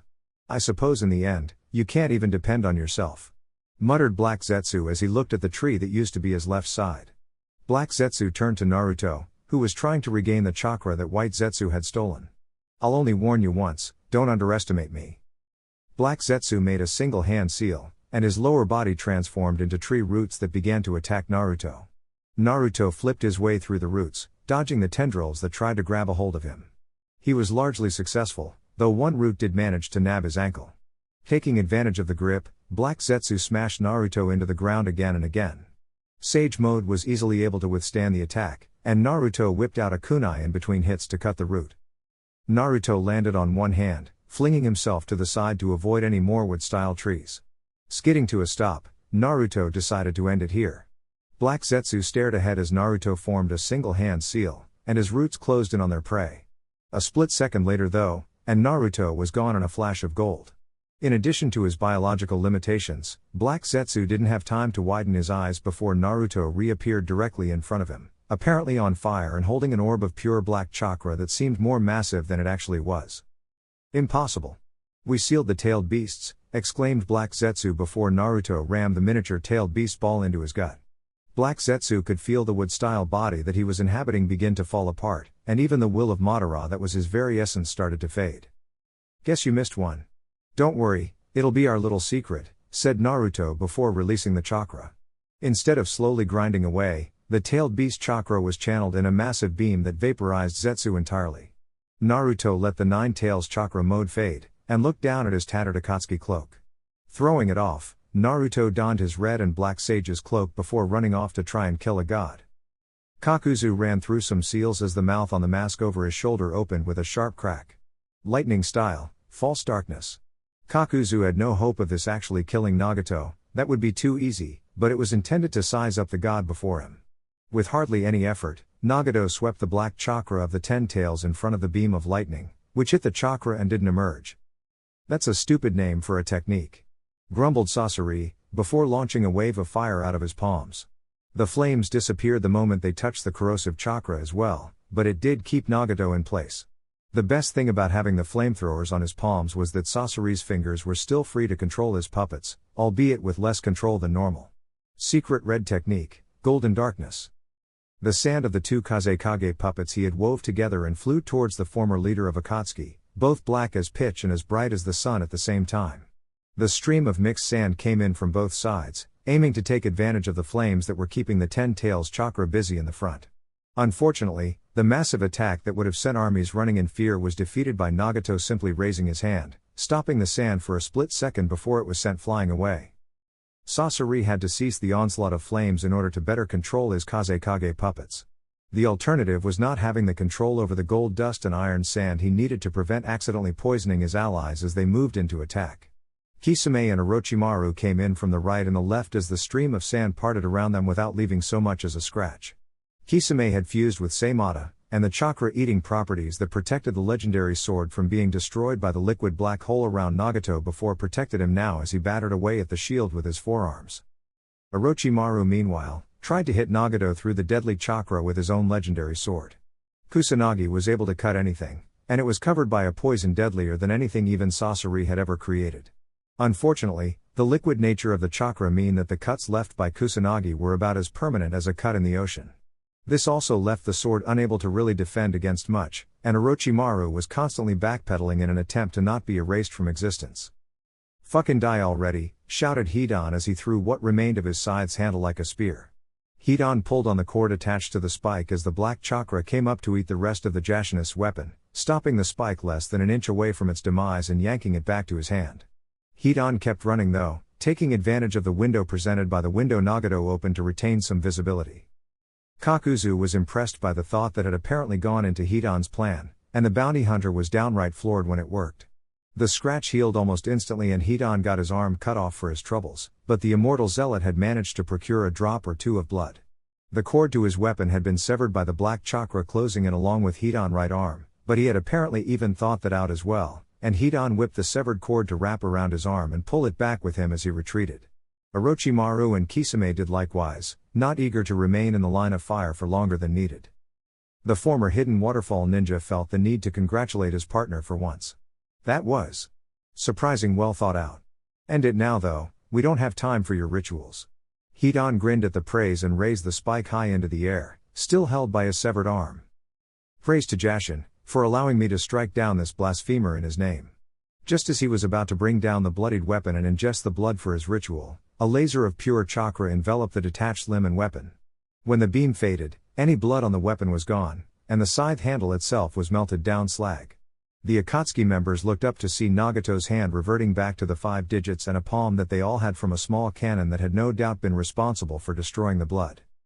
Hidan brought down the slag and frantically started chewing on it, apparently hoping to get some blood out of it. Unfortunately, some of the melted weapon was still molten. "Oh sweet Jashin, that burns. Kakuzu, put my arm back on, I'll show this bastard what happens when he burns my mouth." Any other day, Kakuzu would have objected, or done an intentionally shoddy job, but these were dire straits, and a thread snaked its way over to sew the severed arm back on as lightning continued to fire over his head to try and keep Nagato at bay. Sasori attempted to use his sand to exploit any openings, but between Orochimaru, Kisame, and now the rearmed Hidan, there wasn't much room for his sand to go on the offensive. Instead, the puppeteer opted to use his sand defensively, blocking the black rods and acting as platforms for the other 3 close-range combatants to maneuver with. It was largely unsatisfying, and he actually found himself wishing for the other to fall back so he could stretch his collection. Nagato was caught off guard for the first time in the fight when Manda burst out of the ground beneath him, attempting to swallow Akatsuki's former leader and anything that was too close. Nagato raised his hands up as the jaws of the serpent closed around him to force the snake's jaws open. Manda dislocated his jaw to keep it from being ripped off, and the leader of the snakes fell to the ground, leaving Nagato inexplicably hovering in the sky. The god clapped his hands together, slowly pulling them apart to reveal a minuscule black orb. The sphere floated in the air as Nagato gently descended back to the ground, where Manda was wrapped around the entire area, leaving no escape. Suddenly, Manda began to feel lighter and lighter before being lifted off the ground entirely. Looking up, the small black orb of condensed gravity was pulling every bit of loose rock towards it, and even some rock that wasn't loose at all. The Akatsuki members were stuck to the ground with chakra, but the ground they were anchored to didn't have that advantage. "Aim your strongest attacks at the center," shouted Sasori. "If we can destroy the weak point, we can escape this." Sasori started the barrage with a wave of gold dust and iron sand. Kakuzu followed up with an electrified blast of water, and Kisame launched a frenzy of sharks made of water. Manda struck out with his own body, and Orochimaru's sword elongated to ridiculous proportions to stab at the black orb of death. The attacks all collided in a magnificent explosion that Deidara would have been proud of, and the pieces of rock that the Akatsuki members stood on stopped rising for a second before falling back to earth. Once they landed, the landscape was even more devastated than it had been before.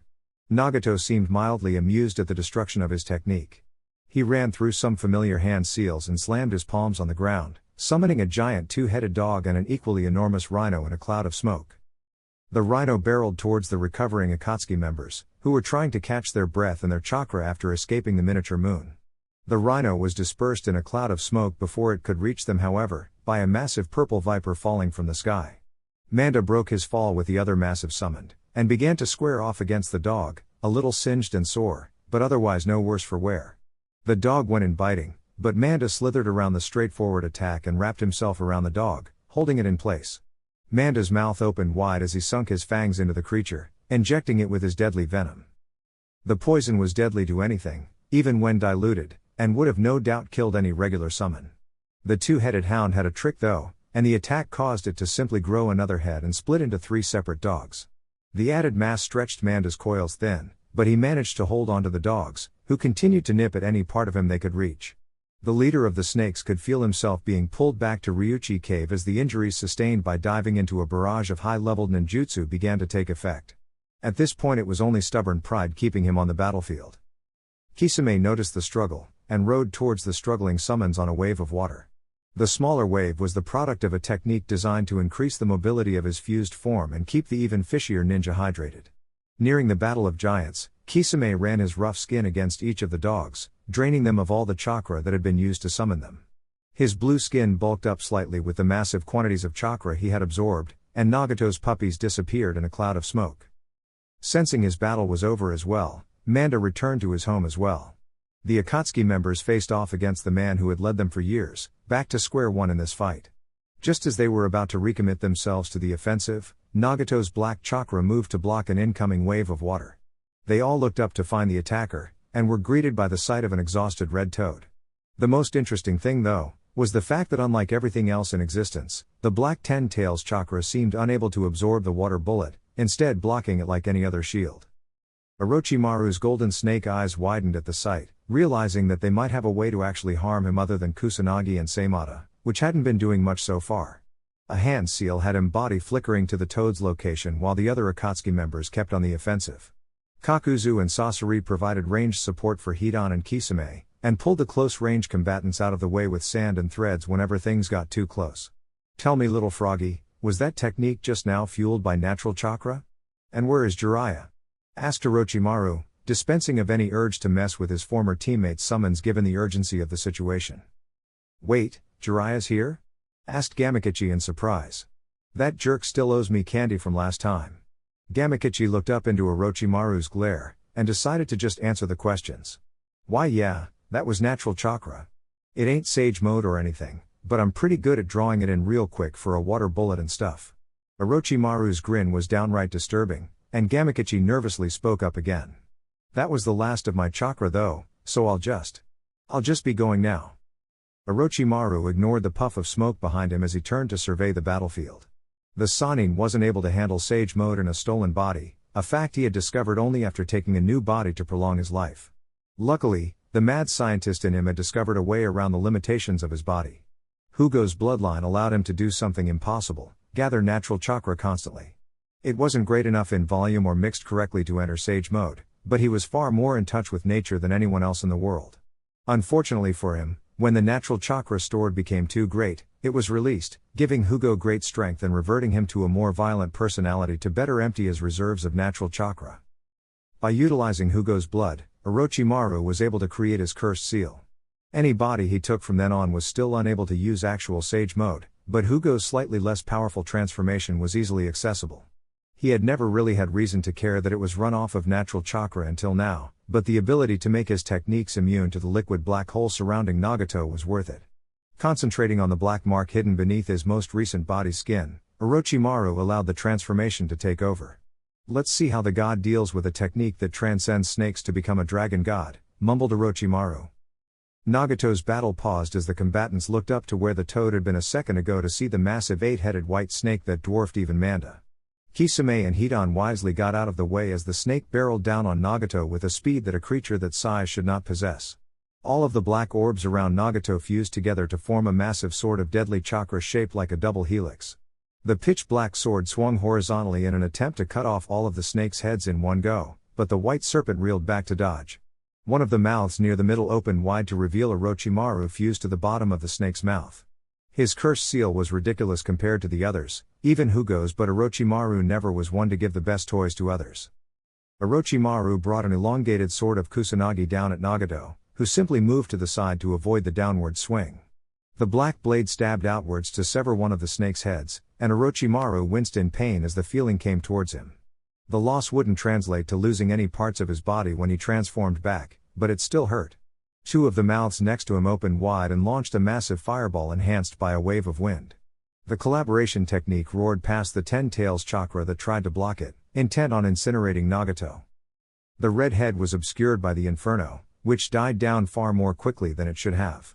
When the flames disappeared, Nagato was left standing with one hand outstretched as if he had stopped the technique with one hand. 3 of the remaining heads on the snake struck out with the speed of lightning, only to be rewarded with a black sword severing them in a spray of blood. The snake was 4 heads down, and only had 4 left.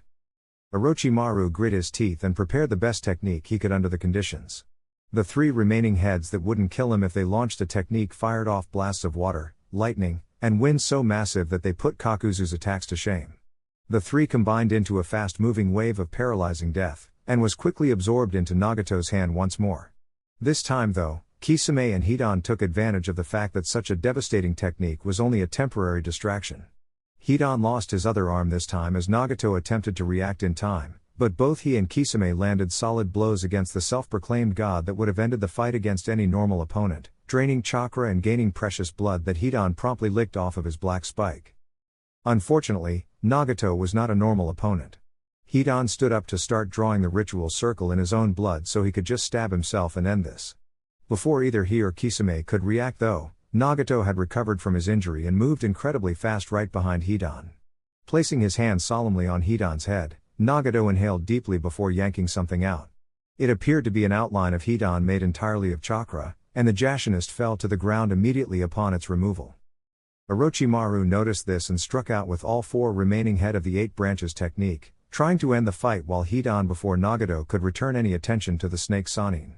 One quick turn and slice was enough to separate the remaining heads from the body, which writhed in pain before becoming still. Orochimaru ejected himself from the mouth of the white serpent midair at great speed. Its purpose served, the black sword melted back into the orbs of 10 tails chakra that hovered ominously behind Nagato's back. "I believe you've pushed me as far as you will. I grow bored with this attempt to fight me, as if you were even close to my level, and will end it at once. Suffice to say, you won't be alright." Chapter 26. Naruto hadn't realized just how far away Zetsu had lured him until he had to run all the way back. The sheer amount of chakra being thrown around wasn't helping the sage get an accurate picture of what was going on with the others. He could detect the pulses of chakra from individual techniques, but Nagato's omnipresent chakra prevented Naruto from sensing individuals and locations from this distance.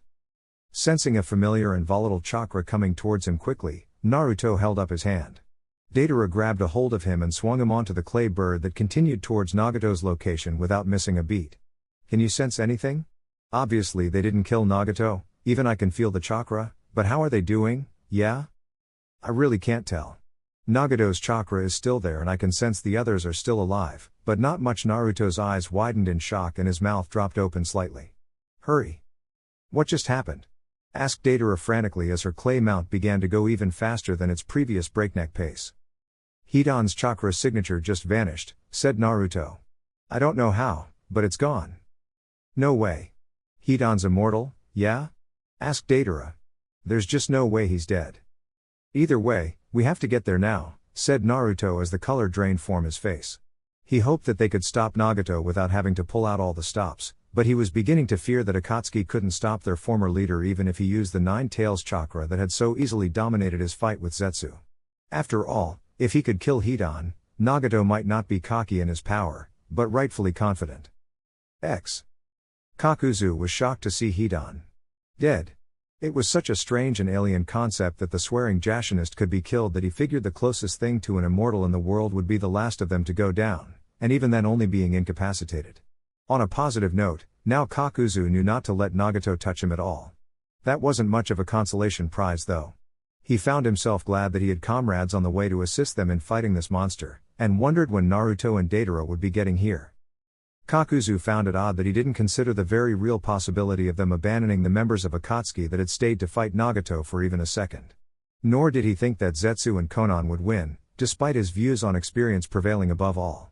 The bomber and the sage were powerful allies, and he only hoped that they would be able to make it in time. The bounty hunter swore to himself that he would be standing when they arrived.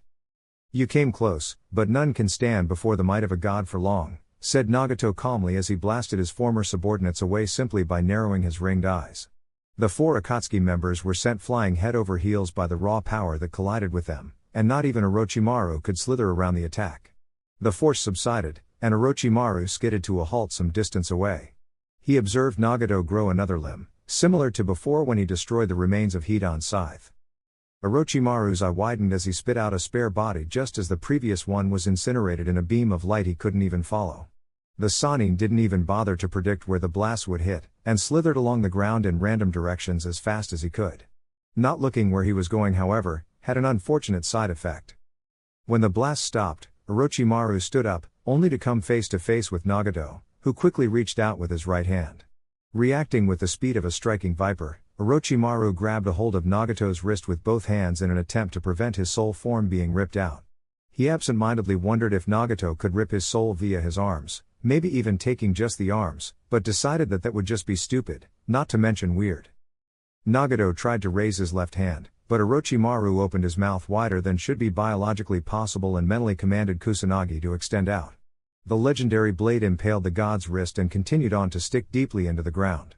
Orochimaru worried for a second that his guess had been wrong, and that Nagato would simply grow another arm and remove his soul, but the seconds passed, and all that was proven lacking was Orochimaru's strength as Nagato's hand inched slowly towards the Sannin's chest, but not his theories. Nagato had ridiculously strong abilities even beyond the black chakra of the 10 tails. He never would have united the members of Akatsuki under him as pain otherwise. But whether it was the power of the abilities themselves or the added stress of holding back the 10 tails, Nagato could only use one ability at a time. Grinning in victory, Orochimaru breathed out a thick purple smog around Tsunade. The poison was a potent, not that it would have any effect on Orochimaru, but one that would likely slow Nagato down, if not outright kill him. Nagato tried to pull back, but now Orochimaru wasn't holding Nagato's wrist back, he was holding it in place. The snake Sannin wasn't as feared as he was for relying on one plan though, and he decided to enact all of them at once just in case being the 10 tails jinchuriki came with some kind of toxic immunity privilege. The palm on his hand opened, biting down on Nagato's wrist and injecting it with Orochimaru's chakra. The chakra wasn't naturally explosive like Deidara, but the ability to manipulate the chakra was still there. Commanding Nagato's arm to remain still for a second wouldn't work for long, but it would do for the time being. Orochimaru had Kusanagi contract in the opposite direction, the hilt shooting out of his mouth to keep Nagato stuck while Orochimaru executed his next move. Another body emerged, fingertips alight with small flames. Let's see if we can do something about that pesky 10 tails. 5-pronged seal. Orochimaru's hand shot out at blinding speeds to add additional pillars of support to the 10-tail seal in hopes of cutting off Nagato's connection to the beast, or at least hampering it in some way should he survive the poison on Kusanagi and the poison in the air. Centimeters before Orochimaru's finger came into contact with Nagato's skin, a blast of chakra sent Orochimaru flying and dispersed the poison in the air. Stiffly moving his arm as Orochimaru's chakra left his system, Nagato removed Kusanagi, the wound closing up quickly without so much as a drop of blood escaping the wound. Tumbling head over heels, Orochimaru tumbled to a stop, only to be enveloped in a brilliant beam of pure chakra. When the dust settled, Orochimaru was gone. A smoking crater was all that remained of the Sannin. As Nagato's right hand reassembled into a 5-digit appendage, the black 10 tails chakra formed a ring around him to dissolve the poison ninja wire all but invisible to the naked eye that tried to wrap around him. The corrosive chakra did little to stop the barrage of poison weapons from being launched against him, but they did little against the impenetrable shield of chakra that broke down all the senbon and kunai. Nagato looked to see the two puppets that dodged his counterattack fervently, not letting themselves be touched anymore. The two were relatively simple humanoids clad in red cloaks with fur collars. The female-looking puppet had long brown hair while the male puppet had short red hair similar to Sasori's, though it was a common enough hair color in the hidden sand. The limp ninja wire that used to connect the two had been severed, and the two drew their own unique weapons. Nagato was surprised to see an ornate serrated katana and a custom-made kunai-covered whip.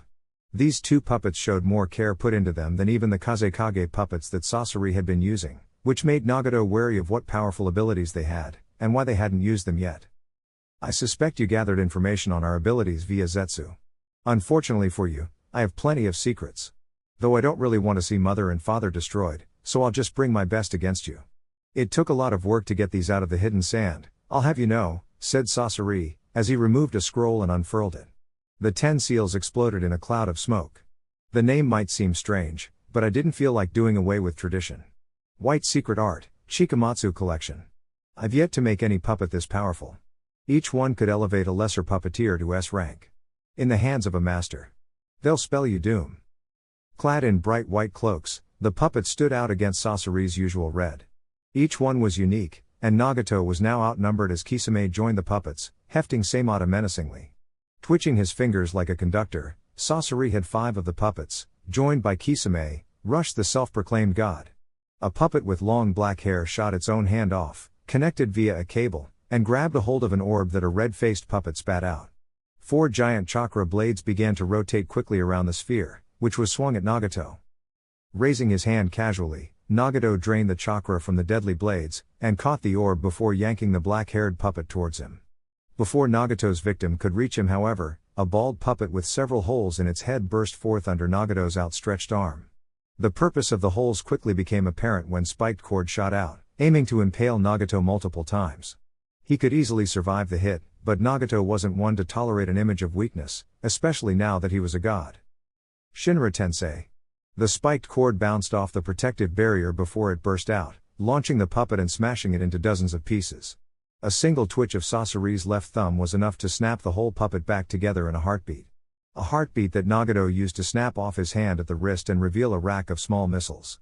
The projectiles launched towards Sasori himself, only to be sliced in half midair by a red-haired puppet wielding 2 massive swords. The puppet landed on one of her sword as the bomb exploded in the air behind her. A massive tornado began to suck at Nagato, who looked in the direction of the suction to see 3 of the puppets standing in a small pyramid and generating the winds.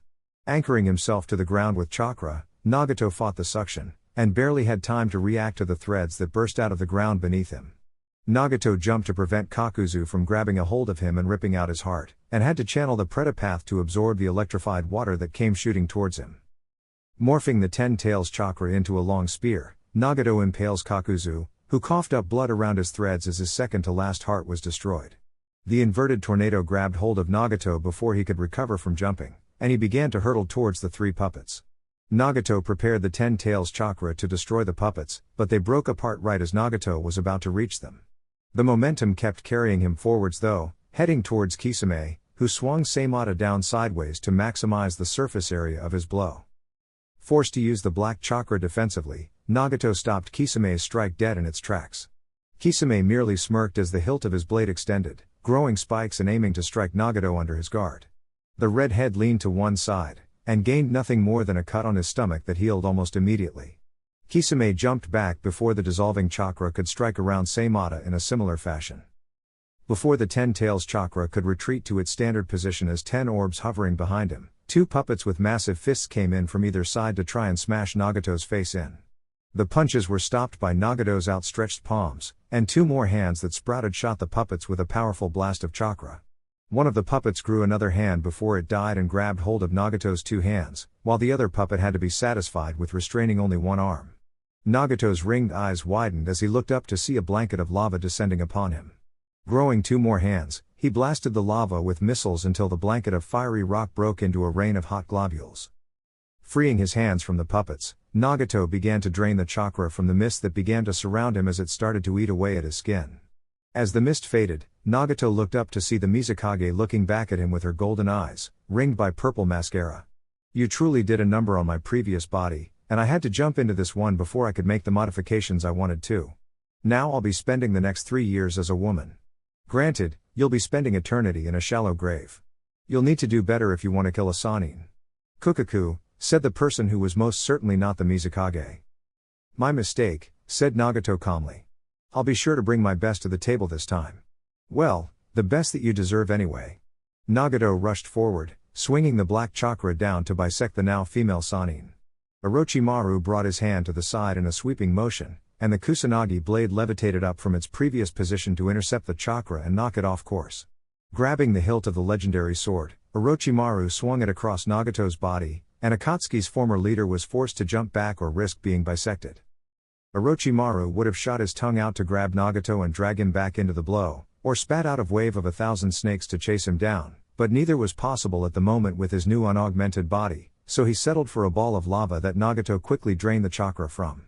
He was still forced to deal with a small boulder coming at him, and the force from the rock transferred to Nagato as he caught it to prevent actually being struck. Unfortunately, Kisame and Kakuzu took full advantage of the fact that Orochimaru had taken up both Nagato's hands and his more versatile abilities for a moment to drain chakra. Kisame held the 10 tails chakra back with Seimata, while Kakuzu hardened his fist and literally launched a punch at Nagato. Nagato might not be able to launch blasts of gravity, or shoot chakra lasers, or suck out souls at the moment, and his 10 tails chakra was holding back Orochimaru and Kisame's legendary swords at the moment, but he still had access to the most basic on ninja skills. Dodging. Nagato easily sidestepped the punch, dropped the rock that used to be a lava-style technique, and raised a hand towards Kakuzu. Bando Tensei. Kakuzu couldn't fight the force that began pulling him towards the self-made god, and he readied a water-style technique with his final heart from the 5 he had started out with. Before he could finish the technique though, Nagato had placed a hand on his chest. Still channeling the Deva path, Nagato couldn't rip out Kakuzu's soul. Instead, he shot a pitch-black rod out of his sleeve to impale the second half of the zombie combo. Orochimaru and Kisame were blasted back as Nagato turned his attention to them, allowing Kakuzu's body to fall to the ground. The X-Mist and Leaf Ninja skidded to a halt near Sasori, who had regrouped his puppets to assess the damage done to them by Nagato.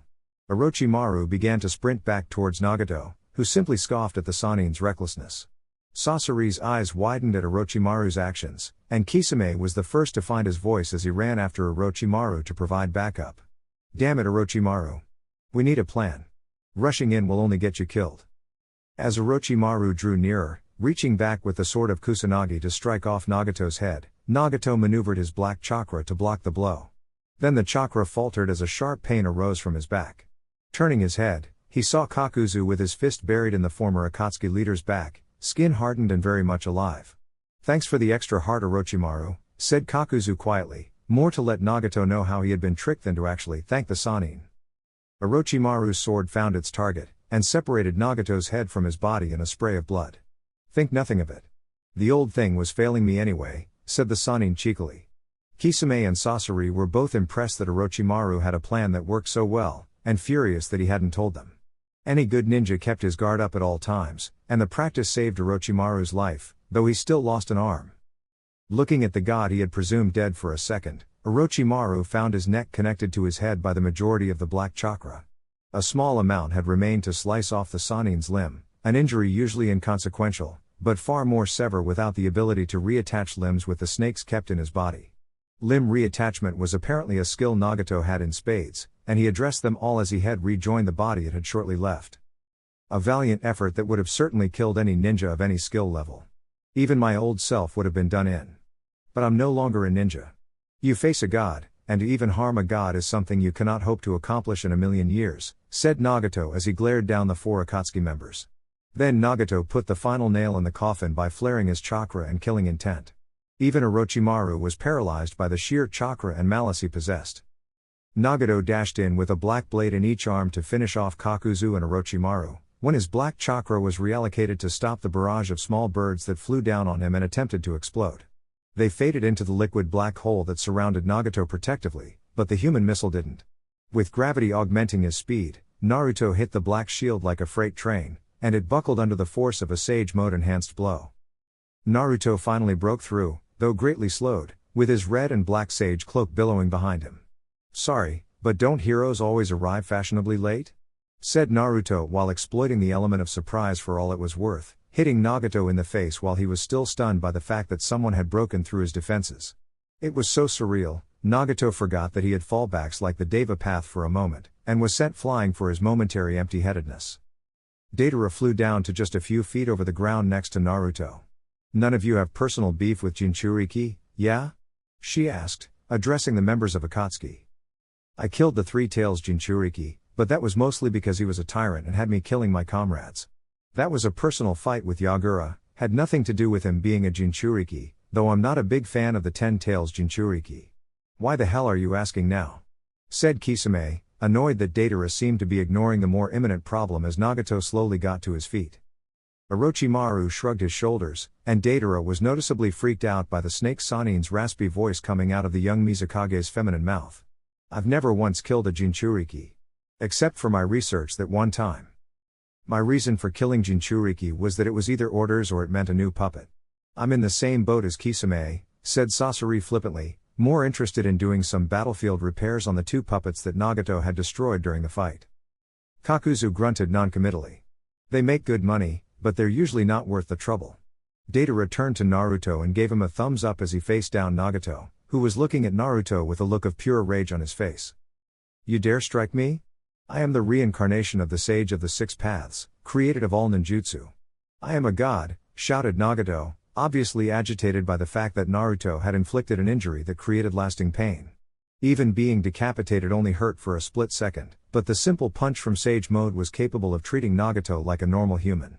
And as a god, he couldn't let that stand. "Sage of Six Paths, huh?" asked Naruto, smirking at Nagato's unhinged behavior. "Well, you might have the eyes, but you're missing two vital ingredients." A bit of confusion shone through Nagato's divine wrath, and Naruto decided to enlighten him. 1. The Sage Odd Six Paths was just that, a sage. And I'm not sensing a drop of natural chakra running through your body. 2. You aren't really the Jinchuriki of the 10 tails. You're missing a bit. Impossible. Akatsuki captured every tailed beast. The statue began to revive, and I sealed it into myself. "This chakra is proof," shouted Nagato as he gestured to the black orbs of chakra floating around him. "Are you sure? Absolutely positive you found every Jinchuriki? Because I have proof you didn't." Naruto decided to cut off any response by flaring the Nine Tails chakra. The Akatsuki members were all shocked at the familiar chakra of a tailed beast, save Deidara, who had seen the transformation. "I'm the real Nine Tails Jinchuriki. And since I'm both a sage and a Jinchuriki, I'm as much a reincarnation of the Sage of Six Paths as you are." Naruto's claim rubbed Nagato the wrong way, and he decided to show Naruto just how wrong he was. "No. I am the Sage of Six Paths. I am a god in human form. I am invincible." The black orbs of the 10 Tails chakra coalesced around Nagato's hands as he clapped them together, and the sheer density of the chakra formed a small crater underneath Nagato. With a loud shout, he threw the black ball of chakra into the sky, and the effect was immediate. Even as it was still rising, the empowered Chibaku Tensei began to pull up massive chunks of the ground. Deidara Bird was pulled in slowly as it fought against the pull by flapping as hard as it could in a tug-of-war it was losing. The other members of Akatsuki didn't fare much better, being pulled into the epicenter of the new satellite that Nagato was creating. Remembering the strategy from before, Kakuzu, Orochimaru, Kisame, and Sasori all launched their strongest attacks at the black center of the technique, but this time the orb remained unharmed, protected and enhanced by the black chakra of the 10 tails. Naruto looked at Nagato before dashing towards the black orb in the sky by jumping between the pieces of debris. A similarly sized black sphere swirled to life in his hand, and the 9 tails chakra around his arm extended to thrust the miniature tailed beast ball directly into the center of the Chibaku Tensei. Just because the tailed beast ball was smaller than the massive orbs created by tailed beasts didn't mean it had any less power though, and it probably had even more condensed into the size of a grapefruit. The resulting explosion of the tailed beast ball impacting its target was almost as large as the finished moon would have been. Just as before, the boulders lifted up by the Sage of Six Paths technique began to fall as the chakra orb in its center was destroyed by the raw power of the strongest tailed beast. Nagato was less than pleased with this, and shot a blast of pure chakra at the other Jinchuriki while his speed was limited to the rate of gravity. Before the searing beam of energy could hit him, Naruto was pushed out of the way by a white-clad puppet. The blast was enough to vaporize the legendary puppet, and Sasori was glad he was physically incapable of crying at the irreparable damage to such an artifact of his craft. Naruto landed lightly on his feet as the black chakra reformed from the particles in the air around Nagato. Naruto turned when he was addressed by Kakuzu, who looked dead on his feet and was breathing heavily. That black chakra destroys everything but natural chakra, and he can use other abilities like those lasers, but he can only use one at a time. If he touches you, he can tear out your soul, and he can blast you away with some kind of powerful force. He summoned some strange beasts earlier, but he hasn't in a while. And he can absorb chakra, even natural chakra, with his bare hands. Seeing Naruto's questioning look, Kakuzu sighed. I'm running on one very old, nearly dead heart. I'm afraid I won't be of much help. Alright. Thanks for the intel, but I got this, so try not to die, said Naruto, turning his golden gaze to Nagato. Feeling a powerful presence in his mind rearing up, Naruto closed his eyes and retreated to his mind for a moment. Time passed slowly here, and he could subdue the nine tails if it was escaping before Nagato even wondered why his opponent was closing his eyes. What do you want, Fox? I have a name, you know, replied the nine tails indignantly from behind its cage. Not that I'd ever tell you. Growling as if he was still debating giving Naruto the information, the mightiest tailed beast continued. If you can manage to free my brethren and unite me with the rest of my chakra, I'll willingly cooperate with you for long enough to utterly crush that fake sage of six paths. Naruto raised an eyebrow in curiosity. It wasn't often that the nine tails offered anything more than a quick death, and it was even stranger that he would be willing to give Naruto the time of day, let alone help him in a fight. How would I go about freeing the other tailed beasts? I'm not exactly the best at seals. The nine tails scoffed at Naruto's lack of knowledge. I should have known you humans would be next to useless. The best way would be to release me and let me do it, but if you insist on struggling your way through this, you should be able to pull the tailed beast's chakra out of him like you stole mine before. Once out, we should return to the forms the Sage of Six Paths gave us when we were born. Naruto was still suspicious of the nine tails, but there was no real risk to listening to the tailed beast. Opening his eyes in the real world, Naruto rushed the former leader of Akatsuki. The black chakra of the 10 tails bent under the force of the sage's blows, but without the added force and the element of surprise, the shield held. Nagato raised a hand and lowered his guard to retaliate. Naruto tried to exploit the opening but was shocked when the force sent him flying despite the power of Sage Mode and the Nine Tails Chakra Mode combined. Naruto recovered though, and nodded to Deidara. She nodded back before tossing him a beautifully crafted clay toad and sending a wave of small locusts flying and jumping and crawling towards Nagato while Naruto sprinted back in. Nagato ran through a set of seals and countered the attack with a horde of actual locusts, the only differences being the small rinnegan and piercings in the insects. Nagato got the 10 tails chakra up just in time to deflect the blow from Naruto, though he punched through the barrier with his superior strength and speed. The hordes of locusts began to clash, with the real ones eating the clay and the clay ones blowing up the flesh and blood insects. The summoned bugs also had an effect incredibly similar to the iron sand that Sasori used so much, clogging up the workings of Chikamatsu's collection. Sasori rushed in, protecting himself from a similar fate by incinerating everything with the flamethrowers mounted in his palms to rescue his puppets. Deidara's force was smaller, but her army of bugs was bolstered by new forces as quickly as she could make them, and each one caused more damage with its explosion. Sneaking a bird into the mix, Deidara smirked. Naruto meanwhile, was still trying to even lay a hand on Nagato. The redhead could see the extensions of natural chakra that Naruto tried to hit him with, and the speed boost from the Nine Tails chakra was only usable in straight lines for quick bursts. It could likely be used more effectively in close quarters combat, but Naruto hadn't used the chakra all that much, and as such hadn't really had a chance to practice and experiment. His inexperience was Nagato's gain, and the rinnegan bearing jinchuriki counter-attacked by smashing Naruto across the face with the black chakra of the 10 tails. The blow sent him into the ground in a cloud of dust and small rocks.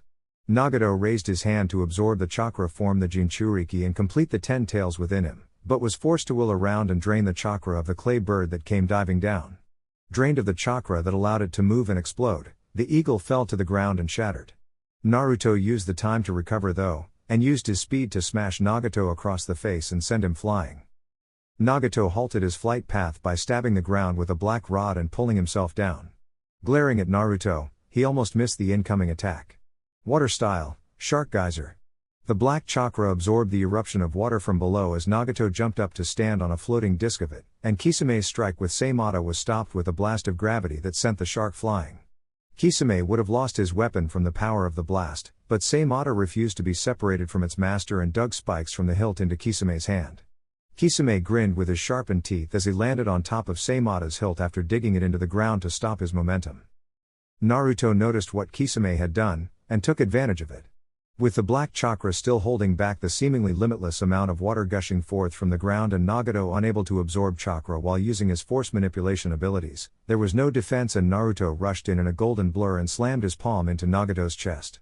The small toad in his hand that he had infused with Sage Mode chakra croaked once and then exploded as Naruto grabbed hold of Nagato to keep him in place. The force of the explosion was massive, and even Naruto struggled to remain standing through the blast. The remaining locusts were killed by the heat from the explosion, and Kisame was glad he had been launched to a safe distance by Nagato's attack. The durability granted by virtue of being the 10 tails jinchuriki kept Nagato alive, but his entire body was racked in pain as he was sent flying away. Nagato looked up groggily, and was snapped back to full alert by what he saw. Stretching the distance between him and Naruto was a massive cord of red and black chakra. Realizing that the chakra was his, Nagato's eyes widened and he grabbed a hold of the chakra and tried to pull it back into himself.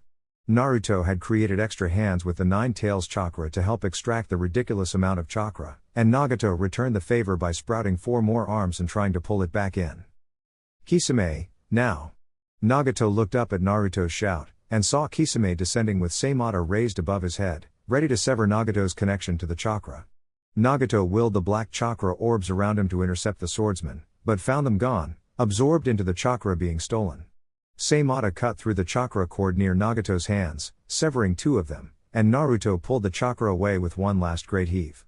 The chakra split into 8 globules that landed heavily on the ground, and Naruto's 9 tails chakra reacted to grab a hold of one of the bigger chunks of chakra, which it absorbed fervently. Nagato pulled the remaining bit of chakra he had managed to keep a hold of back into his body, and a single red tail formed from the base of his back as black circles formed around his eyes. Nagato's vibrant red hair faded a bit to a duller, dead-looking color. Akatsuki's former leader sagged a bit as the energy of the 10 tails faded from him. His Rinnegan looked at Naruto, now without the tomoe around the rings. The golden jinchuriki stood resolute, unharmed by his proximity to the blast that had nearly killed Nagato even with the 10 tails chakra. The whisker marks on Naruto's cheeks had become large bars, and the golden energy spiked his hair almost straight up, creating 2 horn-like protrusions. His high-collared sage's cloak had become enveloped in the golden aura as well, with 9 tomoe and a spiral added to the back. Black markings ran across his gold skin, completing the image. Nagato gasped at the sight. How? I have the Rinnegan. I was supposed to be the reincarnation of the Sage of 6 Paths. How are you closer to him than I am? I'm not closer to the Sage of 6 Paths, said Naruto, shaking his head. I'm me. And you're you. And your misguided attempts at peace have killed hundreds, including my comrades. And for that, I won't forgive you. A tailed beast ball swirled to life in Naruto's palm. Nagato closed his eyes as the attack neared him. His plan for peace had failed, been foiled by the last hurdle in his path. He had built a bridge to peace, and then sought to destroy it to prevent a return to the world that had been. And the supports of that bridge had fallen out from under him. As his body exploded in a sphere of black chakra, Nagato wondered what he could have done differently to secure the future he, Konan, and Yahiko had dreamed about as children. Once the blast subsided, Naruto's golden aura began to slowly fade, before leaving him entirely in a quick burst. Gasping at the sudden loss of power, Naruto fell to his knees and closed his eyes. Opening them in his mind, Naruto came face to face with the grinning fox, who was now over twice as large as before. What did you just do? The fox smiled at Naruto sadistically. I merely took back what was mine, and it feels so good to be complete again. I'd use my full might to escape and eat you whole, but you kept your end of the bargain, so I guess I owe you that. Now get out of my sight. With that, the 9 tails roared menacingly, and the force propelled Naruto out of his own mindscape. Naruto opened his eyes to see Deidara looking at him worriedly, with an arm slung over his shoulder. He grinned sheepishly and struggled to stand, succeeding with a bit of help from his partner. Sorry to worry you, he said. No problem, yeah. And good job. You just saved, probably the entire world, said Deidara, looking around at the destruction caused by the massive battle. What had once been 3 mountains shaped like howling wolves that towered above the land of iron was now a ruined crater that was actually lower than the surrounding land. Wish there were more rewards to saving the world than death and destruction, said Naruto glumly as he looked around at the chaos and devastation caused by the man he had followed towards peace for years. Who says that there isn't, yeah? Asked Deidara, before grabbing Naruto's shoulders and kissing him. It was a strange experience, and Naruto didn't respond for a moment from the sheer shock of what was happening. Before he had time to respond though, Deidara pulled away and coughed awkwardly. Good job there, but what's with the leftover chakra? Asked Kisame as he strode up, Seimata strapped across his back. He gestured over his shoulder to the blob of chakra that was slowly taking form. It was unclear what it was going to be at the moment, but the indicated that it would be massive. That's a tailed beast, explained Naruto, half pissed at Kisame for interrupting and half glad for the excuse to focus on something else for a short time. They'll reform quickly, so it might be best if we weren't here when they do. Very well then, said Sasori as he walked up, supporting a tired Kakuzu that was looking older by the second. Though I should probably give Kakuzu a new heart soon. I think I have a spare. Yes, it was a pretty bad heart near the end, lamented Orochimaru. Though this body was preferable to it. But this body might as well be weaker than the old one without any of the augmentations. Oh well, Kabuto and I will whip this body into shape soon enough. So, what do we do now? Asked Naruto. None of them had any clue, but they imagined they would think of something. Chapter 27. Epilogue. So are you awake yet? I know you're not dead, said Kisame, Seimata slung over his back, more tired than he had ever been. The young Uchiha leaning up against a tree opened his black eyes sluggishly. I'm not entirely sure why I'm not. Didn't you say you wanted to avenge your partner? I was the one who killed Itachi. Kisame's shoulders shook as he chuckled. Itachi was a man of secrets, but I was around him often enough to learn a few. Let me share two of them with you. 1. Itachi was dying. Not many could notice it, but I saw the blood and heard the coughs when he thought no one was around.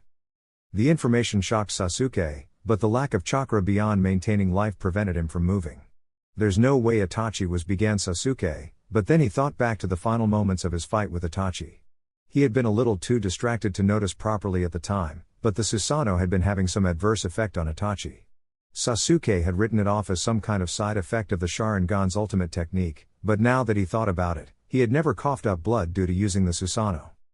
Seeing the look of understanding dawn on Sasuke's face, Kisame continued.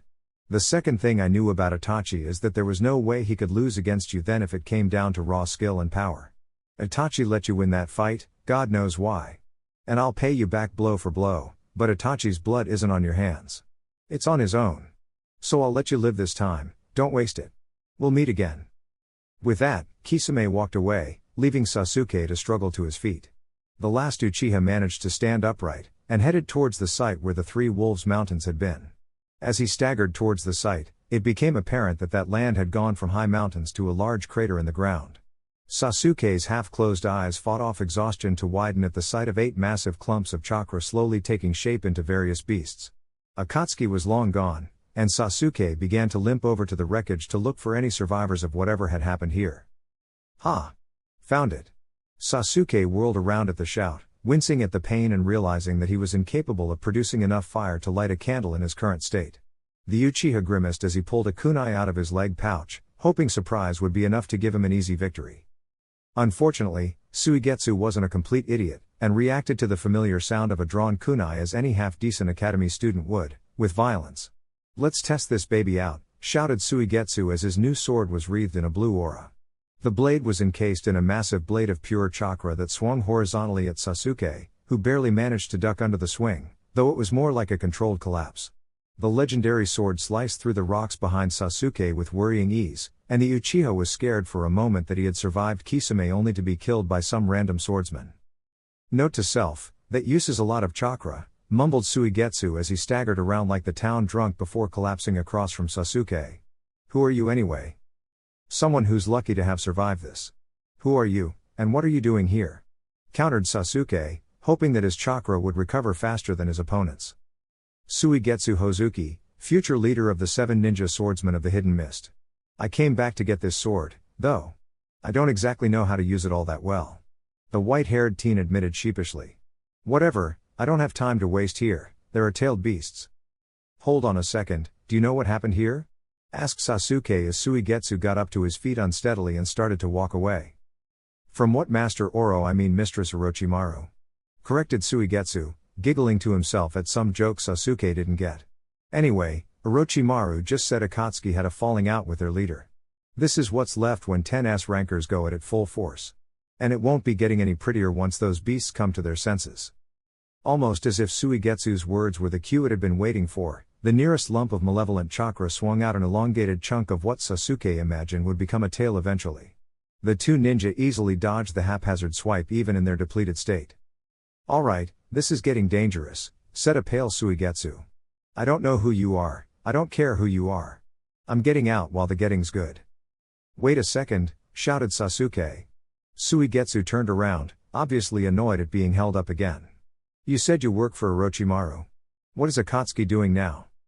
"I'd imagine they're eating dinner," replies Suigetsu sarcastically before dropping his sharpened smile.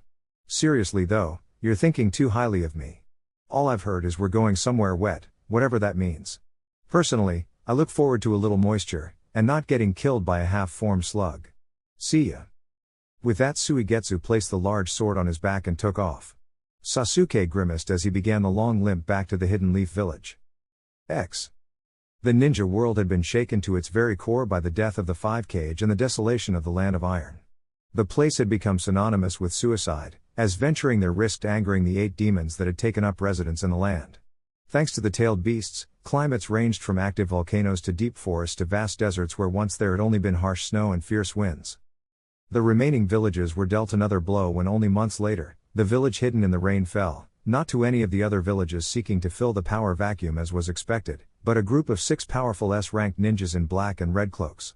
Oddly enough though, Akatsuki didn't stop there. The former terrorist group continued to push their own agenda by sweeping across the land and decimating the armies of the other villages that were preparing for war. Leaderless, there was little resistance from the major villages, who were glad that a long and painful war had been averted, even if half the world was under the control of Akatsuki. But Akatsuki did not stop there. "Sir. You'll never guess who it is," said the ninja as he burst into Ao's office. The man left to guard the Hidden Mist village was serving as interim Mizukage, a post he wished every day he didn't have. Though he was grateful to Akatsuki on some level for either destroying the armies of the more minor villages or scaring them back into the woodworks, it was nothing compared to his rage over the death of the former Mizukage. Meteor had led the rebellion for years against the oppression of Gaara, and by the end of those hard years she had been like a mother to most of the ninja that followed her. Not being able to protect her and Chojiro would haunt him to the grave. "This had better not be some kind of game," shouted Ao, looking up from the mountain of paperwork with barely contained anger over his subordinate's casual tone. The ninja backpedaled both mentally and physically at his leader's tone. "It's Lord Kisame. He's requested an audience and is outside now." Ao was even more frustrated at Kisame's title being used when he was a member of Akatsuki. Then again, the Hidden Mist had few allies in the world, and losing their jinchuriki, a tyrant and a traitor, hadn't hit them nearly as hard as the other villages. Kisame was the leader of one of the first and most successful attempts on the Mizukage's life, making him some kind of celebrity among the former rebellion. Ao had been one of the many admirers that the monster of the Hidden Mist had, but that admiration had forever been destroyed by his part in the Mizukage's death.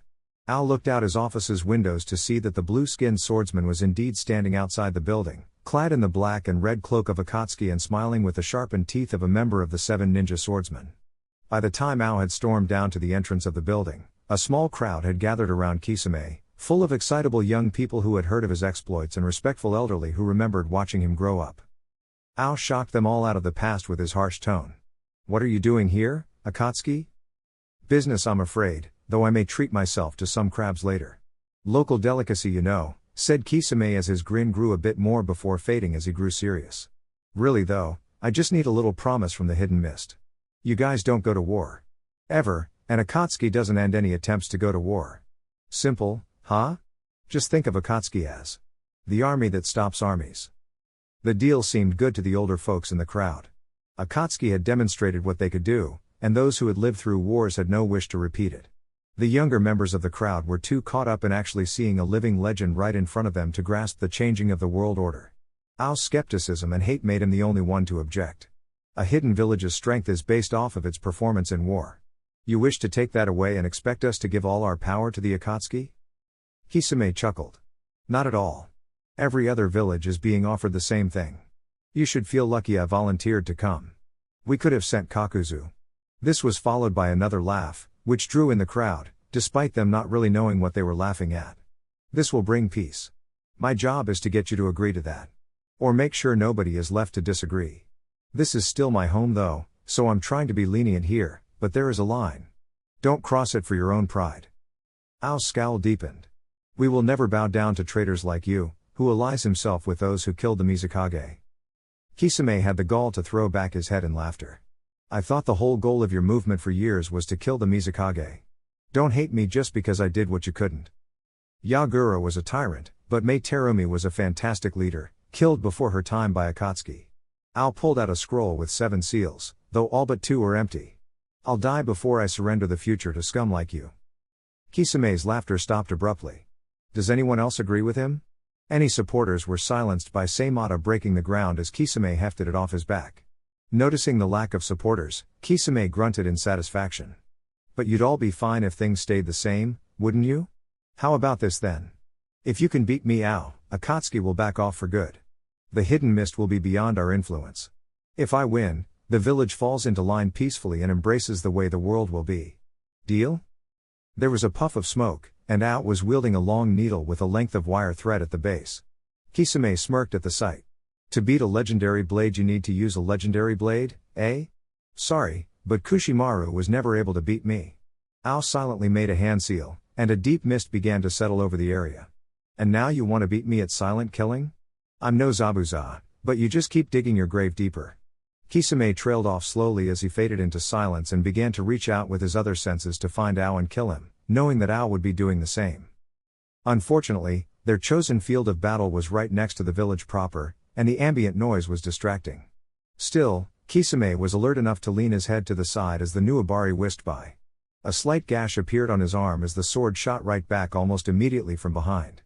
Kisame listened even more, and began to dodge an alarming number of strikes, considering that Ao was only one person throwing the sword.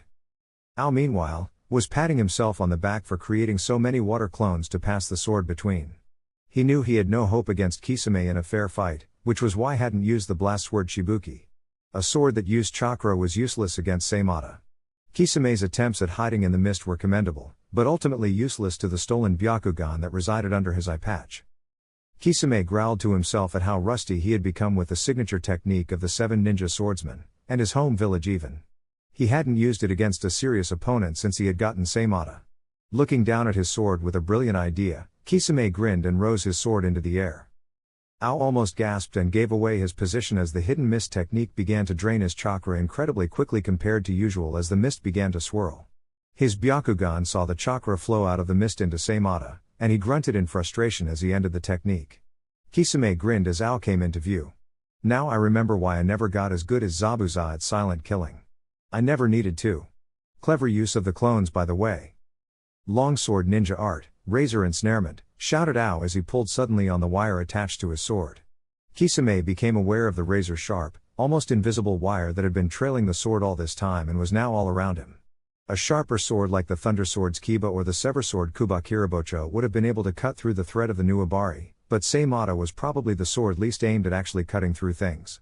Kisame knew that the razor wire would slice through him easily. He had seen Kushimaru stitch together enough necklaces as he had called them to know that Nuabari treated the human body like an arts and crafts project. Thinking quickly, Kisame jammed Seimata point first into the ground and holding himself up with a one-handed handstand that kept him above the threads as they dug into Seimata. The shark sword held up admirably, but it was now completely trapped. Kisame lowered himself on the other side of the threads and sprinted towards one of Ao's water clones. He grabbed the one-eyed clone before it could react. 1/10 of Ao's speed wasn't nearly enough to keep up with Kisame. The Akatsuki member slammed the clone into the ground where he exploded in a burst of water, which Kisame reformed into his own water clone with a simple seal. Kisame could have ended the fight even without Seimata in a heartbeat, but his pride as a swordsman was on the line, something Ao had likely been counting on when he brought out Nuabari. The clone raced back to try and free Seimata as Kisame covered it. His unarmed combat wasn't fantastic, and using a water technique was a bad idea when he was trying to keep collateral damage to a minimum, but his taijutsu was enough to fend off the water clones until the clone managed to weasel Seimata free, aided by the sword itself. Grabbing his sword, Kisame sliced the remaining clones in half with one fell swing. He then turned his attention to the real Ao, who had been the only one able to dodge his attack. Ao then took advantage of Kisame's follow-through to dash forward and strike out. Gentle blade. Chakra raced down the needle and Kisame just smirked as he spun his hungry blade around to intercept. Instead of eating the chakra right up like it usually did, Tsunade began to writhe in pain when the smaller blade stabbed it. Kisame jumped back, suddenly wary of the needle. The blade was sharp, but it shouldn't have been able to pierce Tsunade's scales. "What the hell did you do?" asked Kisame. Ao couldn't hold back a smirk. "I may not be a Hyuga, but the concept of the gentle fist is simple enough. Use the Byakugan to target the chakra system. And every living thing has a chakra system, even living swords." Kisame began to laugh maniacally at that, using Tsunade as a crutch to keep himself upright.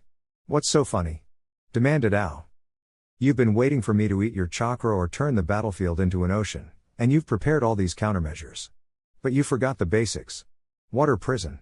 Ao's eye widened at the technique's name, since it required the user to be right next to the target. Then he felt the water flowing over him, trapping him in an orb.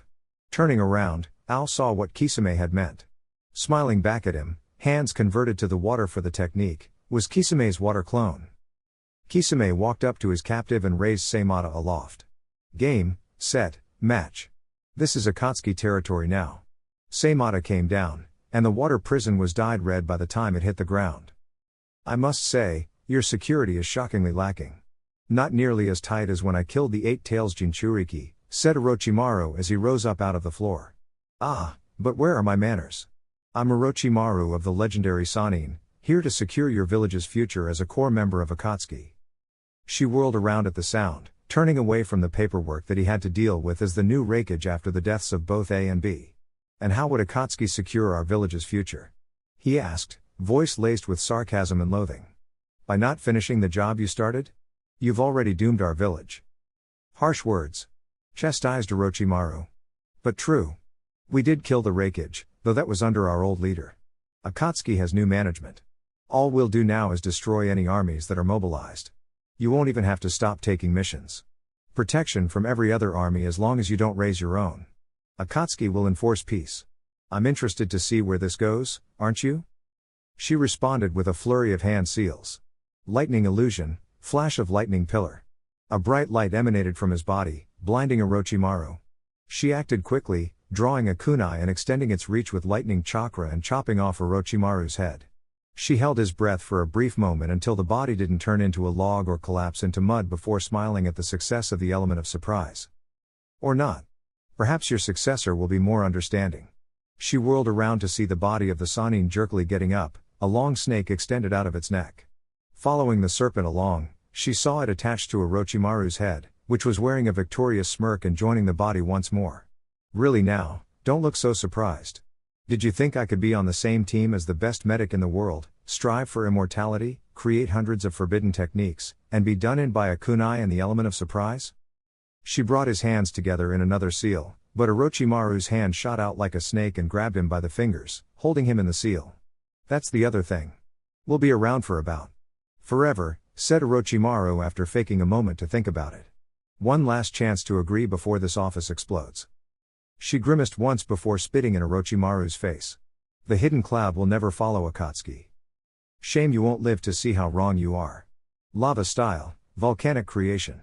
Forming one-handed seals and slamming his palm on the ground, Orochimaru quickly ejected another body from his mouth out of the window as the ground beneath the office fractured, letting in a red light from below. Before she could even move, the lava burst upwards, immolating everything inside the mountain. It would have likely continued upwards, but the weaker glass structure of the Raikage's office let the lava pour out down the side of the mountain. Orochimaru looked onward at his handiwork, interested to see whether the artificial volcano would last long and see whether the next Raikage would be more accepting of Akatsuki's terms. Kakuzu had once been a man of subtlety. After all, flat-out overpowering the first Hokage would have been impossible, but Kakuzu's wit and planning had impressed the man enough to get his village a tailed beast. After that fight though, things had changed. Leaving the village by blowing up the jail cell and ripping out the hearts of the village leaders could hardly be called finesse. But this new method suited Kakuzu just fine, and he wasn't about to change now. Restocked on hearts from Sasori's army that allowed him to fight, unlike Orochimaru's old heart that was barely enough to keep him alive, Kakuzu once more used his favorite earth-style technique. The earth spear made his hands so hard that he hardly felt the gates of the village hidden in the rocks as he punched them down with nothing but his fist. Walking directly towards the Tsuchikage's office in the middle of the day in full Akatsuki regalia after literally punching down their door was about as far from subtle as you could get. He attracted a lot of attention from the ninja that the hidden rock had been preparing for war. The boulders came down on him like rain, but they did little to slow him down as they broke against his skin. The dominant chakra nature was earth, but several fire and even an odd water technique were thrown at him. By the time he reached the office of the Tsuchikage's mask and cloak were in tatters, but the attacks had mostly stopped as the ninja had slowly realized they were just wasting chakra. Kakuzu was greeted by the Tsuchikage's son, Kyuchi. A jonin worth over 50 million on the black market, dead or alive, and proficient in large-scale earth-style techniques. The information jumped to Kakuzu through force of habit as Kyuchi approached him. "Give me one good reason not to leave you 6 feet under," threatened Kyuchi. "You can disband your army, or I can disband it for you. Akatsuki will be the only peacekeepers in the world now," said Kakuzu simply, ignoring the threat. Seeing Kyuchi begin the seals for a technique, he continued. "I wouldn't if I were you. Earth style, sandwich." The rock ninja scurried to get out of the way as 2 massive hemispheres rose out of the ground and flew towards Kakuzu. 2 masks rose out of his back, one firing off a concentrated bolt of lightning while the other shot razor blades of wind to slice and dice the incoming walls of rock before they could reach him. Kyuchi seemed undeterred though. The proud ninja of the hidden rock village will never kneel to Akatsuki. "I'm not sure you have a choice," said Kakuzu menacingly from behind his mask. His right hand turned a darker shade as it became as hard as diamond and segmented from his body halfway up his forearm. As the open hand flew through the air, Kyuchi flew through hand seals. Earth style, rock shelter. The reason water-style techniques were usually weak to earth-style ones was their inability to pierce through the numerous defensive techniques the style was famed for. The rock shelter was one of the most basic, yet remained the most usable as the strength of the barrier increased with the skill of the user, making a rock shelter used by a master like Kyuchi almost impregnable. Kakuzu's earth spear was a step above that though. It was a high-level earth-style technique used by a heart with a strong earth affinity by a ninja with over 100 years of experience. Kakuzu's hardened fist punched through the wall Kyuchi raised with little effort, though the barrier did slow down the attack enough for Kyuchi to dodge it. Earth Dragon Bullet. An earthen dragon head rose out of the rocks in front of Kyuchi and fired of several boulders that broke upon impact with the Akatsuki member's rock-hard skin, though the force did make Kakuzu grunt in exertion. His hand shot back and stitched itself back to the rest of his body, and Kakuzu slammed his hands together in a single hand seal designed to focus chakra. Kyuchi wasn't waiting to see what technique was though, raising another rock shelter, this time leaving a slit to see Kakuzu through. Kyuchi was surprised however that Kakuzu was simply standing there, glaring at him. It didn't make sense until he felt the sharp pain in the back of his knee. Quickly looking over his shoulder to find the source, Kyuchi saw a creature made of black threads and a white mask close its mouth and soar over him. Looking back to Kakuzu, Kyuchi's eyes widened to see the ex-waterfall ninja not 2 feet in front of him. Kakuzu picked Kyuchi up by the throat before the rock ninja could react and raised his other hand menacingly as the thread creature re-entered his back. "I'd love to continue our fight, but I'm a bit pressed for time at the moment, so kneel already." Kakuzu delivered a powerful, rock-hard chop to Kyuchi's kneecap, eliciting a suppressed yell of pain as the bone shattered. Kakuzu dropped Kyuchi on the ground, where his broken legs refused to hold him up any longer, and he fell to his hands and knees, gasping in pain. Kakuzu disregarded him and turned to face the horrified ninja of the rock village. "You can kneel willingly, or I can break more of you. Which will it be?" There were a few more broken legs in the village by the time Kakuzu left, but the nation fell in line quickly. Sasori had not been to the village of his birth in years. Just because he had never been there though didn't mean he didn't have an expansive network running through the entire village. In fact, more attention had been focused on the hidden sand village at any given time than anywhere else. One simple seal, and half the sand's population would follow him unquestioningly. Which is why it came as little surprise that the gates were already open for him. The 2 guards turned on each other in a heartbeat. The remaining one stood ramrod straight, saluting Sasori and covered in the blood of his former friend. Sasori smirked within his Hiruko puppet at the success of his coup. The hunched-over armored puppet slowly made its way through the village towards the Kazekage's home. The Akatsuki member didn't go unnoticed by the sand ninja in the village though. Those who weren't secretly his subordinates paused in their fights with their former colleagues to try and strike him, who they could attack without hesitation, but most were stopped by his loyal spies. The few that got through every now and then were effortlessly slapped aside by the large metal tail that slid out from under his Akatsuki cloak, leaving them groaning on the ground as the deadly poison seeped through their veins. Sasori worked his way up the Kazekage mansion, breaking down the door to the roof. Before him were several bodies of his subordinates in pools of their own blood, with one lone man standing before in the middle, clearly exhausted. The eye not covered up widened as Baki saw the signature red clouds of Akatsuki. "What is this, Akatsuki? What have you done?" Sasori chuckled, though it was closer to a giggle before Hiruko altered it. "This is the result of years of planning. Spies and undercover subordinates, mind seals and meticulous planning. I've been planning my revenge for a long time, but I never thought I would use it for others, let alone in the name of peace," said Sasori as two more of his sand ninja landed on the roof on either side of him. Wind flared around Baki's hands once more. "Who are you? Why would you want revenge on this village? And what's this talk of peace?" "Simple really. All nations united under Akatsuki. No more wars, since there will be only one side. It has the future taken into account too. Half of us are practically immortal. As for why I had all this planned out." "Stand down," explained Sasori calmly, addressing his two subordinates with the last words. "Yes, Lord Sasori." The two responded in tandem as they took a knee. Baki gasped in shock at the name of the legendary puppeteer. Sasori ignored them and faced the man who had been leading his village since the disastrous summit of the Five Cage. "So I hope that explains why I've been planning this for years. Now on to my current proposition. Akatsuki simply wants to warn you that any attempts to raise an army will be met with a blow that makes this look like child's play," droned Sasori as he slowly approached a wary Baki. "Order your forces to stand down, and all of mine will do the same. Or I can kill you and give the order myself. Make your choice quickly. I hate to be kept waiting." Sasori emphasized his point by bringing up his poisoned tail, holding it next to his face, prepared to strike. Baki looked around at the village from the roof of the Kazekage's mansion, situated to have an unparalleled view of the village. He could hear the distant screams of ninja fighting to the death, see the smoke curling up into the sky from the beginnings of fires. Gritting his teeth, Baki turned back to Sasori. "Gods forgive me. Stand down," he shouted out, his voice piercing through the night sky. "Good choice," said Sasori as he turned around to leave. "We'll be in touch." Jiraiya walked up to the black-clad blonde, eyes narrowed. "What happened in the Land of Iron?" he asked, wasting no time. "We discovered why Akatsuki was capturing the tailed beasts. Nagato fused them into the 10 tails." Naruto heard Jiraiya's sharp intake of breath, and held up his hand to stem the flow of questions. Then he sealed the 10 tails into himself. His plan was to kill all the Kage with Akatsuki, then kill Akatsuki and rule the world as some kind of god. Akatsuki fought him, and we won. Finished Naruto simply. "And now?" asked Jiraiya skeptically. "I hear word of Akatsuki taking over villages by force. As far as I can tell, our plan is the same as Nagato's." "For better or worse, I'm not a god," said Naruto simply with a shrug. "If you have a better plan, I'm all ears. The difference between us and Nagato is that we can be stopped by each other if need be. Other than that, I'm not even sure if there is a difference." An awkward silence fell over the two sages as Jiraiya struggled to come to terms with what had happened. "So, I suppose you expect the Hidden Leaf to do the same. I've heard what happened in the Hidden Sand. Can we expect the same?" Naruto shook his head solemnly. "I called you here to talk in hopes of avoiding that."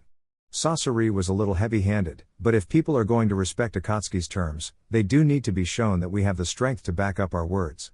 Now that Sasori has done that, we can reach a more peaceful accord. Jiraiya nodded sagely, also hoping to avoid having Akatsuki attack the Hidden Leaf. One member could be defeated, but the damage would be considerable. 2 members, and the Hidden Leaf would lose. They simply didn't have as many strong ninja as they did even a year ago, and Jiraiya could only do so much by himself. "I've heard rumors, but what are your terms? I want to hear them from you." "The hidden villages cease all military actions. If a village raises an army, Akatsuki deals with it.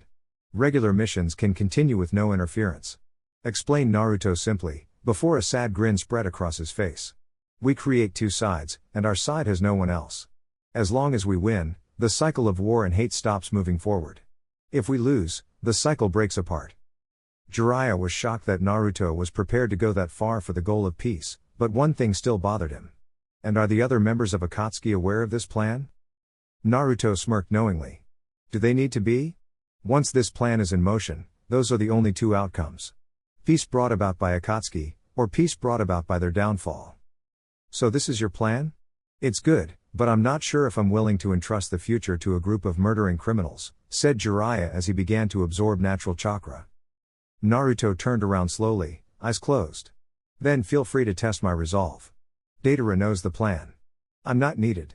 If my death will stop the cycle for the generation needed for Akatsuki to be the only enemy the world knows, then so be it. I might just take you up on that, said Jiraiya as blue chakra began to whirl into existence in his right hand. Forming an orb, the Rasengan then began to take a reddish tint and give off wisps of flames as it warped the air around it. Sage art, Hellfire Rasengan, Jiraiya shouted as he thrust the flaming ball of death towards Naruto's head. The Akatsuki member opened his blue eyes to look at Jiraiya as the Rasengan got ever closer, and time seemed to slow down for the older sage.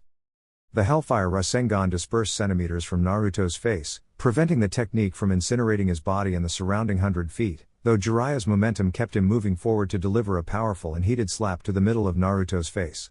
Being in sage mode as he was, Jiraiya's slap still sent Naruto flying and left a red palm print across his face that would have been comical in any other circumstance. If Naruto hadn't been using as much natural chakra as he could without showing signs of it, the slap would have broken his spine and crushed his skull. You weren't in sage mode, and you weren't going to dodge that, said Jiraiya. You were legitimately prepared to die there. Why? Naruto slowly got to his feet, staggering a bit before catching himself, subconsciously taking in some natural chakra to speed up the healing process. The plan is in motion already, and you're the only ninja still alive who could stop it before the cycle of Akatsuki's rule is established. If my death is what it takes to ensure that pain doesn't happen again, I'm more than willing to give my life. Jiraiya smiled sadly. So it seems this is what the old toad was talking about. I can see your logic, and I was never destined to come up with the answer myself. I'll trust the future to you. For now.